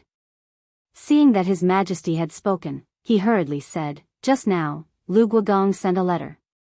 His Majesty, please read it." After that, he quickly took out a letter from his sleeve and handed it to Li Shimin. Li Shimin took the letter and hurriedly opened it because he knew that Xing Yaojin was also looking for Feng Zi. Now that the letter was sent, there must be some clues. Sure enough, as soon as he opened it, lines of clues about Zhang Feng appeared in front of him. "Your Majesty, I was looking for Zhang Feng's traces. When I reached Xingzhou, I lost the clues, but later I found some traces. At present, I know that Zhang Feng is floating towards the grassland." Seeing this, Li Shimin frowned. Feng Zi is floating towards the grassland? The grassland is the Turk's residence. Now that the Tang dynasty and the Turks are in a war, isn't going to die. What is this Fengzi thinking? Li Yuan seemed to see Li Shimon's worry and asked curiously, Erlang, what happened? Li Shimon did not answer, but handed the letter to Li Yuan. Li Yuan was puzzled, but he still took the letter and read it carefully. However, after reading half of it, he was not good. Fengzi is going to the grassland? What's going on? Why does he want to go to the grassland? Doesn't he know that the Tang dynasty and the Turks are like fire and water? Isn't going to die now? He felt bad. After thinking for a long time, he still could not understand why Fengzi wants to go to the grassland. Therefore, he looked at Li Shimon nervously and asked, Erlang, why do you think Fengzi wants to go to the grassland? Isn't this going to die? Li Shimon naturally did not know, but facing his father's question, it was not good to not answer, so he could only frown and say, I don't know, maybe Fengzi is unwilling to let Shili go? He himself did not believe what he said. Could it be that those people wanted to attack the grassland? It was impossible. However, he really could not think of any other reason in his heart. Li Yuan was not stupid. Naturally, he would not believe this nonsensical answer. Shooting a glance at Li Shimon, he stood up and paced in the hall. After a long while, he finally stopped and looked at Li Shimon with a solemn expression. Erlang, I think there must be something fishy about this. You immediately write a letter and order people to speed up and track Fengzi. Otherwise, once we reach the grassland, it will be difficult for the King of Hell to save us. Li Shimon nodded. He also understood the seriousness of this. Although he still did not know why Fengzi wants to go to the grassland, he must stop him. Otherwise, if something happens, there will be no chance to regret it. Therefore, he waved his hand to signal Xiao Gizi beside him to prepare a pen and paper. Soon, he wrote 2 letters. One was for Qing Yao Jin, and the other was for Li Jing. Now that the two were not together, the letters must be written separately. Chapter 1905. After he finished writing, he glanced outside the door and waved his hand. Someone, quickly send this letter to Xingzhou.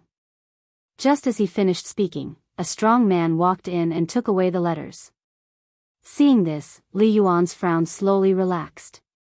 He looked at Li Shimon and asked worriedly, Erlang, do you think Li Jing, Qing Yao Jin, and the others can successfully bring Fengzi back? Why do I feel uneasy? Don't worry, father. Li Shimon narrowed his eyes and didn't look too good. However, when he thought of his father beside him, he tried his best to put on a smile. You know the abilities of Li Jing, Qing Yao Jin, and Yu Qigong. It shouldn't be a problem to bring Fengzi back. Li Yuan nodded. The 3 of them were indeed fierce generals.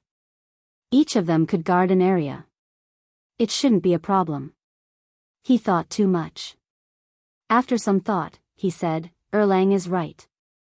It shouldn't be a problem. After he finished speaking, he picked up the wine cup again. However, his slightly trembling right hand betrayed his nervousness.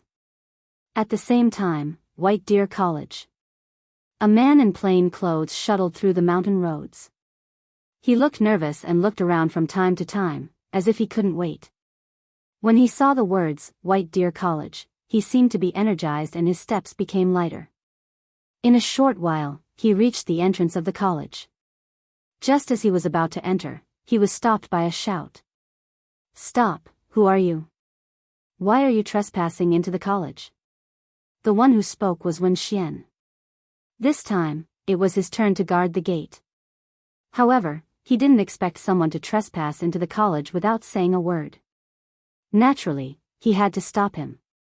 When the man heard someone speak, he looked over and saw a man in the corner. He cupped his hands and walked forward. Greetings, senior. I am Bai Ping, a distant relative of Mr. Bosher. I'm here to look for Mr. Bosher. Looking for Mr. Bosher? Wen Xian frowned and circled Bai Ping.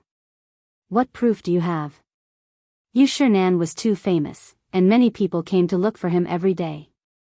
Therefore, he needed a certificate to prove the identity of the visitor. Otherwise, he would not be able to receive so many visitors every day. When Bai Ping heard that Wen Xian wanted proof, he didn't hesitate.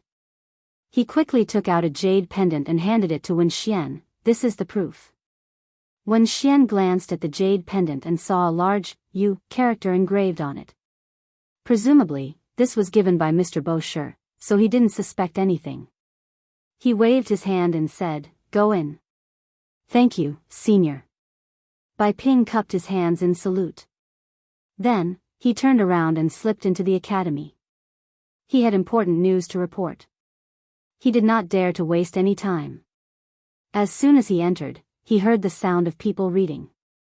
He didn't know why, but the sound of reading seemed to have some kind of attraction, pulling him forward. He quickly walked to the door of the classroom and glanced into the classroom. He saw Yu Shinan teaching on the podium. Yu Shinan seemed to have felt the gaze on him. He glanced into the classroom. With just one glance, his expression changed. He casually said a few words in the classroom, then turned and walked out. He looked at Bai Ping nervously and asked, "Why are you here? Did something happen in the palace?" That's right, Bai Ping was a trusted aide he had arranged in the palace. Usually, if there was any important news in the palace, he would be sent out. Moreover, as a large family, the Yu clan had to do these things. If the emperor were to make a move against the clan one day, they would be prepared. Also, he had once held a position in the palace, and many people were his disciples and grand-disciples. Needless to say, the news would spread to his ears. Most importantly, he had arranged for people to stay in the palace for Feng Zi's disappearance. As long as Li Erlang received the news, he would immediately send it to White Deer College. Bai Ping was one of them. Facing Yu Shinan's question, Bai Ping did not hesitate and hurriedly said, "Sir, there is news from the palace. They said that there are clues about President Zhang." "How is it?" Yu Shinan hurriedly asked. Bai Ping glanced at the surroundings. Seeing that there was no one around, he carefully said, "President Zhang is floating towards the grasslands." "What?" Yu Shinan exclaimed. He knew that the grasslands were the territory of the Turks. Why would Feng Zi go there? To seek death? This brat was not usually such a brave person. Moreover, even if the few of them went there to seek death, what was the use? After thinking for a long time, he still could not come up with a conclusion. He continued to ask, "What other news is there? When will Feng Zi return? Also, why did he go to the grasslands?" The series of questions made Bai Ping's mind a little confused. Fortunately, his mind was still agile. After thinking for a while, he replied, "There is no news for now. As for when President Zhang will return, His Majesty did not say. However, His Majesty seems to have written a letter to Lu Guogong and the others.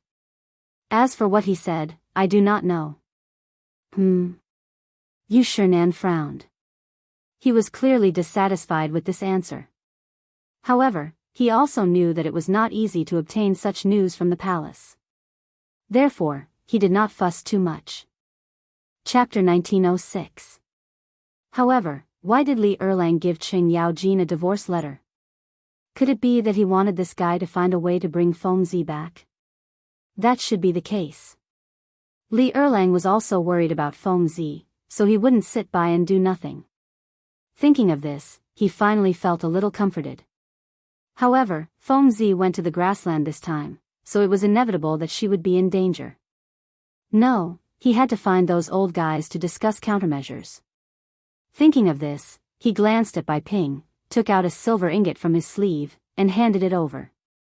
His eyes were cold. "Go back and continue to investigate. If there is any news, immediately inform the old man. Also, today's matter cannot be known to a third person." After saying this, he didn't care about the other party's reaction and turned to walk to the other classroom. Chu Suiliang was teaching in the classroom. When he saw Yu Shinan looking at the door with a gloomy face, he knew that something big had happened. He hurriedly threw down the book in his hand and said to the students, "It's time for self-study."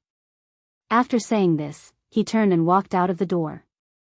As he walked, he said to Yu Shinan, "What's wrong?" "Old guy. This is not a good place to talk. Let's go.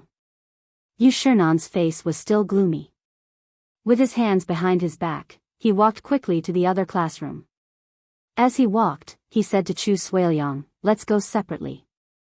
Call the other old guys out and gather at Feng Zi's residence in 15 minutes. Hearing this, Chu Suiliang's face changed. He knew that something big had happened. Without hesitation, he walked quickly to the other classrooms. 15 minutes later, in front of Zhang Feng's residence. Yu Shernan glanced at the people in front of him. After confirming that they were all present, he waved his hand and said, "Come in and talk." Although the others didn't know what had happened, they knew from the old guy's face that it was definitely not a small matter. And now, the only one who could be considered a big matter was Feng Zi. Could something have happened to Feng Zi? Everyone looked at each other and their faces were not good. However, they didn't speak immediately. Instead, they went into the room together. In the room, Yu Shernan sat on a chair and glanced at everyone. "I think you all have guessed that something happened to Feng Zi. What? What happened? What happened to him?" Everyone abruptly stood up from their chairs and looked at Yu Shernan with a look of bewilderment. To them, Feng Zi was their disciple. Now that their disciple was in trouble, how could they, as his teacher, accept this?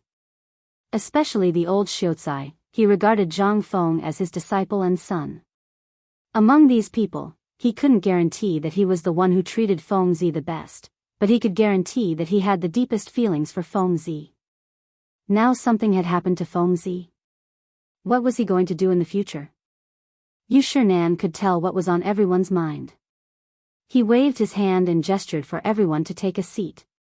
Then he said, "Just now, news came from the palace that Feng Zi is floating towards the grasslands." Grasslands? Everyone exclaimed in surprise. At the same time, they were also somewhat astonished. The first thing they thought of was why Feng Zi wanted to go to the grassland. Then, he thought about how dangerous the grasslands were. Wouldn't he be courting death if he went there? They couldn't understand Feng Zi's actions. In other words, they didn't understand Feng Zi's thoughts at all. However, they were truly worried about Feng Zi. Therefore, the old scholar spoke first. Why did Feng Zi go to the grassland? Why did he go there? The old elementary scholar's question broke the silence in the room, as if pulling everyone back from their deep thoughts. All of a sudden, everyone's eyes were focused on Yu Shernan. Yu Shernan frowned. He didn't know the answer to these questions and didn't know how to answer them.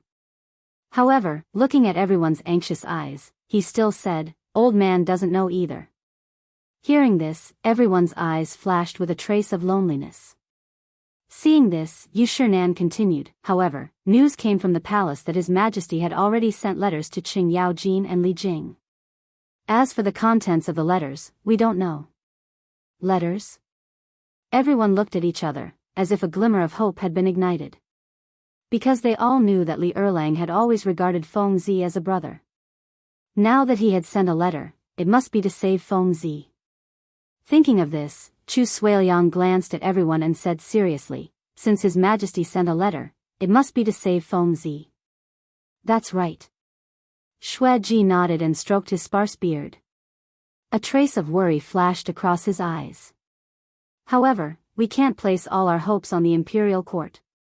What if there are people with bad intentions? Therefore, we have to think of a way to save Feng Zi as soon as possible." Hearing this, everyone nodded subconsciously.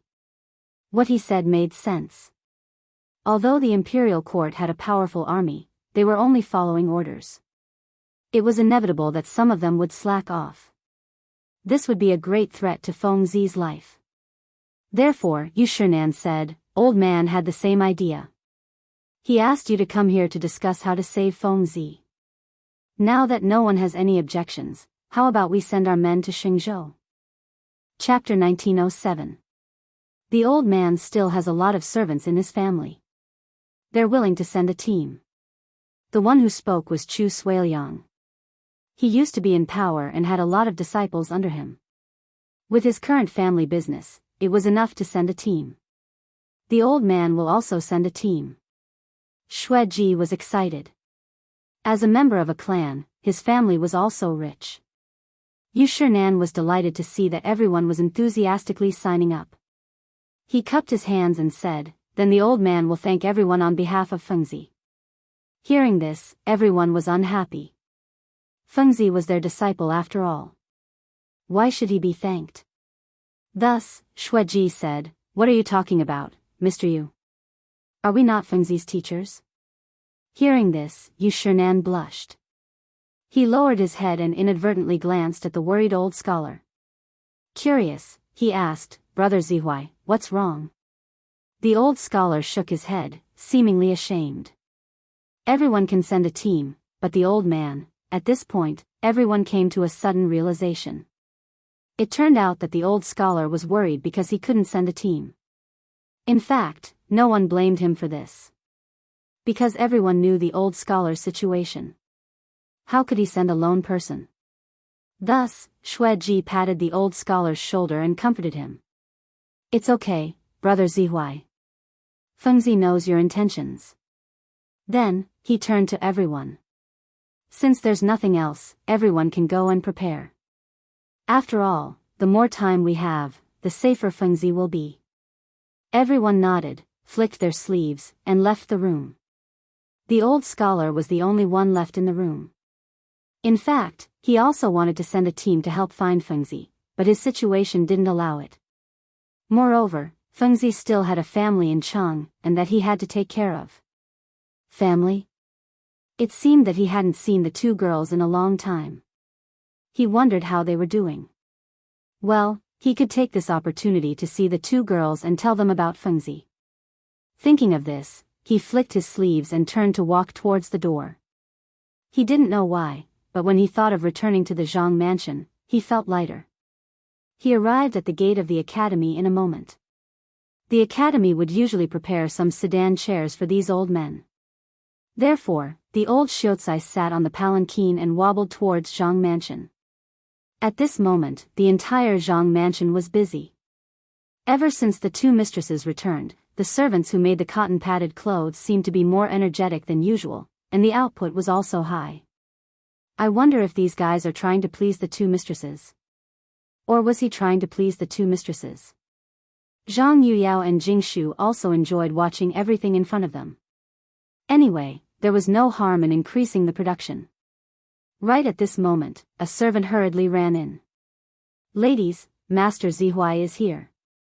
The old Xiuzai had been to the Zhang mansion before, so everyone in the Zhang mansion knew this amiable old man.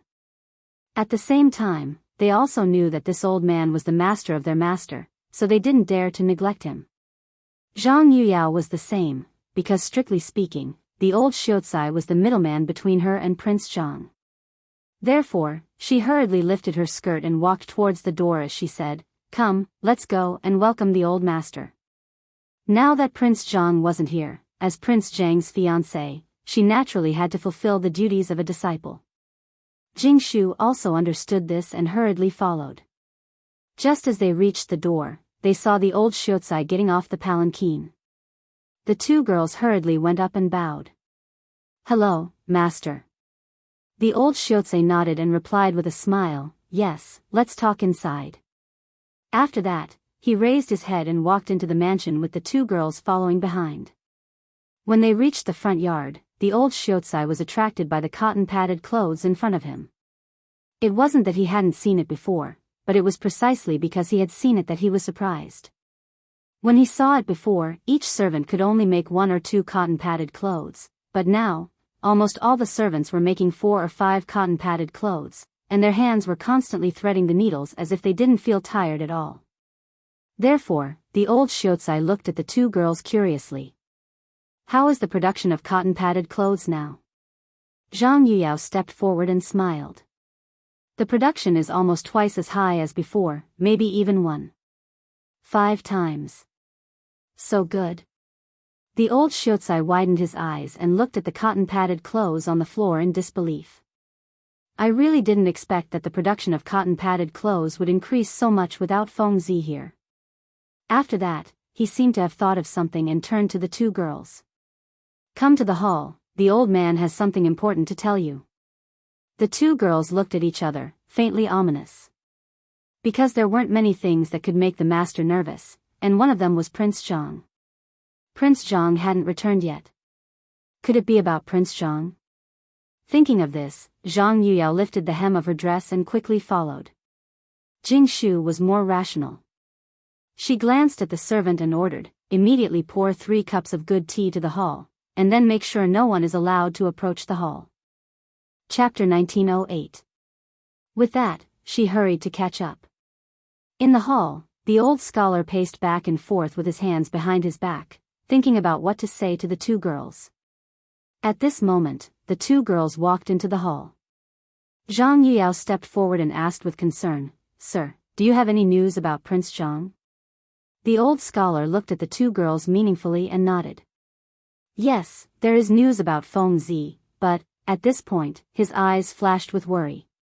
"But Feng Zi is not in a good situation now. I heard that he is floating towards the grassland." "What?" Zhang Yuyao exclaimed in disbelief. As a girl, although she did not know much about national affairs, she knew that the grassland was the hinterland of the Turks. If Prince Zhang went there, would he still be alive? What if something happened to Prince Zhang? What would she do? Thinking of this, she could not help but feel sad. Jing Shu, on the other hand, was different. She was usually more knowledgeable and had a broader vision. The first thing that came to her mind was why Prince Zhang went to the grassland. That was the territory of the Turks. Going there was no doubt that he would die. Prince Zhang would not be so stupid to do such a brainless thing. Therefore, she began to guess in her heart. The old scholar saw that the 2 girls did not speak and thought that they were too sad. He quickly comforted them. "Girls, don't be sad. Although Feng Zi is floating towards the grassland, he is not in danger for the time being, really?" Zhang Yuyao suddenly raised her head and looked at the old scholar expectantly. Jing Shu was also awakened by the conversation between the 2. She quickly looked at the old scholar and asked hopefully, "Sir, what is going on?" She had a feeling that there was something behind this. Prince Zhang had no reason to go to the grassland, but she could not figure out why. Now, she could only ask for help from her teacher. The old Shiozai didn't beat around the bush. He looked at the 2 women and said seriously, "That's right. There's news from the palace that Qing Yaojin and Li Jing have gone to rescue Fengzi. The emperor has also given the order to rescue Fengzi. The old men on the mountain have also volunteered to send their servants to look for Fengzi. So you don't have to worry." Hearing this, the 2 women's hearts finally calmed down. If His Majesty gave the order, Prince Zhang shouldn't be in any danger. After all, the emperor was the most powerful person in the world. If he couldn't save her, then who could? There were also those gentlemen on the mountain. Basically, all of them were highly respected people. If they were willing to help, Prince Zhang wouldn't be in any danger, right? Thinking of this, Zhang Yuyao finally revealed a smile. "Thank you, sir, for your hard work for Prince Zhang this time. We sisters would like to salute you on behalf of Prince Zhang." After saying this, she pulled Jing Shu and respectfully bowed to the old Shiozai. The old Shiozai didn't hold back and accepted the salute with ease. He was Zhang Feng's teacher in name, so he could accept this salute. The 2 women had just stood up and were about to speak when the sound of footsteps came from outside the door. A servant came in with a cup of tea. Zhang Yuyao looked at Jing Shu and instantly understood. This must have been arranged by Jing Shu. She couldn't help but praise Jing Shu in her heart. Then she looked at the old Shiozai and realized that after talking for so long, they still hadn't invited him to take a seat. With a guilty expression, she said, "Sir, please take a seat. We sisters have been rude. You've been here for so long and we still haven't invited you to take a seat." After saying this, she personally picked up a cup of tea and handed it to the old Shiozai. She bowed and said, "Sir, please have some tea." The old Shiozai naturally didn't care about such details. Those who could come to Zhang Mansion were naturally family. So he casually found a seat and sat down. He smiled and said, "You're welcome. We're all family." Jing Shu nodded and said with a smile, "Sir, you're right. Then the two women didn't stand on ceremony. They both sat down and talked about the cotton-padded clothes in the yard. At the same time, on the main street of Chang'an, there were people coming and going, and it was very lively. Peddlers, servants, and others weaved in and out of the crowd, shouting all kinds of songs. They were like fish swimming in the sea, doing whatever they wanted. There was a dazzling array of delicacies on the side of the street.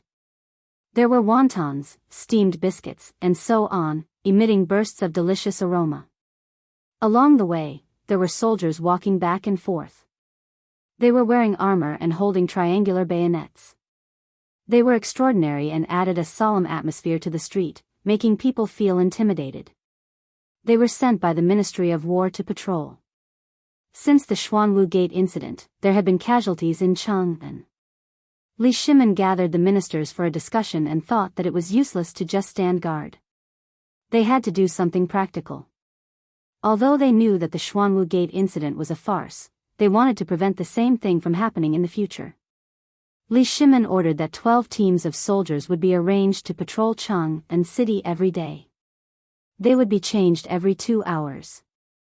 Although it cost some soldiers, it greatly increased the sense of security of the people. Think about it. If there were any thievery, burning, killing, and looting in Chang'an City, the people could immediately report to the patrolling soldiers. In this way, they could stop it immediately. Chapter 1909. Regarding this matter, the people praised His Majesty for being wise. Although the Xuanwu Gate incident happened before, His Majesty had already issued an edict. The people let go of the grudges in their hearts and even secretly thought of His Majesty's achievements. His Majesty did some wrong things, but there was nothing to say about the people. He could always be called an emperor who loved the people like his own children. Thinking of Emperor Yang of Sui, His Majesty could be called wise. There was also the dethroned Crown Prince Li Jiansheng. Even if this guy ascended the throne, he might not do as well as His Majesty. Therefore, the people were still happy to support Li Shimin. Of course, the shoulder-bearer Hu Zi also thought so. At that time, he went to see the edict with his own eyes. His Majesty said it so sincerely, it was obvious that he was sincerely remorseful. Since His Majesty was sincerely remorseful, it meant that he was a wise emperor. Since he was a wise emperor, it meant that his future days would be better. Thinking of this, his footsteps unconsciously became lighter. The corner of his mouth raised and he shouted, "Steamed buns, good steamed buns, 1 copper coin each." At this moment, a group of soldiers walked over. Hu Zi was delighted and hurriedly went up to them. "Sir, how about a few steamed buns?"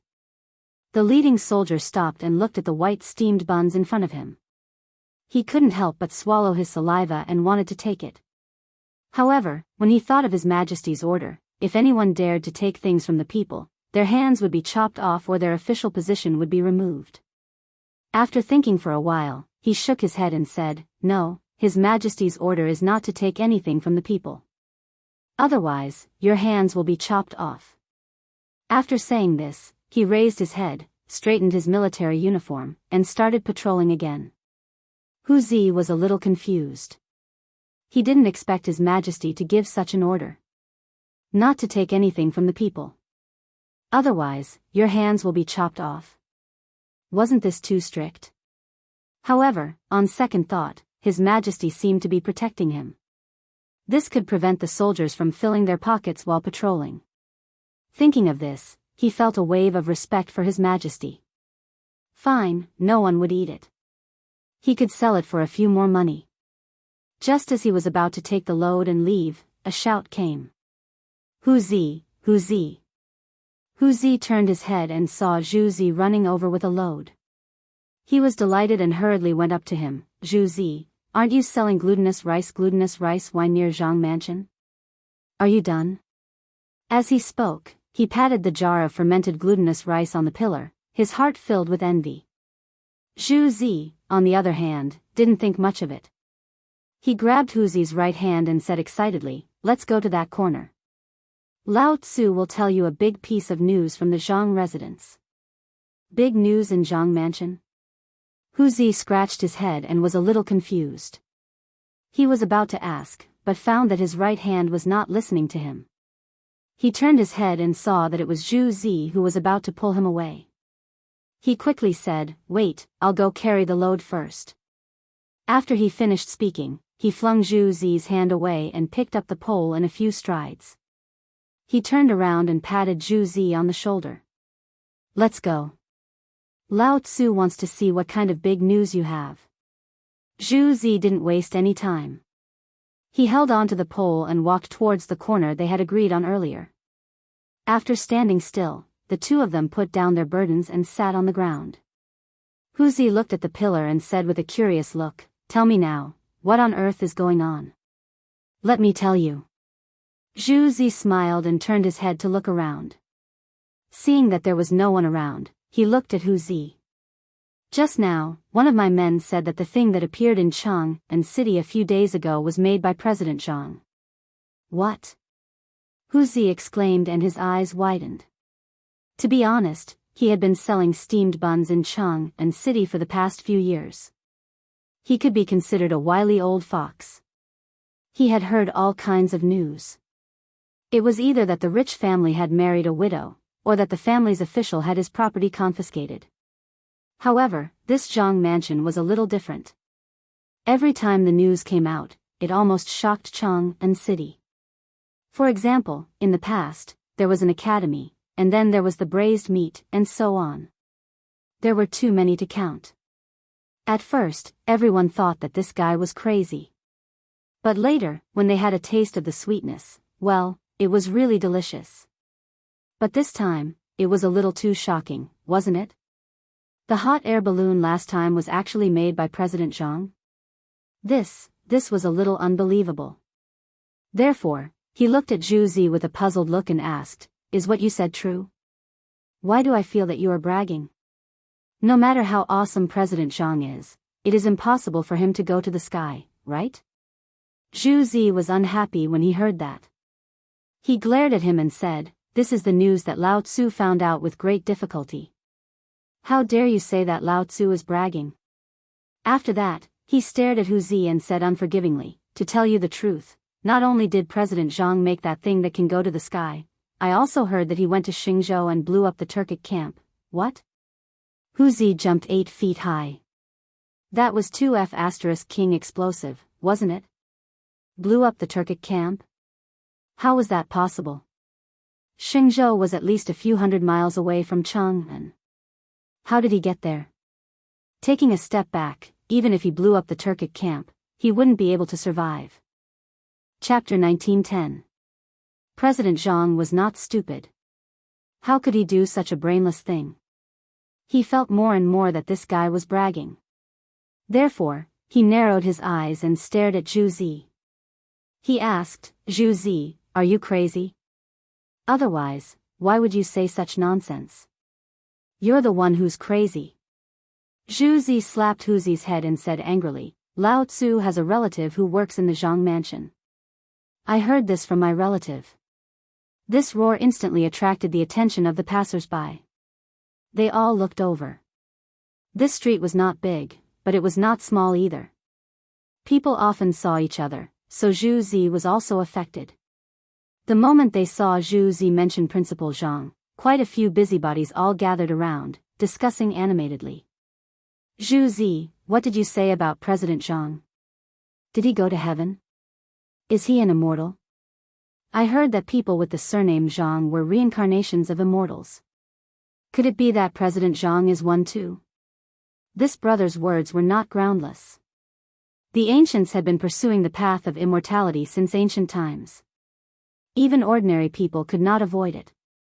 Especially during the Sui, Tang, and Northern Song dynasties, due to the respect of the ruling class, Taoism was extremely prosperous and had a great influence on society.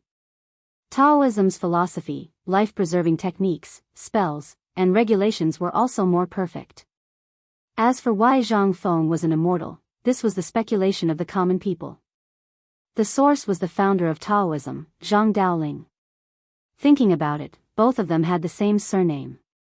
Now that Zhang Feng had made such a divine object, the crowd could not understand for a while. Naturally, they connected all of this to Zhang Feng. They thought that this Zhang Feng might be the successor of Taoism, or even an immortal on earth. Of course, all of this was just the crowd's speculation and could not be confirmed. Zhu Zi saw that the crowd was getting more and more mysterious, and he could not help but feel satisfied. He glanced at Huzi from time to time, as if to say, "Look, even if you don't believe in Lao Tzu, there are plenty of people who do." Therefore, he scanned the crowd and continued, "I don't know if President Zhang is a god, but," at this point, he paused for a moment, as if he was deliberately whetting everyone's appetite. Looking at everyone's impatient look, his vanity seemed to have been greatly satisfied, and then he slowly said, "However, I heard that President Zhang not only went to Xingzhou to bomb the Turkic camp, but also personally went down to remove one of Xieli's big legs." Everyone's eyes widened. It was as if their breathing had stopped at this moment. At first, they had come with the mentality of watching a good show. After all, everyone was curious about the unknown. However, the more he heard, the more he felt that something was amiss. Motherfucker. Not only did President Zhang blow up the Turkic camp, she even personally charged into the Turkic camp and removed one of Xieli's legs. Initially, when they heard this, they still had a trace of doubt in their hearts. Although many of them had never met Zhang Feng, they had heard of him before. How could they have charged into the Turkic camp? However, looking at Zhu Zi's expression, they didn't think it was fake.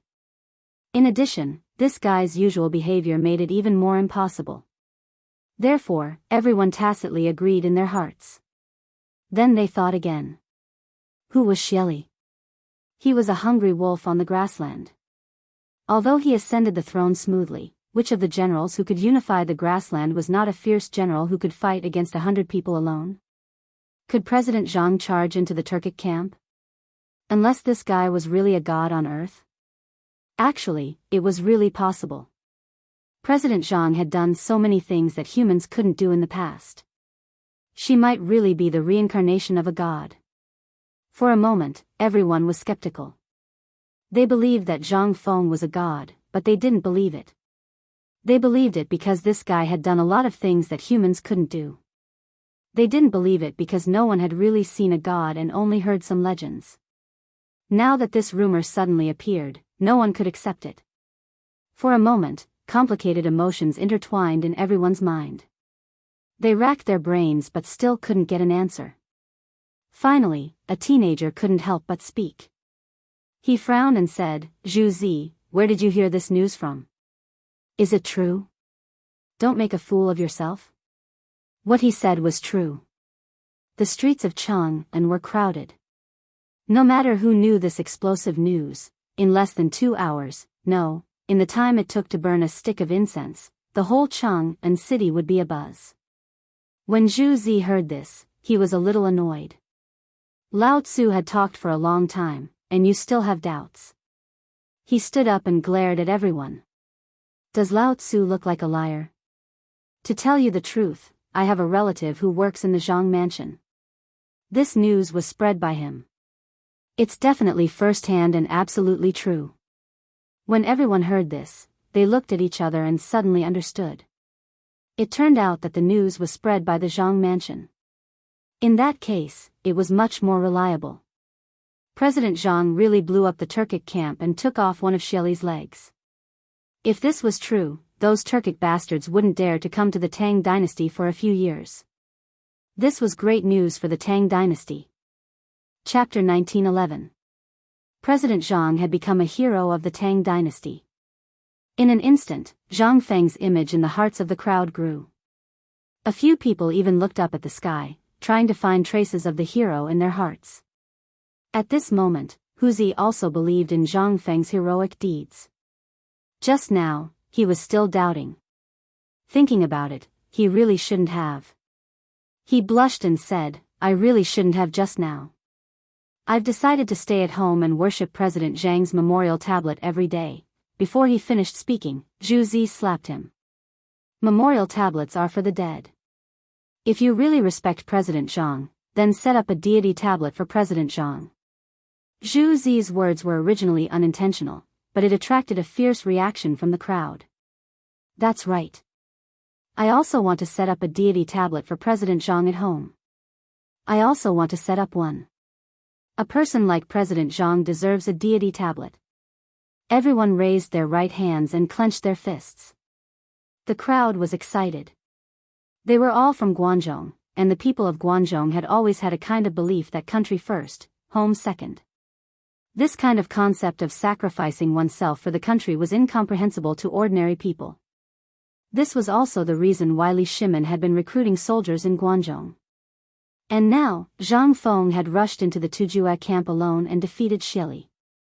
In their eyes, that was the performance of a great hero. They were never stingy to great heroes. Although they were all ordinary people and couldn't take out anything good, they could still offer offerings. So, as if they had discussed it, they all went home to prepare a deity tablet for Zhang Feng. As they walked, they also talked about Zhang Feng's heroic deeds. Soon, the news spread. However, just as it spread, it caused a huge uproar on the streets of Chang'an. Because many people didn't believe that the thing flying in the sky a while ago was Zhang Feng. How could a person go up to the sky? This was simply nonsense. If anyone could go up to the sky, then wouldn't they become immortals? Towards these questions, Zhu Zi and the others were a little unhappy. They were people who firmly believed that Zhang Feng was in the heavens. Now that these questions were being asked, wasn't it a slap to their faces? Thus, Zhu Zi and the others started to argue with these people who didn't believe them. For a moment, the streets of Chang'an were divided into two factions. One faction was led by Zhu Zi, who firmly believed that Zhang Feng could ascend to the heavens and attack the Turkic camp. The other faction was led by Fu Gongzi, who did not believe that Zhang Feng could ascend to the heavens. Actually, this was understandable. Many of these rich young masters didn't like Zhang Feng. Why do you have so much gold, silver, and treasures? You're also so talented, and you even have 2 beautiful wives. What about me? I don't have anything. When I get home, my father even compares me to you. Naturally, I feel unbalanced. However, Zhu Zi did not care about this. He pulled the crowd and scolded them. Things like President Zhang being able to ascend to the heavens and President Zhang being awesome. In any case, they just said whatever was amazing. The confidence of some of the rich young masters was greatly damaged. Some even couldn't take it and had to raise their hands and surrender. Only then did Zhu Zi give up and continue to promote Zhang Feng's glorious deeds. Zhang Feng, who was thousands of miles away, knew nothing about what was happening on the streets of Chang'an. At this moment, he was lying on the hot air balloon. His eyes were half closed, as if he was not asleep. Gusts of cold wind blew, causing him to shiver. Then, he slowly opened his eyes and glanced down. What appeared in front of him was a yellow color, as if it was rendered by a painter's brush. It was a little blurry. He rubbed his eyes, trying to see everything clearly. Finally, a cold wind blew and took away a lot of yellow. He saw clearly that there was a desert below. Countless sand and gravel were rolling in the wind. He was a little confused and subconsciously asked, "Where is this?" The desert? Looking at the terrain in front of him, it should be the desert. However, wasn't he in Xingzhou? Why was he in the desert? What the F***ck was going on? He shook his head and tried to remember everything that happened in Xingzhou. After a while, the memory emerged bit by bit. It turned out that after blowing up the Turkic camp, a gust of wind blew the hot air balloon away. At that time, because the wind was too strong, the hot air balloon could not be controlled. They could only wait for death. In addition, they had not eaten and were already hungry. They all fell asleep and slept until now. These were nothing. However, they were now in the desert. Once they crossed the desert, they would be in the territory of the Turkic people. Now, the Turkic people hated him to the bone. If he went there, he would die. Thinking of this, Zhang Feng could not sit still. He stood up and roared at Qing Chumo and the others, "You bunch of reckless dogs, get up quickly. We'll be in the grassland soon." Grassland? Zhang Sun was the first to wake up. He rubbed his eyes and looked at Zhang Feng with a little anger. He joked, "What grassland? Feng Zi, are you crazy? Don't disturb me. I dreamed of eating drumsticks." After that, he turned his head and was ready to sleep again. Zhang Feng could not stand it. He went forward and slapped him. He said angrily, "Why are you still sleeping? If you continue sleeping, you'll die. Wake up quickly." Chapter 19:12. After beating up Zhang Sun, he rushed over. It seemed that he was still angry, and he beat up Qing Chimo and Du Go who were sleeping. "Feng Zi, are you crazy?" Qing Chimo rubbed his sleepy eyes and blurted out. He was already hungry, and he had just eaten braised meat in his sweet dream, but he was woken up by this guy. He was naturally dissatisfied. As for Du Go, he was clearly still sleeping and enjoying. How could he have expected to be woken up? He originally wanted to curse, but when he opened his eyes and saw that it was Zhang Feng, he was a bit scared. He could only timidly ask, "Feng Zi, what are you doing?" "I just saw the entrance to the lovely spring brothel, and I haven't entered yet." Hearing this, Zhang Feng was furious. At this time, these dogs were still thinking about eating, drinking, whoring, and gambling. Thus, he pointed at the sky and angrily glared at everyone. He scolded, "You dogs only know how to eat and drink all day. Who knows where we're floating now? Hurry up and think about how we're going to get back." When these words came out, everyone instantly became spirited. Because they had been sleeping all this time, they really didn't know where they were floating. However, looking at Feng Zi's current expression, it seemed very serious. They didn't hesitate and leaned over the railing to check. It didn't matter when they looked, but their legs seemed to not listen to them, and all of them went limp. Where was this? Why was there a patch of yellow everywhere? And there was a sky full of yellow sand? Was the ground also full of sand? They seemed to have never seen this place before. They sat on the hot air balloon, feeling waves of powerlessness coming from their bodies. After a while, Qing Chimo seemed to have recovered. He looked at Zhang Feng and asked anxiously, "Feng Zi, where are we? How did we float here?" When these words came out, Zhang Sun and Du Go also seemed to have calmed down. They nodded in unison. "Feng Zi, what's going on?" Looking at everyone's appearance, Zhang Feng wanted to laugh. Weren't they all very tough just now? Why were they scared now? He originally wanted to scare them, but when he saw the situation in front of him, he decided against it. Thus, he said with a serious face, "This should be the desert.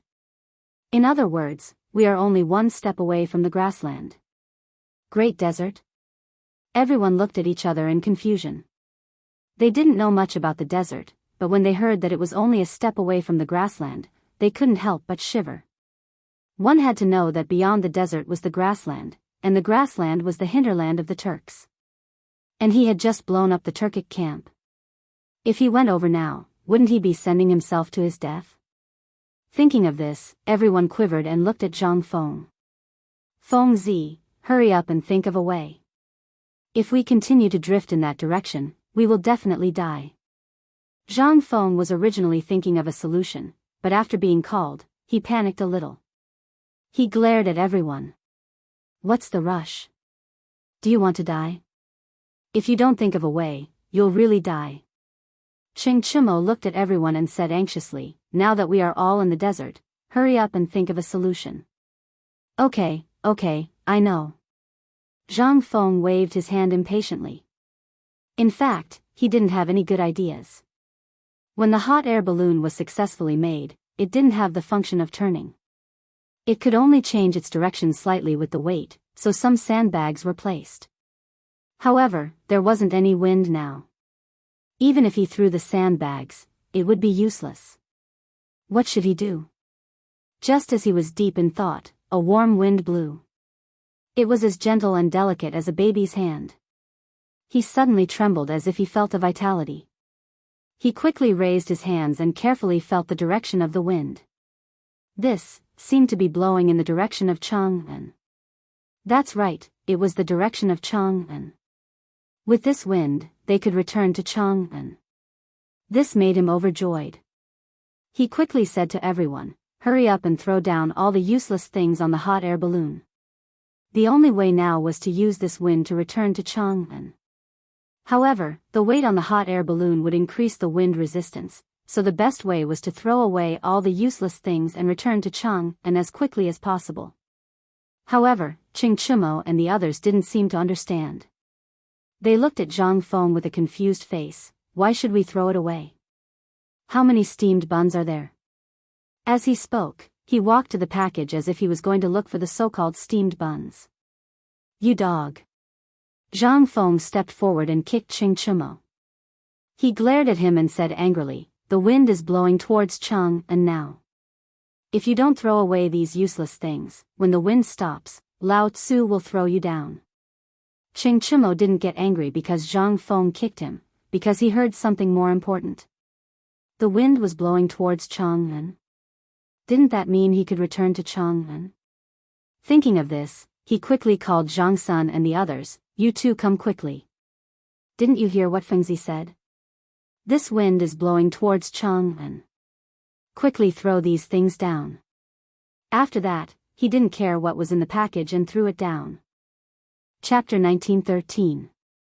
Zhang Sun Chong and Du Go were not to be outdone. They stepped forward and quickly cleaned up the hot air balloon. All of a sudden, the hot air balloon rose a few meters as the heavy objects were thrown down. At this time, another gust of wind hit. The hot air balloon began to sway with the wind and drifted toward Chang'an. Ching Chimo was so happy that he jumped up and down. He seemed to have forgotten that he was hungry. "Fengzi, how long will it take for us to return to Chang'an like this?" He missed the braised meat, roasted chicken, good wine, and the girls in the brothel in Chang'an very much. He couldn't wait to go back to Chang'an. The days in the hot air balloon were really not for humans. There was nothing he wanted, not even a bottle of wine. There were only a few men, and they had stayed there for a few more days. If they stayed there for a few more days, he reckoned that he would be driven crazy. He was not the only one who had this thought. Du Go and Zhang Sun Chong also had this thought. Especially Zhang Sun Chong, this guy was used to wandering around Chang'an city. He ate, drank, and gambled every day. Although he had changed after meeting Zhang Feng, after experiencing life and death this time, he missed Chang'an even more. He didn't miss anything else, but the girls in the brothel. "Without me, you must have had a hard time. Don't worry, when I go back this time, I will make it up to you." Thinking of this, his face was full of lewd smiles. Zhang Feng scoffed at all of this, especially when he saw the lewd smiles on everyone's faces. He felt a chill run down his spine. "All right, stop having lewd thoughts. I reckon we'll be back in Chang'an in less than 2 days. If the wind gets stronger, it'll be even faster." When everyone heard this, they seemed to be more excited and cheered. The sky seemed to have heard everyone's cheers. A gust of wind blew again, and this time the wind was stronger than the previous one. The hot air balloon kept floating in the air and sped up. Soon, they were out of the desert. Sure enough, as Zhang Feng said, the speed increased when the wind was stronger. A day later, they saw the outline of Chang'an city. This time, Ching Chimo was surprisingly diligent. He did not sleep. When he saw that Chang'an was already in sight, he quickly patted the sleepy Zhang Feng. "Fengzi, we're almost at Chang'an. Wake up quickly." Zhang Feng turned over and ignored Ching Chimo. He thought to himself, "Since we've arrived, why are you making such a fuss?"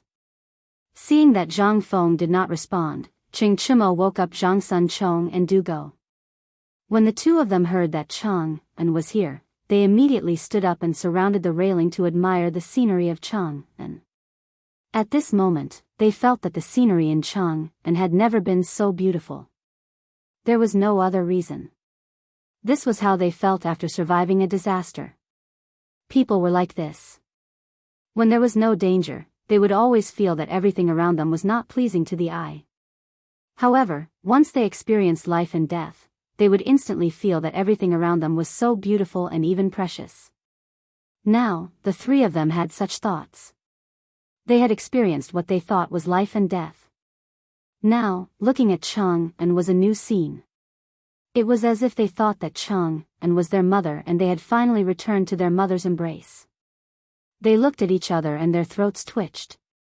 They hugged each other tightly as if they were about to cry. At this moment, the hot air balloon suddenly swayed and began to descend rapidly. The three of them seemed to have noticed that something was wrong. They quickly let go and leaned over the railing to look down. It did not matter if they looked down. A strong gust of wind blew from below. It was as if air was being pumped into their faces, causing their faces to distort. Chimo quickly reached out to steady his face and continued to look down. However, he only saw the surrounding clouds. The objects underground seemed to be moving faster. This scared him out of his wits. He quickly shouted, "Hurry up and think of a way. What do we do now?" After saying that, he strode toward Zhang Feng. However, he realized that he had only taken half a step when his body tilted. He could only shout at Zhang Feng, "Feng Zi, hurry up and think of a way." Zhang Feng had not been asleep all this time. He had also noticed the swaying just now. His first reaction was that there was a problem with the hydrogen.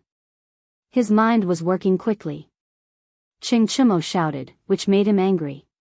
"You are so damn noisy." Halfway through his words, there was a whoosh. The hot air balloon suddenly shriveled. Everyone's expression changed because they all knew that the hot air balloon was supported by the air inside. Now that the air had leaked, wasn't that, therefore, they quickly grabbed the iron wire and tried to find a way to survive. However, how could they withstand the pressure of the descent? The feeling of weightlessness suddenly hit them. Everyone fell to the ground. For a moment, screams were heard everywhere. It was as if the silent sky had been composed into a wonderful movement. Chimo looked panicked. He stretched out his arm and tried to grab Zhang Sun to give himself some buffer. Zhang Sun was not stupid. He stretched out his arms. Then Dugo also stretched out his arms. The three of them hugged each other tightly. Zhang Feng was the last to descend. Therefore, he was above the three of them. When he saw the three of them hugging each other tightly and ignoring him, he was instantly furious. He did not care about his unrecognizable face and shouted, "Bastard, wait for me." Chapter 1914. Due to the airflow and pressure, Zhang Feng's voice was a little hoarse. Fortunately, the three of them still heard him. They reached out and hugged each other tightly. The speed of their descent became faster and faster. Everyone could only feel the cold wind cutting across their faces like knives. As they cried out in alarm, they were getting closer and closer to the ground. At that moment, they closed their eyes tightly, not daring to look down. It was not because they did not dare to look, but because the wind resistance was too strong. They could not open their eyes at all. Finally, a loud bang was heard, and pain spread through everyone's body. Zhang Feng slowly opened his eyes. He rubbed them and scanned his surroundings. It seemed like they had landed, but why did he not feel any pain? He looked down in confusion and saw Chimo and the other two with their tongues out and their heads tilted to the side. They seemed to have fainted. "Ah!" Zhang Feng exclaimed and quickly jumped down from the three of them. Standing on the ground, he realized that the three of them were stacked in the shape of a human pyramid. The unlucky Dugo was at the bottom, Zhang Sun was in the middle, and Chimo was at the top. Not only that, but the appearance of these three fellows had also changed. Their originally fair and clean faces were now bruised and swollen. Their clothes were also full of holes. The good thing was that they still had some haystacks under them. With these haystacks, they should not die, right? But it was not safe. Falling from such a high altitude, who knows, he could not stand still anymore. He quickly went forward and shook them violently. "Iron Bull, De Bing, Worm, don't die. Don't die."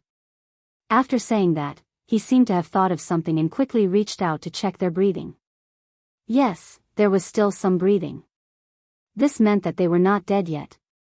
However, why was his breathing so short? Could it be that they were about to stop breathing? His expression changed as he hurriedly roared. As he roared, he shook his head. Iron Bull, don't die. If you die, that damn father of yours won't let me off. And Bing, although you're stupid, I can teach you. Don't die. And Buggy, didn't you say you were going to bring me to the brothel? Don't King die. He didn't know if Zhang Feng's roar had an effect, or if these three guys were really lucky, but they actually had a reaction. Ching Chimo was the first to open his eyes. He frowned as if he felt something was wrong. He subconsciously placed his right hand on his waist and cried out in pain, "My waist." As soon as he finished speaking, Zhang Sun also woke up. The veins on his forehead were bulging, and he was a little out of breath. Trembling, he said, "Is it that bastard is holding down Lao Tzu?" Hearing this, Ching Chimo subconsciously looked down and saw that he was on top of Zhang Sun. He couldn't help but blush. "Bug, it's me." "It's you?" Zhang Sun turned his head and glanced at him from the corner of his eye. He said angrily, "Then why aren't you King coming down? Don't you know how heavy you are?" Oh, Ching Chimo then nodded. Just as he was about to move his feet, he felt a sharp pain in his waist, which made it difficult for him to move. He glanced in front of him and saw Zhang Feng watching the show. He said angrily, "Feng Zi, you're King watching the show? Hurry up and help me down." Zhang Feng smiled and quickly went forward. He chose to ignore Ching Chimo's scolding. After all, this guy was his human punching bag just now. Moreover, now was the time to save someone. How could he have the time to care about this? Ching Chimo was carefully helped down by Zhang Feng. He sat down on the side. Zhang Sun felt a little better. He looked at Zhang Feng and said, "Feng Zi, help me up too. My waist can't take it anymore." Speaking of this, he seemed to have thought of something. He asked, "Where's that bastard Dabing?" Zhang Feng chuckled and tilted his head. "Isn't he just below you?" Zhang Sun Chong frowned and glanced down. It really was Dugo. Dugo was still unconscious. His face was bruised and his blood vessels were popping. It looked like he had been pressed down. Zhang Sun saw this and his expression changed. He quickly asked, "How did Dabing end up like this? He's not dead, is he? He shouldn't be dead, right?" Zhang Feng went forward and looked at Dugo.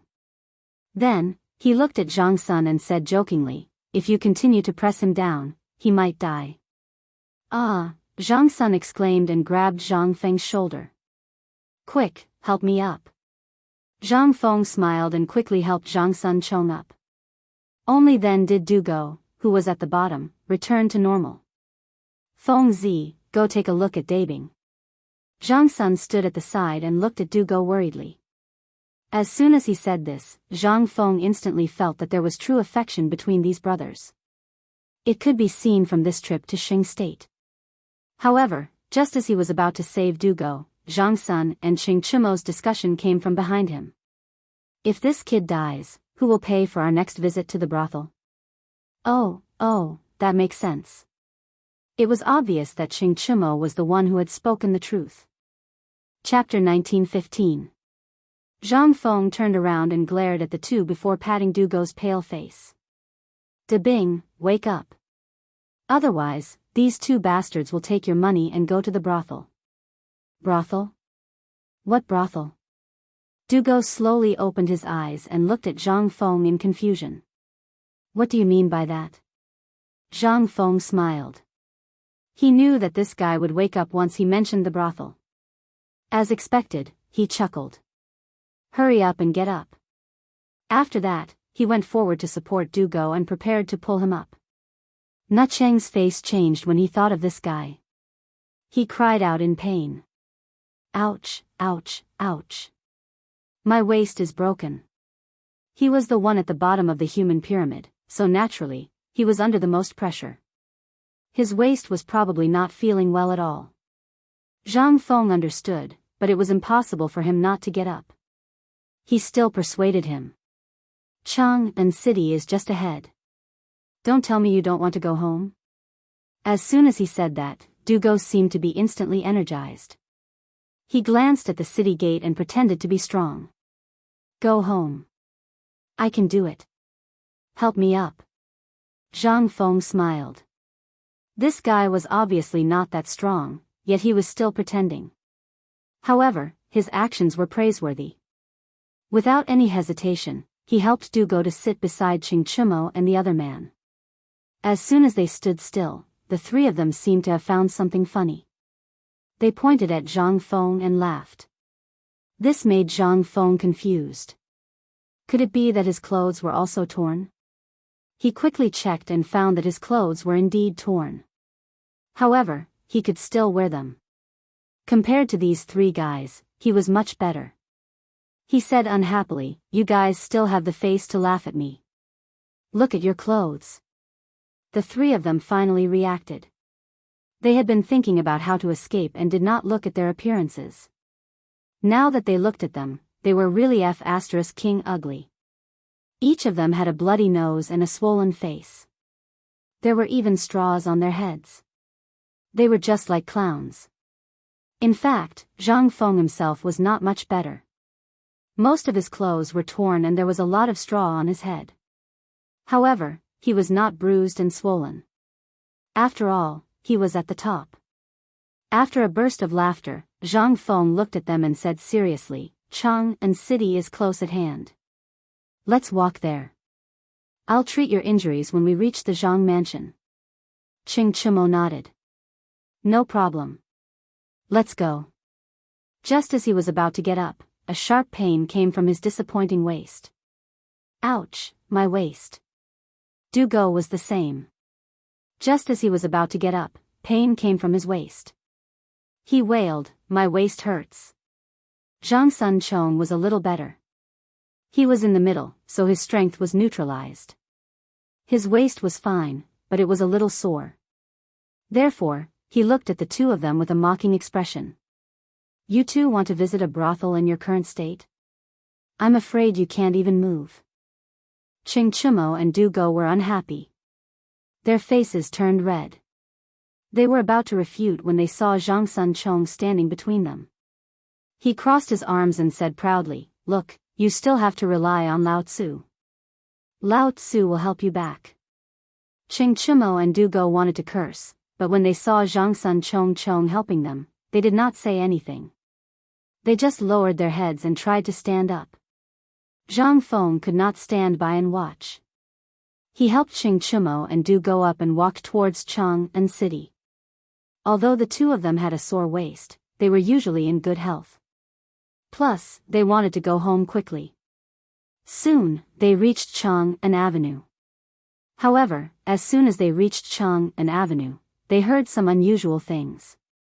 They claimed that Principal Zhang had ascended to the heavens and had personally charged into the Turkic camp. There were even some who claimed that Principal Zhang was the reincarnation of a god. There were also some fellows who claimed that Principal Zhang could predict the future and would soon ascend to the heavens. Hearing all this, Zhang Feng's head was about to explode. When did he become so awesome? Reincarnation of an immortal? Pass away and ascend in 100 days? Lao Tzu did not want to die. Who was spreading rumors about Lao Tzu? With doubts and anger, Zhang Feng stopped a passerby and asked, "Brother, why are there rumors about me everywhere in Chang'an city? Who spread them? Rumors about you?" The passerby exclaimed. He looked Zhang Feng up and down and said disdainfully, "Do you think you are President Zhang? Do you think a beggar like you can pretend to be President Zhang, an immortal on earth?" Ha! The passerby secretly spat and left. Zhang Feng was confused. The whole Chang'an city was spreading rumors about him. How could he pretend not to know a living person in front of him? Was this guy blind? Or was he really blind? Just as he was thinking hard, Qing Chimo's joking voice came. "Come on, look at you now. It's already an honor for people to treat you as a beggar." Zhang Feng suddenly understood. He looked down at his clothes and was speechless. Sure enough, it was human nature to judge people by their appearance. However, he was not such a vulgar person. He looked at Qing Chimo unconvinced. Lao Tzu is a beggar. Aren't you? Why are you talking about this? Chapter 1916. Humph, Lao Tzu is just angry. Ching Chimo snorted and turned his head to the side. It was the four of us who went to bomb the Turkic camp. Why did you become the hero when we came back? Why didn't anyone care about Lao Tzu and his brothers? Zhang Sun Chong and Du Go also reacted. They raised their heads to express their dissatisfaction. Yes, we also contributed. Why didn't we get the same treatment? Zhang Feng laughed. It was Lao Tzu who made the hot air balloons, and the gunpowder was also Lao Tzu. When he asked you guys to bomb the Turkic camp, you were all acting like cowards. It was Lao Tzu who held you back. Now, you even turned around and said that Lao Tzu was wrong? It was really King embarrassing him. Thinking of this, he was unhappy. He frowned and glared at the crowd. All of you, shut up and stay here. After saying that, he ignored the crowd and quickly stepped forward to stop another passerby. However, this time, he was smarter. He did not consider himself as Zhang Feng. Instead, he asked humbly, "Brother, when I first came here, I heard everyone talking about President Zhang. They even said that President Zhang is some kind of god. What is going on?" The passerby glanced at Zhang Feng. Seeing his tattered clothes, he thought that he was a beggar and did not want to answer. However, when President Zhang was mentioned, he seemed to be interested. He pretended to be knowledgeable and said, "If you want to talk about President Zhang, there is a lot to talk about." Back then, President Zhang ran a tavern by himself. At that time, he could not make ends meet and his life was extremely difficult. Hearing this, Zhang Feng was a little speechless. What did he mean by he could not make ends meet? Lao Tzu was not poor at that time, was he? Now, he could roughly imagine that the rumors in Chang and city were spread by these troublemakers. He wanted to curse, but when he thought of the source and the explosive news behind it, he felt as if his blood was boiling. Being praised by others doesn't seem to be a bad thing, right? Iron Bull and the others didn't even have the chance to be praised. Yes, that was the logic. When others didn't know who he was, it felt so good to hear them flatter him. He comforted himself. He purposely pretended to be humble and listened carefully. Looking at Zhang Feng, the passerby's vanity seemed to be greatly satisfied. He deliberately coughed twice and said with a serious face, "As for who was the first to talk about President Zhang in Chang and city? I really don't know. After all, there are so many people in Chang and city. There's no way to find out. But this discussion started a day ago. Also, I heard that President Zhang is an immortal. It's true. Many people in Chang and city have worshipped President Zhang." What? Zhang Feng exclaimed in disbelief. Worshipped the deity position? How is this possible? The deity position was for immortals.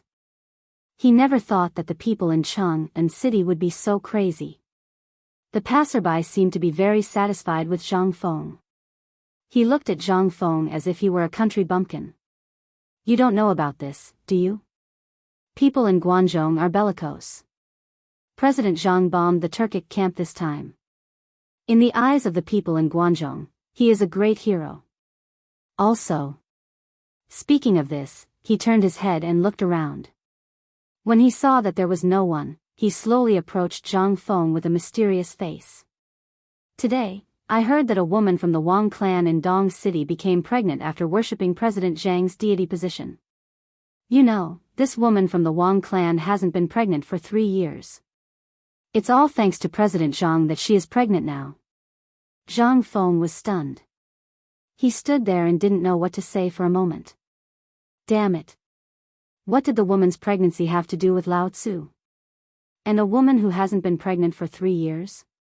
This had nothing to do with Lao Tzu.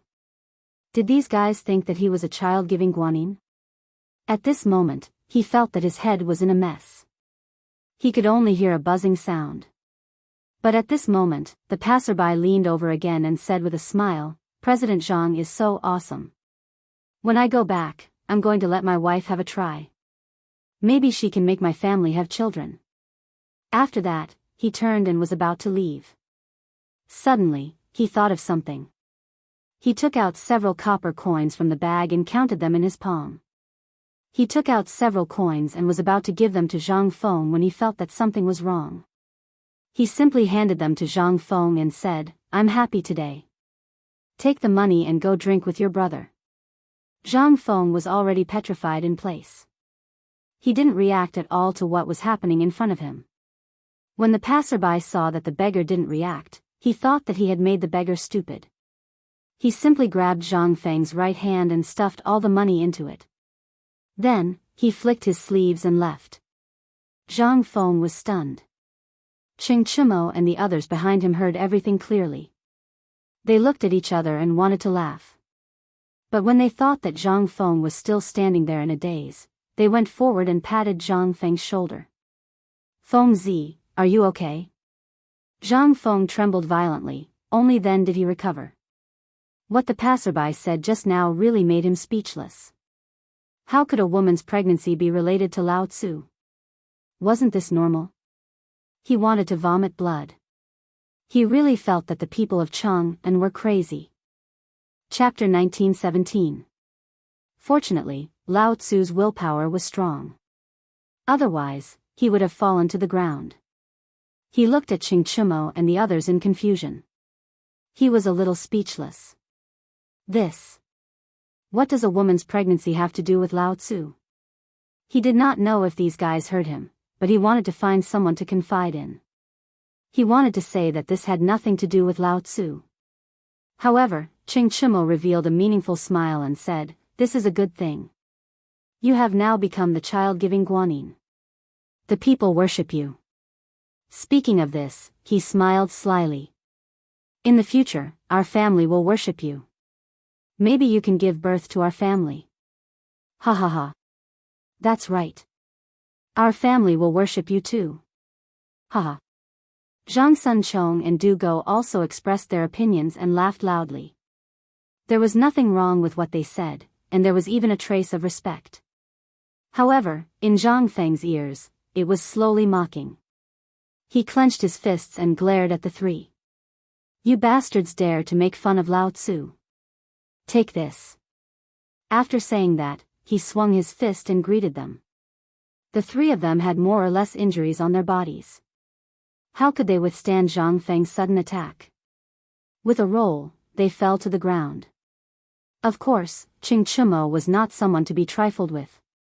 How could he endure this kind of grievance? Lao Tzu painstakingly accompanied you to Xingzhou, and you still want to hit Lao Tzu? Naturally, he could not take this lying down. Even though his waist hurt, he still wrestled with Zhang Feng. Moreover, there was also Zhang Sunchong and Du Go. Soon, the four of them wrestled together and rolled on the ground. The passers-by saw that there was a show to watch and stopped to look. "Yo, where are these child beggars from? Why are they fighting on the street? Looking at their clothes, they should be from Chang'an. Look at the copper coins scattered on the ground. They should be fighting over the copper coins, right? This brother's words are reasonable, but these child beggars are really pitiful. Why don't you all be generous?"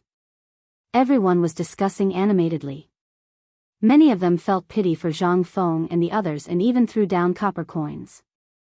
There were even many busybodies who clapped and cheered, afraid that the scene wasn't spectacular enough. Finally, the four people who were rolling on the ground noticed that something was wrong. They stopped fighting and looked at the crowd in confusion. However, these guys didn't seem to have any intention of leaving. Instead, they started to point and whisper. "Why aren't you fighting anymore? Did Lao Tzu just pay? Continue, I'm about to place my bets." Upon hearing these words, Zhang Feng was instantly infuriated. He stood up abruptly and pointed at the crowd. "Get lost immediately. If you guys want to watch others fight, go see old Wang next door." Qing Chimo and the others could not stand it anymore. They trembled as they supported each other and scolded the busybodies. "You bastards, did you not have a mother to teach you? Later, Lao Tzu will lead the troops to kill you all." When the crowd heard this, they wanted to refute. However, when they saw the clothes of Zhang Feng and the others, they shook their heads and remained silent. These child beggars were actually boasting shamelessly here. It seemed that they had been beaten silly just now. They didn't seem very smart now. After thinking about it, there was no need to argue with these child beggars. Everyone flicked their sleeves and left. Seeing that everyone had left, Zhang Feng glanced at Qing Chimo and the others. He snorted coldly and walked toward the Zhang mansion. Qing Chimo was a little embarrassed. If he went home in this state, he would probably be scolded by his father. Then, he would be hung up and beaten. He would say that he was ruining the family's reputation and insulting the Qing family. Zhang Sun and Du Go were similar. Both of them were young masters of aristocratic families. If they went home in this state, they would be laughed at by others. How could they raise their heads in Cheng and in the future? After thinking about it, the three of them decided not to go home. They followed Feng Zi to the Zhang mansion. This kid had brought them to Xingzhou. Now that he was in this state, he wanted to run away. No way. Therefore, the three of them followed Zhang Feng's footsteps and walked toward the Zhang mansion. Zhang Feng didn't care so much at first. He flicked his sleeves and walked forward. However, the more he walked, the more he felt that something was wrong. He realized that someone was following him. When he turned around, he saw that it was these three guys. Therefore, he stopped and looked at the three of them with a mocking expression. Why are you three following Lao Tzu? Weren't you very good at beating Lao Tzu just now? Qing Chimo was already unhappy. When he heard this, he pouted. Who said that Lao Tzu is following you? It's not like your family built this road. Tisk. Zhang Feng looked at him with disdain and turned to walk toward the Zhang mansion. He knew in his heart that these guys didn't dare to go home for the time being.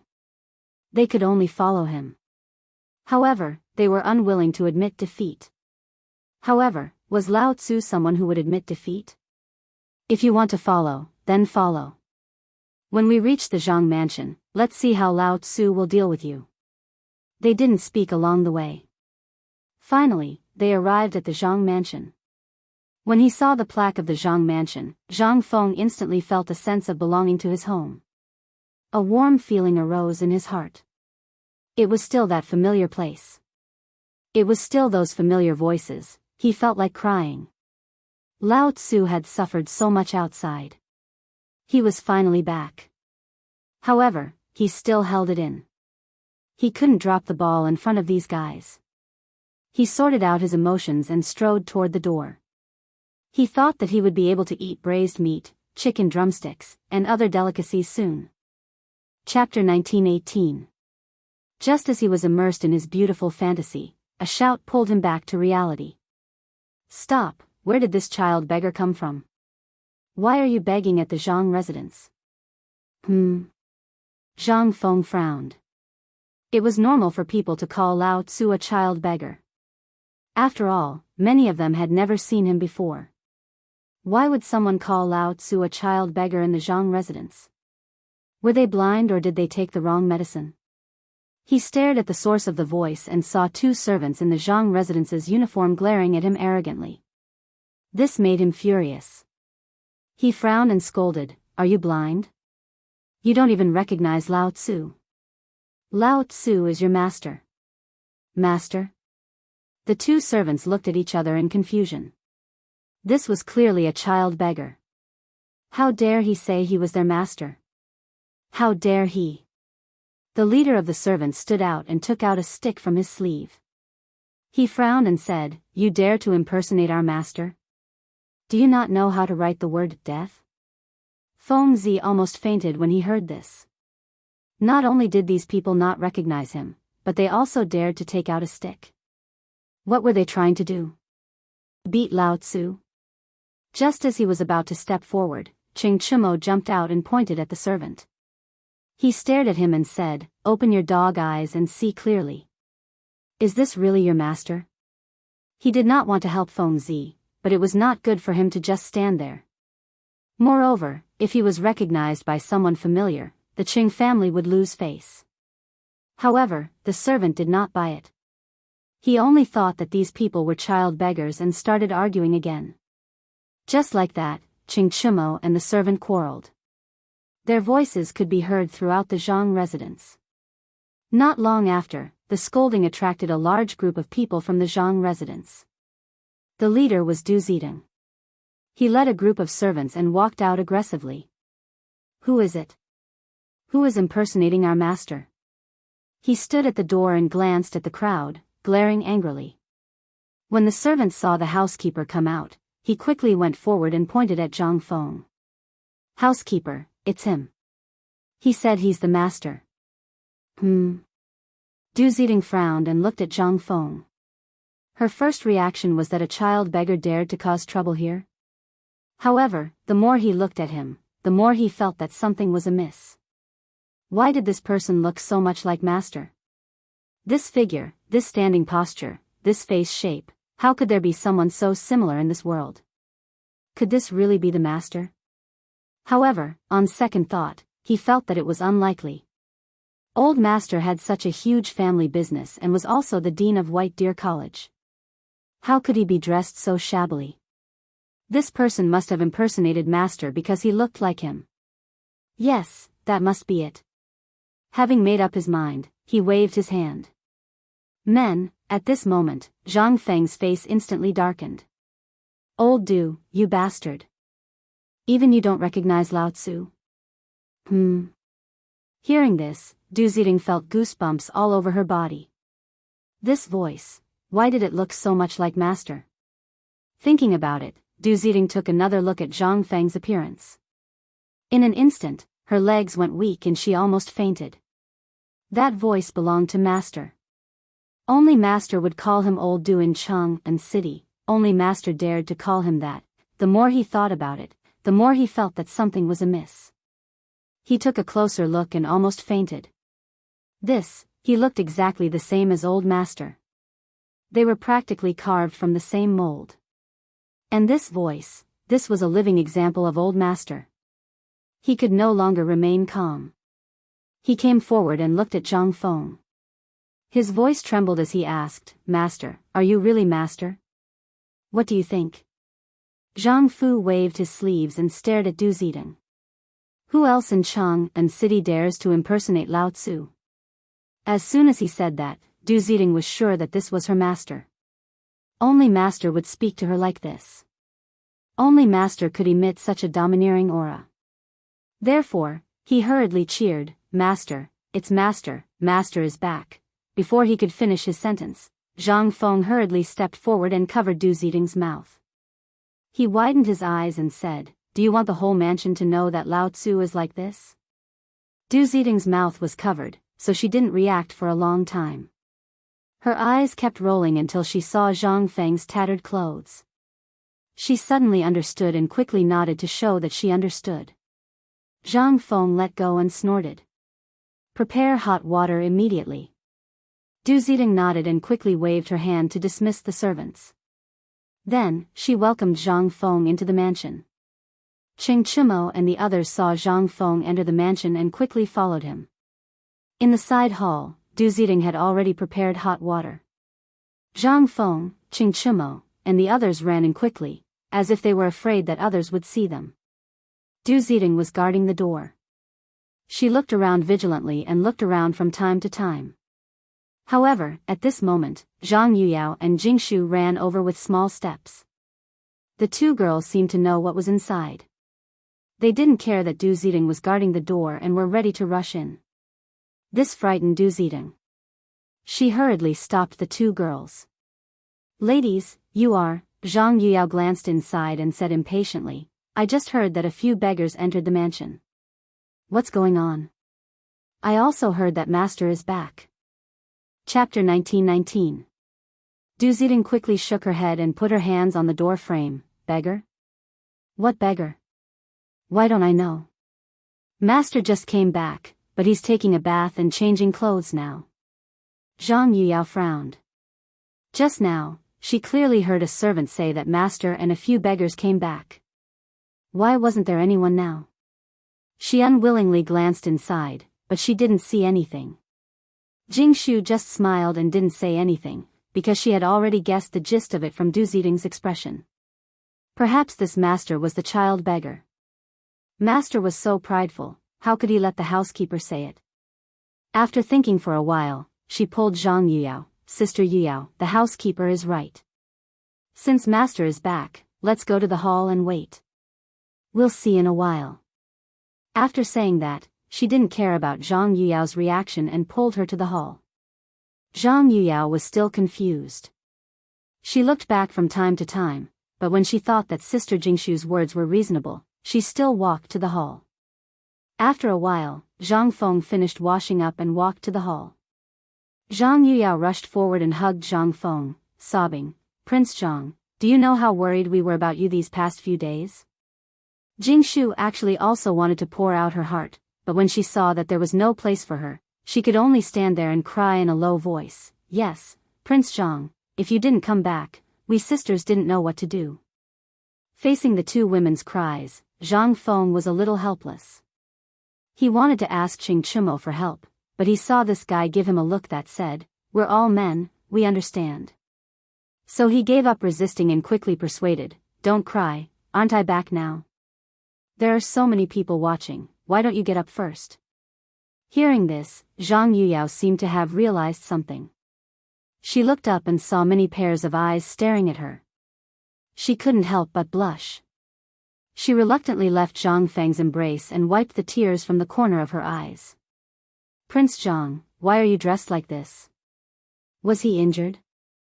Have you been eating well recently?"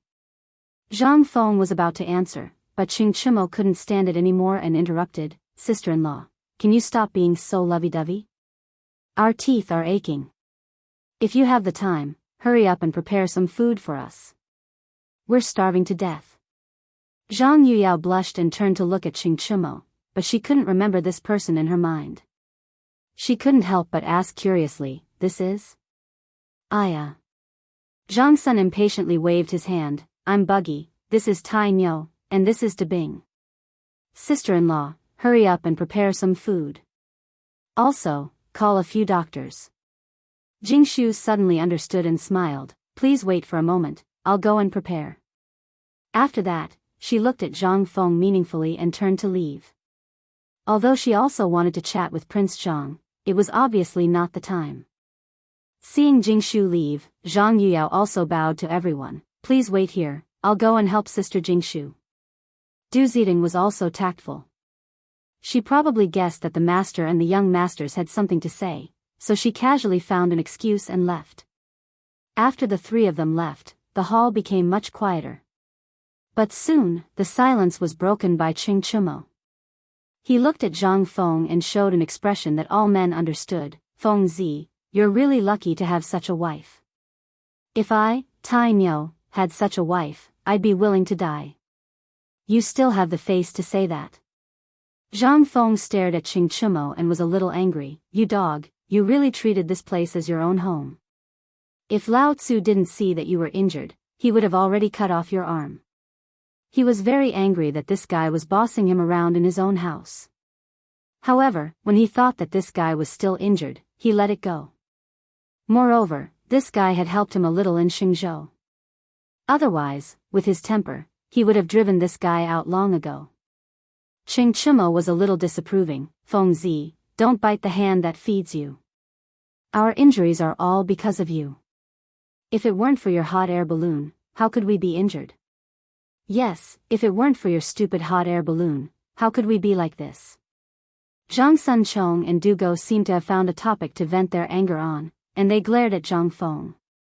In fact, it would have been better if these guys didn't mention it. Once they mentioned the hot air balloon, Zhang Feng was puzzled. The hot air balloon was clearly fine in the sky, and there was no problem all the way to Xingzhou. Why did it deflate when it returned to Chang'an? Moreover, it deflated very quickly. Before they could react, it had already landed. It was a little strange. At that time, he was sleeping and didn't notice too many problems. It seemed that he could only ask these guys. Therefore, he tried to put on a smiling face. "What happened to the hot air balloon just now? Why did it deflate? You want to know?" Qing Chimo revealed a malicious smile. Seeing Zhang Feng nod, he joked, I won't tell you. Who told you to hit Lao Tzu? Just now, he was quite good at hitting Lao Tzu. Now he wanted to fish for information? Impossible. Chapter 1920. Zhang Sun also acted as if he was watching a good show. If you want to know, you'll have to reward us later. Zhang Feng narrowed his eyes. He already knew that they didn't have good intentions. Sure enough, they were waiting for him here. However, was he someone who would admit defeat? He coldly snorted, I'll naturally treat you to good food and drinks later. However, you must immediately tell me everything that happened on the hot air balloon. Otherwise, Lao Tzu will immediately ask the Zhang residence's people to spread your scandal. At that time, let's see if you can still be so arrogant. Upon hearing this, Ching Chimo's expression immediately changed. He was most afraid of his father. If his father knew that he had become a child beggar, wouldn't he be beaten to death? He quickly begged for mercy. I said, please don't spread it. We are also people who care about our reputation. Yes, yes, yes. It won't do you any good to spread it. Dugo was also afraid. His family was very strict and was not inferior to the imperial family. If his father knew, he would lose a layer of skin. However, Zhang Feng was happy. He thought to himself, since these guys are so afraid, then Lao Tzu will have something to use against me in the future. Sigh, why say, again, ? He couldn't care less. He smiled, then quickly tell me. Originally, this smile didn't mean anything. However, in everyone's eyes, it was like a death knell. It harbored evil intentions and made people afraid. Ching Chimo could only say, just now, when we were in the sky, I heard the sound of air leaking. At that time, you were sleeping, so naturally you didn't have any reaction. I saw the hemp rope slowly breaking free from the sound of air leaking. Then, as he spoke, he spread out his hands, then it became like this. After hearing this, Zhang Feng frowned. Originally, the hot air balloon this time wasn't very perfect. It could be said that it was the first generation. The previous ones were just experimental products. Even if it was the first generation, this time it was relatively successful. It was just that there was a leak just now. The leak should be because the seal wasn't tight enough, which allowed the hydrogen to leak out. It seemed that he had to find another way to seal the air vent tightly. Also, the direction of the hot air balloon this time was completely driven by the wind. He had to find a way to control the direction in the air. Otherwise, it would be very dangerous. This time, it had drifted to Xingzhou. Who knew where it would go next time? Now that he knew about this weakness, he had to find the time to reinvent it. However, this was obviously not the time to talk about this. Thus, he glanced at everyone. All right, I understand. This will definitely not happen again. Just as he finished speaking, Du Zidong and the two girls walked in together. Prince Zhang, the bath water is ready. Jingshu blushed and looked at Zhang Feng. Zhang Feng nodded and glanced at Ching Chimo and the others. Let's go and take a bath. After saying that, he turned around and walked out of the room. Ching Chimo and the others followed closely behind. The shower was soon over, and the four of them changed into new clothes. At this time, the doctor was already waiting in the hall. The doctor picked up Ching Chimo's arm and carefully examined it. His brows were sometimes knitted and sometimes relaxed. He didn't know what was going on. After about half an incense stick's time, the doctor let go of the arm and stroked his beard. The problem is neither big nor small. It's just that the lumbar bone is damaged. Wait for old man to prescribe some medicine. Take it first. I don't know if it's useful or not. Take it first. After saying that, the doctor didn't explain. He took out a pen and paper, and a dragon and snake flew around. However, Ching Chimo panicked. Hearing the doctor's words, it seemed that he couldn't be saved. He hurriedly asked, but the doctor excused himself by saying that his medical skills were not good enough. After that, he took the pulse of Zhang Sun Chong and Du Go. The conclusion was basically the same. The lumbar bone was damaged and needed to be recuperated. They couldn't stay calm anymore. They were about to ask the doctor, but unexpectedly, the guy ran away like a wisp of smoke. Ching Chimo held the prescription in his hand and wanted to cry. It wasn't because of the doctor's words. After all, there weren't many in the Ching family who were afraid of death.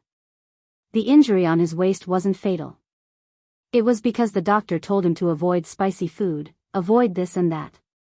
Most importantly, he couldn't touch women. Otherwise, the injury on his waist would worsen. How could he, one of the Chang and 4 tyrants, endure this? However, he couldn't ignore the doctor's words. Therefore, he decided to vent his anger on Zhang Feng. Feng Zi, you mother f*** cur. Lao Tzu is like this now because of you. That bullshit doctor told Lao Tzu to avoid this and that and not to touch women. What do you think we should do? Yes. Zhang Sun Chong also stood up and looked at Zhang Feng condescendingly. Lao Tzu's favorite drumstick is going to leave me. How are you going to compensate me? Du Go was naturally unwilling. He pointed at Zhang Feng and also attacked him. It was as if he didn't care about his back pain at all. As for Zhang Feng, he sat on the stool with a cigarette in his right hand. From time to time, he would take a puff. He was very satisfied. He was currently immersed in the stimulation of the cigarette and had no intention of replying to the 3 of them. Moreover, he could understand what the 3 of them said. After all, an injury wasn't a small matter. Moreover, it was an injury on his waist. That was even more so he didn't choose to refute. Moreover, what was the use of refuting? These 3 guys were more vicious than dogs. He had no chance of winning. Chapter 1921. When Ching Chimo saw that Zhang Feng didn't respond, he became even fiercer. He gritted his teeth and said, Feng Zi, don't King think you can just keep quiet. If Lao Tzu can't touch women, how can he carry on the family line in the future? At this point, his expression changed, and he actually wanted to cry. That's not the most important thing. Lao Tzu can't eat barbecue or drink in the future. What should we do? Obviously, eating and drinking were his first priority, and carrying on the family line was second. Would old Ching beat him to death if he heard this? Du Go also had a bitter expression. Thinking that he wouldn't be able to eat what he wanted to eat in the future, he held back his tears and complained, my drumstick, my duck neck, my, stop **king quarreling. Zhang Feng suddenly stood up and interrupted the noise. He took a deep puff of his cigarette and spat out the smoke. He glanced at the crowd and scolded, look at you guys. You're the **king 4 hegemons of Chang'an. Isn't it just a little injury on your waist? It's not like you broke your waist. That doctor just now was obviously a quack. I'll personally find a few good doctors for you. For the next few days, you can eat and drink as much as you want. As long as you don't die, I can pull you back from the gates of hell. These are my words, and no one can stop me. He wasn't bragging. He had a certain status in Chang'an, so it was relatively easy for him to find some good doctors. In addition to the connections of his teachers, there was no doctor in the Tang dynasty that he couldn't find. Of course, that immortal Sun Simiao might not be easy to find, but ordinary doctors weren't a problem. After hearing Zhang Feng's words, the 3 of them felt reassured. However, there was still a trace of concern in their hearts. You're not lying to us, right? Zhang Feng took a deep puff of his cigarette and waved his hand. Think about it. With your IQ, do you think I can lie to you? The 3 of them nodded and secretly agreed.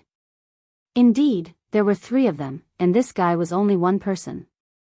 How could he lie to them? After lying to himself for a while, Ching Chimo said, then let's cut the crap and serve the hot pot. Lao Tzu is already hungry.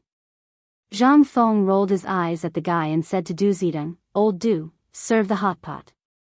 Du Zidong accepted the order and left. After a while, the servants brought in all kinds of ingredients. This made Ching Chimo and the other 2 drool. Back then, when they were on the hot air balloon, they had nothing. When they finally found a few steamed buns, the four of them had to share them. This was the consequence of not bringing food. Of course, Zhang Feng did not think of this at that time. He thought that the hot air balloon would not float too far. Who would have thought that it would go to Xingzhou? Without saying anything more, everyone set up a fire and began to feed them. Not long after, the ingredients were cooked. Ching Chimo and the others wolfed down the food. But this was hot pot. How could he eat it like that? The three of them were scalded to the point that they could only stick out their tongues. After a sumptuous feast, the four of them sat on the chairs and each lit a cigarette to enjoy the peace and quiet. Before they finished smoking, Jing Shu and Zhang Yuyao walked in. Prince Zhang, greetings. The two women bowed to everyone. Seeing this, Zhang Feng straightened his clothes and quickly sat up. After all, this would damage his image, especially in front of the two women. Then, he said seriously, "What's wrong?" Jing Shu stepped forward and bowed. "Since Prince Zhang is back, when will you go to Shao Mountain to visit the gentleman?" This time, they were here to remind young Master Zhang to go to Shao Mountain. After all, the teachers had worked hard for young Master Zhang. It was said that their white hair had increased a lot. Now that they were back, if they didn't go and see the teachers, they would definitely be criticized by others. Although this was not important to others, it was extremely important to the Zhang residents because it was related to the reputation and direction of the Zhang residents. They could not be careless. As the future mistress of the Zhang residence, they naturally had to remind him. Zhang Feng naturally knew this in his heart. It was just that he had just returned and did not think about it. Now that he was suddenly reminded, he felt a little unnatural. This was his master, and he actually needed the two girls to remind him. He really should not have done that.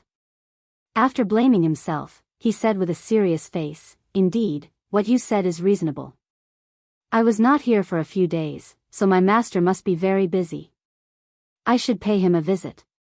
As he spoke, he raised his head and glanced outside the door. Seeing that the sun was setting in the west, he changed the topic. "It's already late. Let's go tomorrow morning. Send someone to Shao Mountain to pass on a message that I'm back." Jing Shu thought for a moment and felt that Prince Zhang's words were reasonable. She bowed, "Yes, young master." "What? Is there anything else?" Seeing that the two women did not leave, Zhang Feng could not help but ask. Jing Shu nodded and continued, "A few days ago, Madame Xie came and brought a lot of dried flowers." "Madame Xie?" Zhang Feng thought about this name carefully and asked, "How many dried flowers did she bring? Did she report it? Did she pay?" He had previously made an agreement with this Madame Xie. As long as he did not ask, she would continue to send flowers. This could be considered as secretly helping the Xie family. Chapter 1922. Moreover, the dried flowers were related to perfume, and perfume was a new product. He dared not be careless. Jing Shu also knew the importance of the matter. She took out an account book from her sleeve and handed it to Zhang Feng. "Young master, this is the account book. There are a total of 30 stones." Zhang Feng took the account book and looked at it carefully. Seeing that there was no problem, he closed the account book and handed it back to Jing Shu. "Well, there is no problem. Tell old Du to take good care of the dried flowers. I will have great use for them in the future." Jing Shu nodded. She seemed to have thought of something and said, "A few days ago, Mr. Zihuai also came. He brought some news. He said that the teachers of the academy sent some servants to Xingzhou in order to find you." Hearing this, Zhang Feng couldn't help but feel a little touched. The teachers on the mountain really treated him well. They really did help him when he needed them. Especially the old Xiuzai. Although he usually did not show it, he knew that he was the one who cared about him the most. The old Xiuzai was usually lonely and had no one to rely on. Since he met him, he even treated him like a nephew. This kind of feeling could not be understood by others. Only he knew. Thinking of this, the corners of his eyes became wet. Zhang Yuyao seemed to have noticed something. She quickly took a handkerchief from the ground and said, "Prince Zhang, don't be sad." "Who said I was sad?" Zhang Feng tilted his head. He was not convinced. How could a man cry in front of a woman? So he waved his sleeve and wiped the corners of his eyes. He tried to be brave and said, "See, I said I am fine. You don't have to say anything." He thought that he had covered up all of this well. However, he did not know that the two women saw through all of this. They looked at each other and giggled. "Okay, don't laugh." Zhang Feng waved his hand. He felt that his face was a little hot. "Keep laughing and see how I will deal with you in the future." As soon as he finished speaking, the two women reluctantly agreed and waved their hands before leaving the room. After the two women left, Zhang Feng felt that someone was looking at him strangely. When he turned around, he saw Qing Chumo and the others smiling slyly.